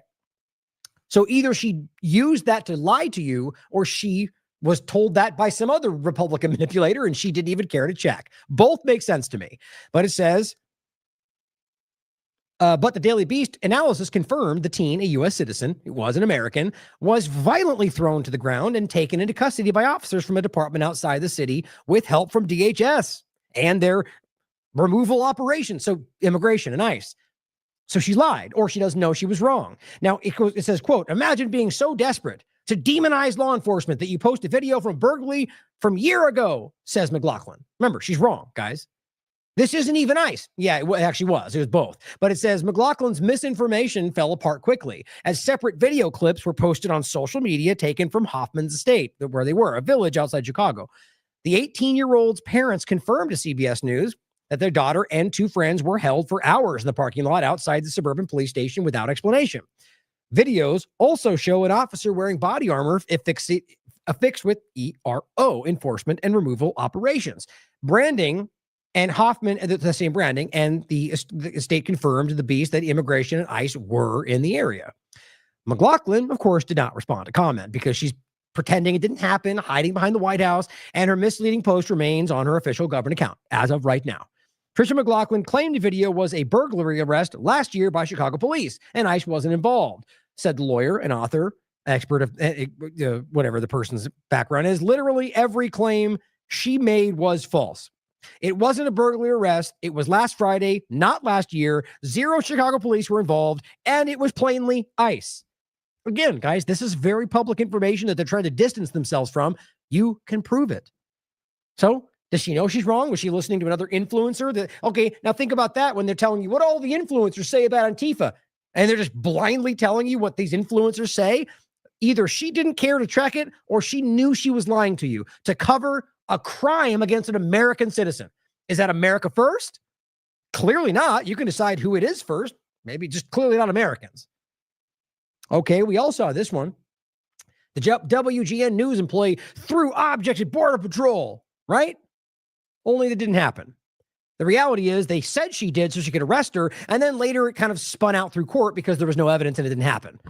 This happens over and over, and what they were trying to do was just make you go through that process to threaten. So this is what we do to you if you try to hold us accountable. We'll make sure you suffer. Yeah, you may not go to jail forever. You might, though. You might have in El Salvador, but at least you go through this struggle process, and we'll beat you up along the way. We'll make you stay for a week when it should have been a day. That's what they do. The employee released without charges after arrest by ICE agents in the square. The reality is the evidence wasn't there because it didn't happen. And here's Tricia McLaughlin, again, lying back on the 10th. She was arrested for throwing objects at law enforcement.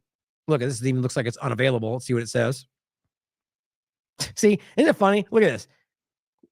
Why is that happening on this platform, guys? Because they're controlling the flow of information. And had she not posted that link and had just like retweeted it, you wouldn't know it was there. Masked border agents aggressively arrest. This is a person that works for video producer for a platform, a journalist, right? Somebody who has the right to be filming them. That's what they did to her. I got you. Yep. In case you didn't hear her, just saying, I work for WGN, let them know. Right? So they arrested her.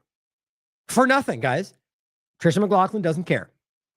They're lying over and over. Oh, and guess what? Also, they deleted it on TikTok. So simultaneous sort of discussions here. As they take over TikTok with Ellison and Israel, they literally are pointing out that they're lying about this, and then TikTok takes it down. Guess what for? It may be against their guidelines for violation reasons, shocking and graphic content. Seriously? Oh, it's insane. It says TikTok took down its 8-second video featuring the image of Debbie Brockman, a news producer just detained by CPB. Why? It violates the joy of TikTok, is what it says. I mean, part of the joy of TikTok is coming across new and expected content. They're saying shocking graphic, but they know it's not, guys. It's her being arrested. There's plenty of that on there. They're hiding the fact this person is being... I mean, guys, to me, this is shockingly obvious. There's a coordinated effort to suppress Americans through the American governments at what I think is for the obvious interest of a foreign power. But regardless of the last part, how do you not call this out as a Republican? U.S. citizen, Army veteran, arrested by ICE, claps back. We talked about this when it happened. He was literally he's a veteran. He's an American citizen. He was working security at a legal cannabis farm, and they arrest him because they thought he was an illegal alien. Then they came out and said he was violent with us, and that's why we arrested him. No, he wasn't, and he's proven that. It says George Redis, a U.S. citizen, an Army veteran, has publicly disputed what they said about him. Redis was detained by ICE during a federal enforcement operation at a cannabis farm. Now, remember what they also said? The drug dealing terrorists, they're just so ridiculous. It's a legal farm, by the way. And it says Redis, who says he was on his way to work, describing being detained for 3 days without charges, access to an attorney or contact his family. Welcome to America. An American citizen, a veteran, he's arrested for 3 days with no charges, won't be allowed to contact his attorney or his family until they finally decide. Like, I bet you they were trying to get ready to send him somewhere. How in the world? Or they assumed he was an illegal alien, therefore he doesn't get rights, even though he actually does. I mean, guys, every example shows you where we really are if you're being honest with yourselves. It says he described the encounter and its aftermath in an opinion piece for the San Francisco Chronicle. In a post on his newsletter, an op-ed in San Francisco Chronicle, he said ICE officers used tear gas, broke his car window. They do this without anything, guys, and applied physical force, including kneeling on him while he was complying with their instructions. It says DHS issued a statement after they found out he was an American citizen, claiming that he was violent and refused to comply. They're lying everywhere, guys. They're lying because they need to cover up their actions. And it says the agency said the U.S. citizens are not wrong. The agency said that U.S. citizens are not wrongfully arrested. Aside from that constantly being a central part of what's happening. So you argue he was violent and therefore that's why you arrested him? Well, why'd you stop him in the first place? You see how dumb this becomes? So you don't just argue you stopped a guy who was going to work and you argue he just started punching you? The whole thing is obvious if you're not stupid. And it says he's disputed the account of treatment of a citizen, a veteran. He said he said the DHS characterization ignores reality and amounts to demonization of people who challenge government actions. He told readers he had filed claims under the Federal Tort Claims Act against federal agencies related to what he described as wrongful detention and use of excessive force. I hope he wins, but guess what? If he does, I bet you nobody covers it. I bet you if you see this case, get it in front of me. DHS's statements ignores reality, he says, and it's designed to demonize and villainize people who don't let the government trample over their rights. Yes. And aren't afraid to speak the truth. Redis wrote in an op-ed. Redis has said he complied with officers' directions at the scene and that he identified himself as a U.S. citizen and a veteran while attempting to reach a security guard job. They said, you're lying, and they did that to him. He wrote that agents did not verify his identification before detaining him and that he missed his family events while in custody. I mean, do you need to be sold on this? I just showed you 3 other examples of them quite literally doing this in one period of time. It's been going back as long as you look since this started. Again, explain to me why this guy would irrationally punch these people for no reason. He's saying, I'm not what you claim. I'm going to work. They said, we don't believe you. And they tackled him, arrested him, put him in jail, and then punished him for daring to resist. How do you not see what's happening? He's an American citizen and a U.S. veteran. Speak up, Republicans. You're being played. Every time Homeland Security is caught doing something bad, the response is not to own it, but to sell the public a bill of goods, says his attorney. Thankfully, we still have the judiciary in this country and George has reality on his side. DHS wrote in their press release, here's what they said about him. George Redis, U.S. citizen, became violent and refused to comply with law enforcement. Okay. What if they came up and said anything to make, come with us or put your, basically said, do something that does not comply with his rights. As an American citizen, look, if they came up to me, I would say, what are you charging with? I'm not required to answer your questions. What are you charging with? Do you have evidence? Move along. And they can't stand that, even though that's the legal reality. So he did that. They tried to grab him. He probably responded. They started that. You have no obligation to be violently attacked. I don't care if it's a U.S. agent or not. That is the actual reality. I'm not disguising that because we know where we are in the world right now. Apparently, we're all minorities now to every police force out there, should you decide to push back against them. Redis wrote in an op-ed, first, I was not violent. I simply asked the officers to let me pass through because I needed to get to work. And even saying that is enough for them. These people are so charged up. These are the nurses and doctors during COVID-19. It's the same kind of power-hungry obsession. And he says, and I also complied with ICE's demands by backing up my car. Second, the statement ignores the 3 days I spent in federal custody with no charges. No phone call to my family, no access to a judge or an attorney. Guys, can you imagine if that was Iran or Russia or China with one example, or Israel, or rather in Gaza, they would lose their minds forever and be like, this is what we're fighting. No judiciary, welcome to America. Should they decide, which means it doesn't exist. It says, no shower, no explanation for their actions. It is deeply troubling that a government agency would publicly deny these facts while portraying my experience as a threat. Guys, wake up. A U.S. citizen, a veteran who didn't do anything wrong. He's pointing to the real problem. Our government is willing to frame me as a villain because I am not complying with their authoritarian actions, because they wanted me to be something I'm not. Welcome to the Antifa narrative, guys. It's literally everywhere. Here's another example. This is the attorneys for a woman shot at by Border Patrol claims the agent said, and this has been widely reported, saying, do something, BITCH, I dare you. Now, this is the report saying, how, remember how ICE claimed they were rammed by 10 vehicles on this case and had to shoot a woman 7 times? Turns out the lawyers has footage of the federal SUV slamming into the woman's vehicle, getting out, yelling, do something. And there we are. We've shown you all these cases. This is the same. It doesn't stop, guys. As they develop, this becomes obvious. They try to hide from it. This is from 1017. Woman acquitted of assaulting FBI agent after 3 grand juries declined to indict. Now, just to quickly get through this, because I'm trying to wrap up here, the point is that there's no evidence. This is the Sidney Reed case. In July, according to the charging document, D.C. resident Sidney Reed filmed with her phone as agents of ICE took 2 people. 100% legal reality, 100% constitutional. They hate it right now. When one ICE officer told Reed to move back, she continued to move closer. The officers to continue to look. If they're in a public area, there's no the idea. First of all, I've seen most of these videos, and I believe this one exactly. Remember the one on top of it, the one where the person was simply filming and they shoved him into another journalist that hurt his neck. This happens every day. It says, when she didn't comply to further commands, an officer pushed her against the wall. The FBI agent stepped in to assist. And she says Reed was flailing her arms and kicking and pin. Well, the evidence turns out to show, because you can prove it, that that's not what happened. To make it simple. And the reality is 3 times they tried to force this in. And 3 times it's been acquitted from left, from right. This is how desperate they are to try to make a case. And these are American citizens, guys. So here's something you should see.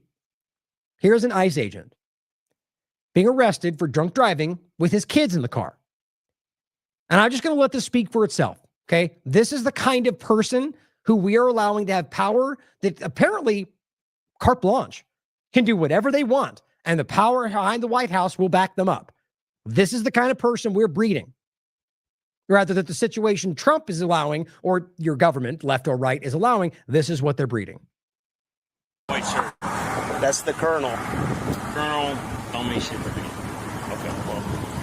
So a colonel don't mean S-H-I-T to me. A colonel in the military doesn't mean anything. I mean, he believes he's above everything.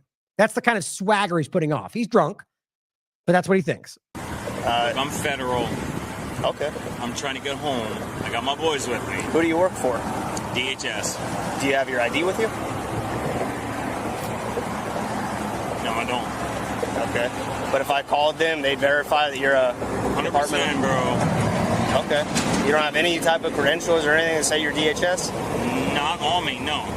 Okay. All right. I only bring my weapon with me if I'm.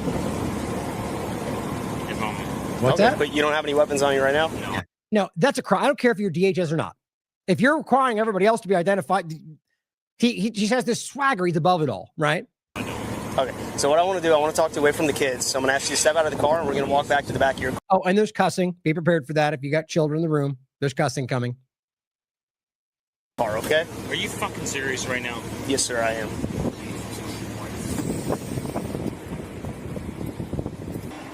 You know what? Call my supervisor.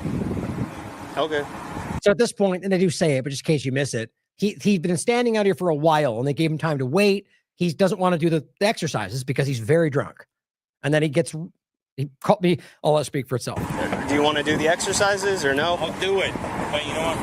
What's homeboy doing down there? You know, guys, come on. Make sure we all sit because we're inside of the water. We don't want to get hit. We don't want you to get hit. That's why we're trying to do the exercise. That way we can move on. Are you Haitian? That's nothing to do with my wrist, buddy. My question was, are you Haitian?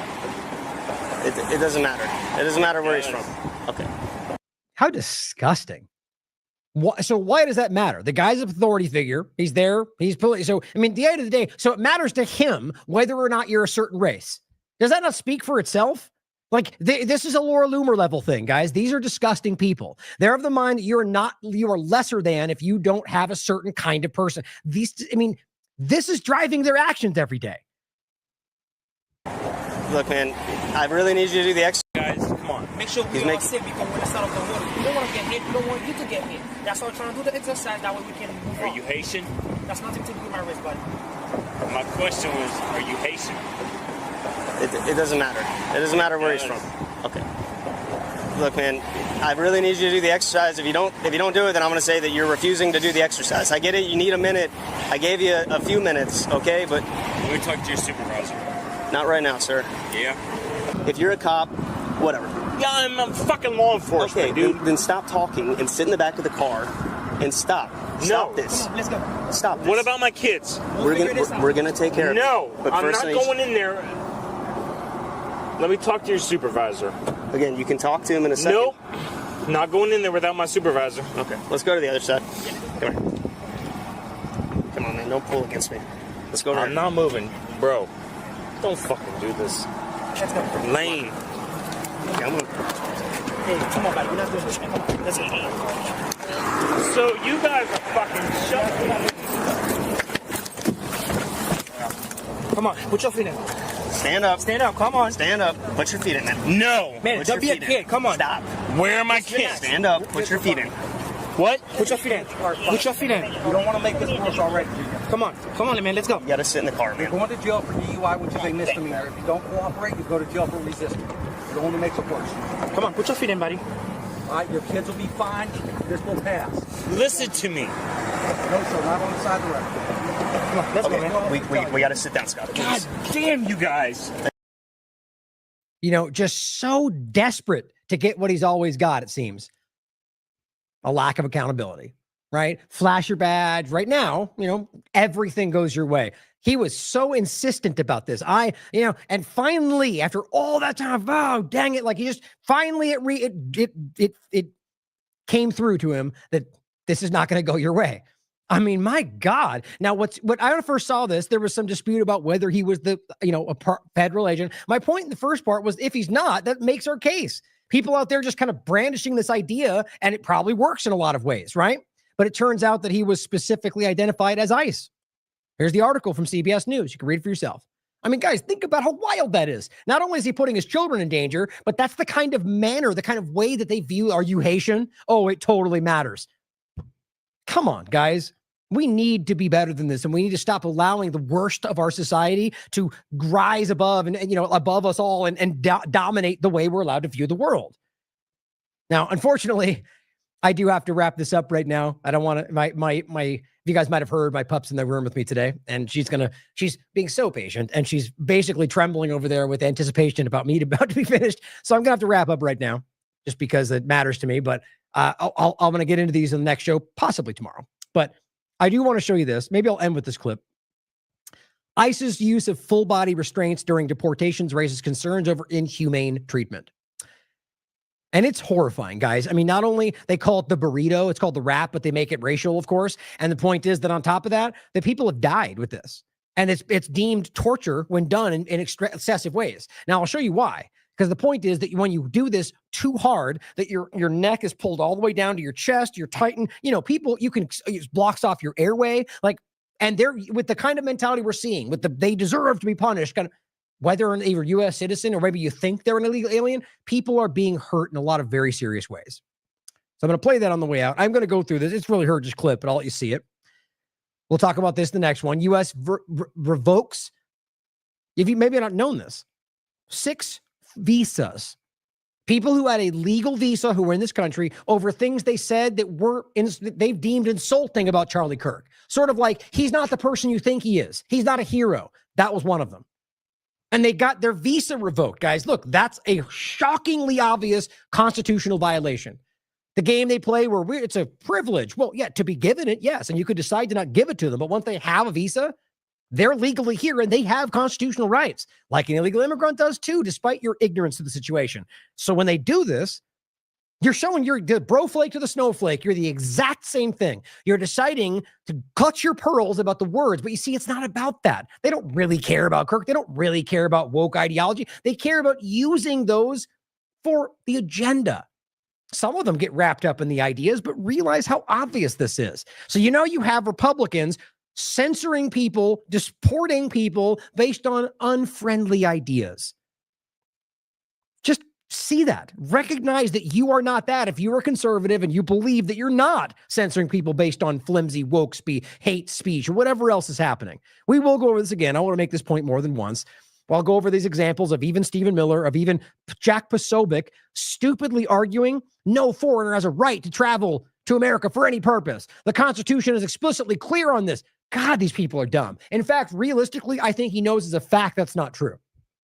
He either doesn't understand the inherent reality of constitutional literacy, or rather the literacy around the Constitution, because of how, I mean, look, we do shows every Monday with Bruce Fine, who is a constitutional expert. He'll happily tell you that's false, or the reality that the idea was always about inherent ideas for humans. And here's where we can enforce that idea. These people are trying to convince you that government gives you these things while pretending they're fighting for your freedom. And Stephen Miller while fighting for Zionism for Israel, and all of which is bringing this country down to its knees. Well, I'll make this point when we get to it tomorrow. It's a very interesting overlap of what Don really said. Don Lemon made a point about this, and Matt seems to inherently, willfully misrepresent what he's saying. It's insane to me. On top of that, it's just a funny point to make about the overlap of left, right, and how they oscillate between their situations. But no King's protest. The point was to end on very quickly. Let me see really quickly if we got anything else. What this just says. Let's see. It's in regard to if there's any violence. So, as of right now, today, when they told you this was going to be them overtaking everything in communism, no kings at their fight. Okay, guess what? Zero verified incidents of violence at any No Kings rally across the entire country, just like last time. See, now, is it about that, or is it about the organized element to push back against the power who is ignoring your rights? I'm not saying that's, I'm not talking about Soros. I'm not talking about Elon Musk. I'm talking about just the way that they're framing anything that even they create to use that to stop you. That's what's happening. Now, this is Eric Doherty, but pointing to Fox News. We'll get what they were saying. I mean, who are you protesting? Spain? Denmark? You don't have a king. Dumb Democrats. I'm just going what kind of dumb argument is this to argue? I mean, that was my point earlier. The only way you're going to find that is where people on corporate media are saying Trump's a king. Well, you could make the argument he's authoritarian, just like Biden was. They're consolidating power, and that long enough in that direction will become a king. Yes, it's not hard to recognize. Everybody with the brain can see that's where this country is gravitating. So when they make this case, it's just insulting to your intelligence. Most people are going, we don't want a king. We don't want somebody who's increasingly acting authoritarian unilaterally. Yes, we all see that. This is the lazy, dumbed down conversation that they pretend is the majority that I don't think even the close to the majority falls for anymore. But the Erics of the world will parrot it out and go, yay, the thing they said because I'm on their team. Well, it circulated, right? Here's, it went around and around. Like, this is the next day. America doesn't have any kings, so that's stupid. I mean, it really is an embarrassing argument because at the end of the day, even if you argued it was a king and we dispute whether there is a king, you're protesting authoritarianism. You're protesting centralized power. But see, I think they mostly know that. They're just fighting for their side because that's what they think is the most important. Hey, here's Clint Russell. We already have a No King's Day. It's called Independence Day, July 4th. What are you people even doing? Really? See, I know he's smarter than that. This is them parroting what the thing is today. And they're not unique takes. These are not independent thoughts they had. This is something that's being seeded, and they're all going, the thing. It's embarrassing to me. Yeah, July 4th, exactly. But it's not July 4th. So are we supposed to wait until July 4th to be like, that's not supposed to happen today? What a stupid argument. And, of course, the U.S. Department of Veterans Affairs says good morning to our fellow Americans who are celebrating No King's Day today, while most of us celebrate this on July 4th. Oh, okay, so he's just parroting what the government said. What a libertarian.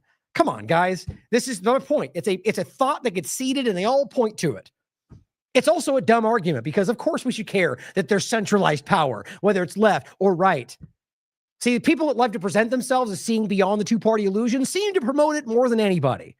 I'll point this out later. I just wanted to get this is like the epitome of the stupidest, the most uninformed person standing up and yelling the thing and getting 500,000 followers for it. Or Owen Schroyer saying, good morning, Pam Bondi. Here's a list of the groups funding left-wing protests that you've been looking for. Now, I like the point that they're not actually doing anything. I agree with that. They're going Soros and funded and terrorism and then not arresting anybody.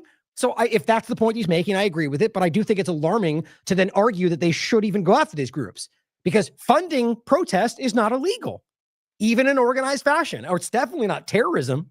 There's overlaps that could make it illegal. But you see where it's going. I think that's the ultimate point.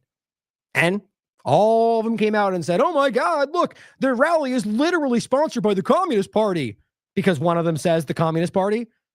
Okay, well, yeah, I don't agree with communism, but is it illegal to believe ideology? I mean, think about how weird this has become. Are you now arguing that because a Communist Party group, or if not the very Communist Party group, whatever that means, supports this rally, that for it is illegal or organized terrorism? Like, okay, so is the Zionist group? Yeah, all over the place, funding and supporting all sorts of social media. They don't care about that. Well, what about the Republican Party? What about the Democrat Party? Yeah, they're both doing that. What about the Green Party? When they fund things to fight against green, are they terrorists? It's just so broken right now. Now, look, I am not trying to argue that there's not manipulation going on here. I think what we're watching is a both sides game of funding, like almost like they're creating a theater show of both them fighting each other where we all sit back and act like we're watching when we're not even involved. At the end of the day, both create the thing they're doing to you. But all they want you to do is go, look, the lefty problem and ideology. Therefore, whatever we say next makes sense. Speaker Mike Johnson. Now we know Saturday's events are actually funded by Soros. Oh, we do, right? And sponsored by the Communist Party. Well, because you can look in here and find their groups. Yeah, so, okay, this is my point. This was never secret. The Open Society Foundation has publicly funded things like this forever. Now, I agree that there's ways that both these groups on left and right use these things. And most cases, like I said before, largely like the FBI will show up and create violence and you can blame them for things. But to argue that simply by publicly funding this, therefore they're Antifa, guys, they've lost the plot. Like, if you have even the smallest amount of free thought and individual thinking, you'll go, okay, this is pretty stupid. I agree, like you probably do, that there's weird ways this is used and we should care about it. But what they're doing is so broad that it's becoming, it becomes whatever they want, which is the point. But Max Blumenthal points out something I think is very important. He goes, the No Kings, the Democrat-oriented protest group organizing anti-Trump rallies this Saturday, urges protesters to wear yellow ribbons inspired by a NATO-backed color revolution in Hong Kong and the Ukraine proxy war. Also, just so happens to be what Israelis wear for their fake support of hostages. As he says, No King's messaging does not include opposition to U.S.-Israel's wars.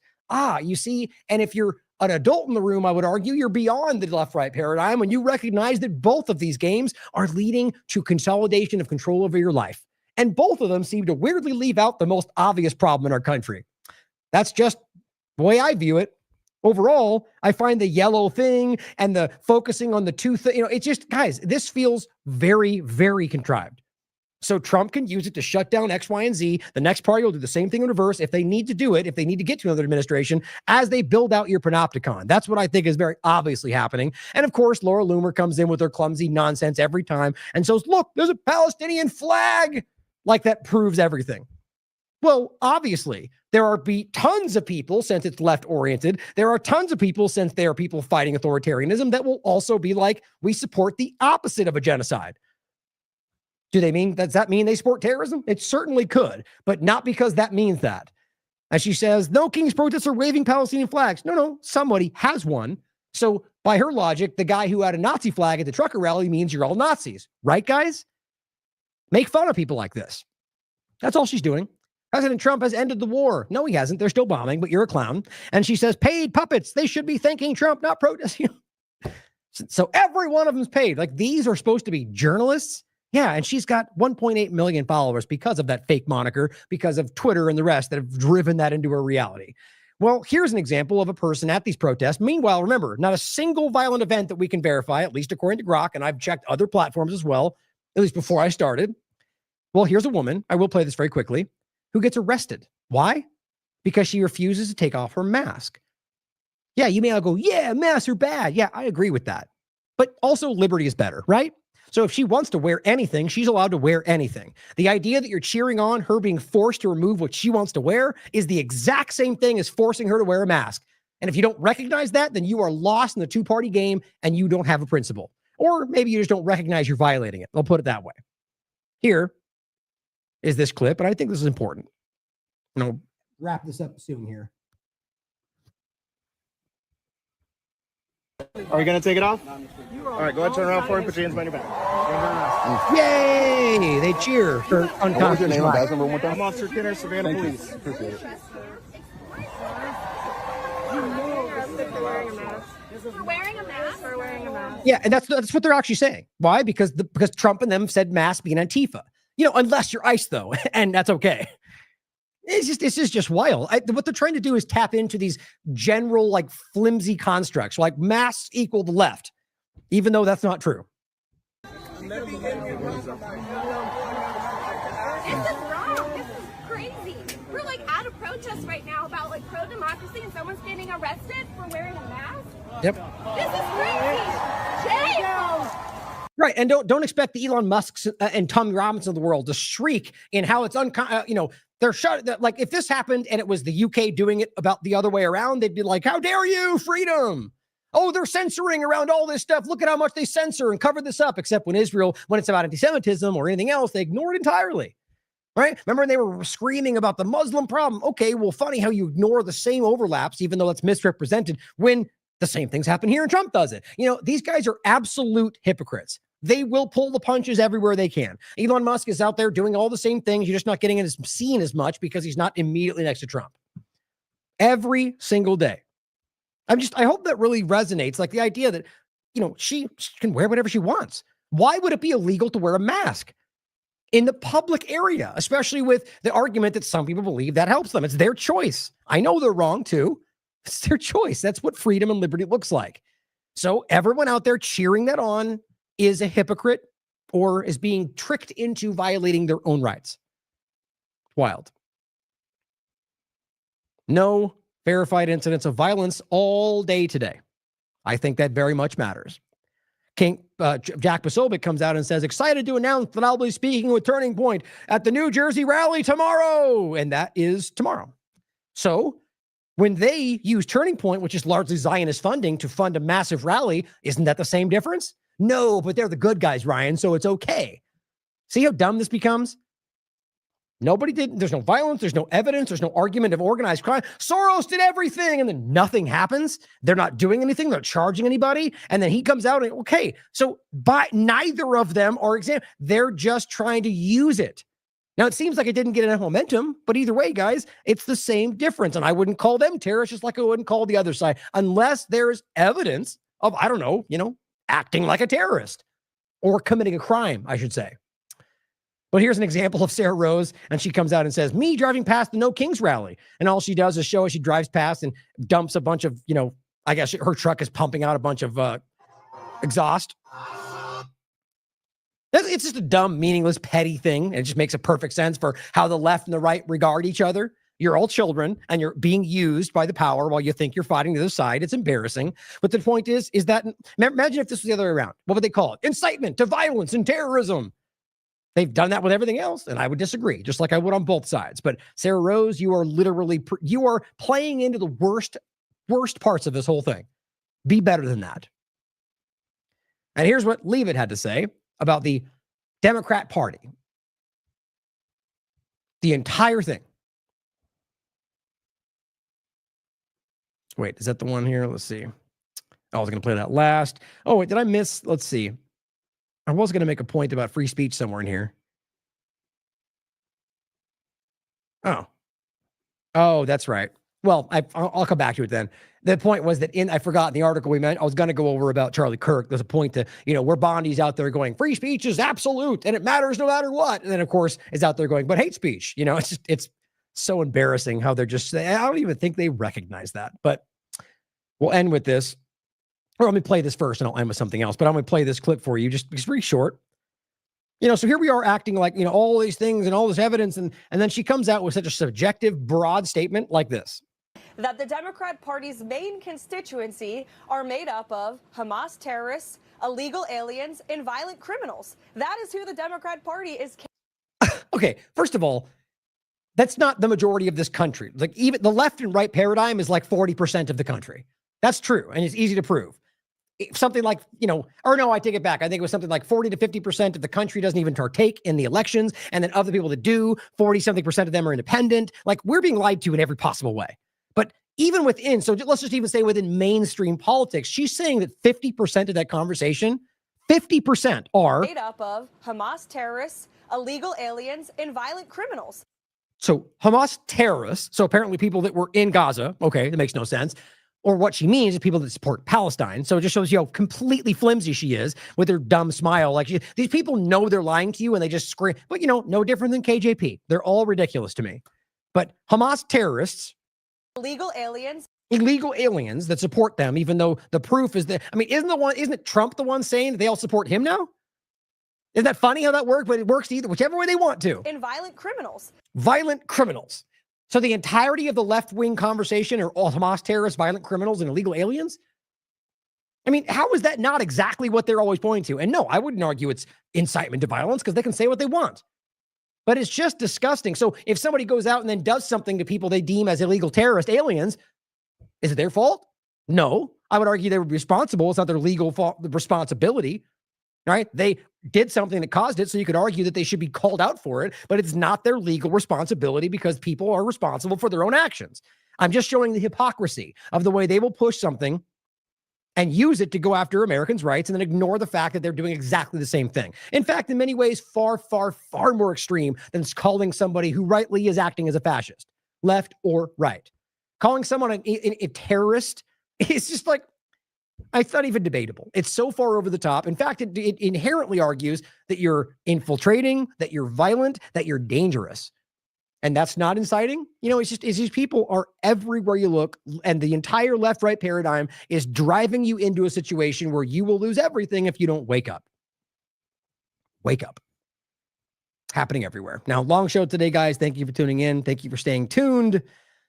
I believe that, I mean, depending on the timing, it's a long show, so I might not do one tomorrow, but we'll see. We'll see how timing it works out. But I hope this is clear. Cut this out. You know, if you watch today, cut it out, clip it, tag me. I'll share it. People need to see this stuff. But fight, guys.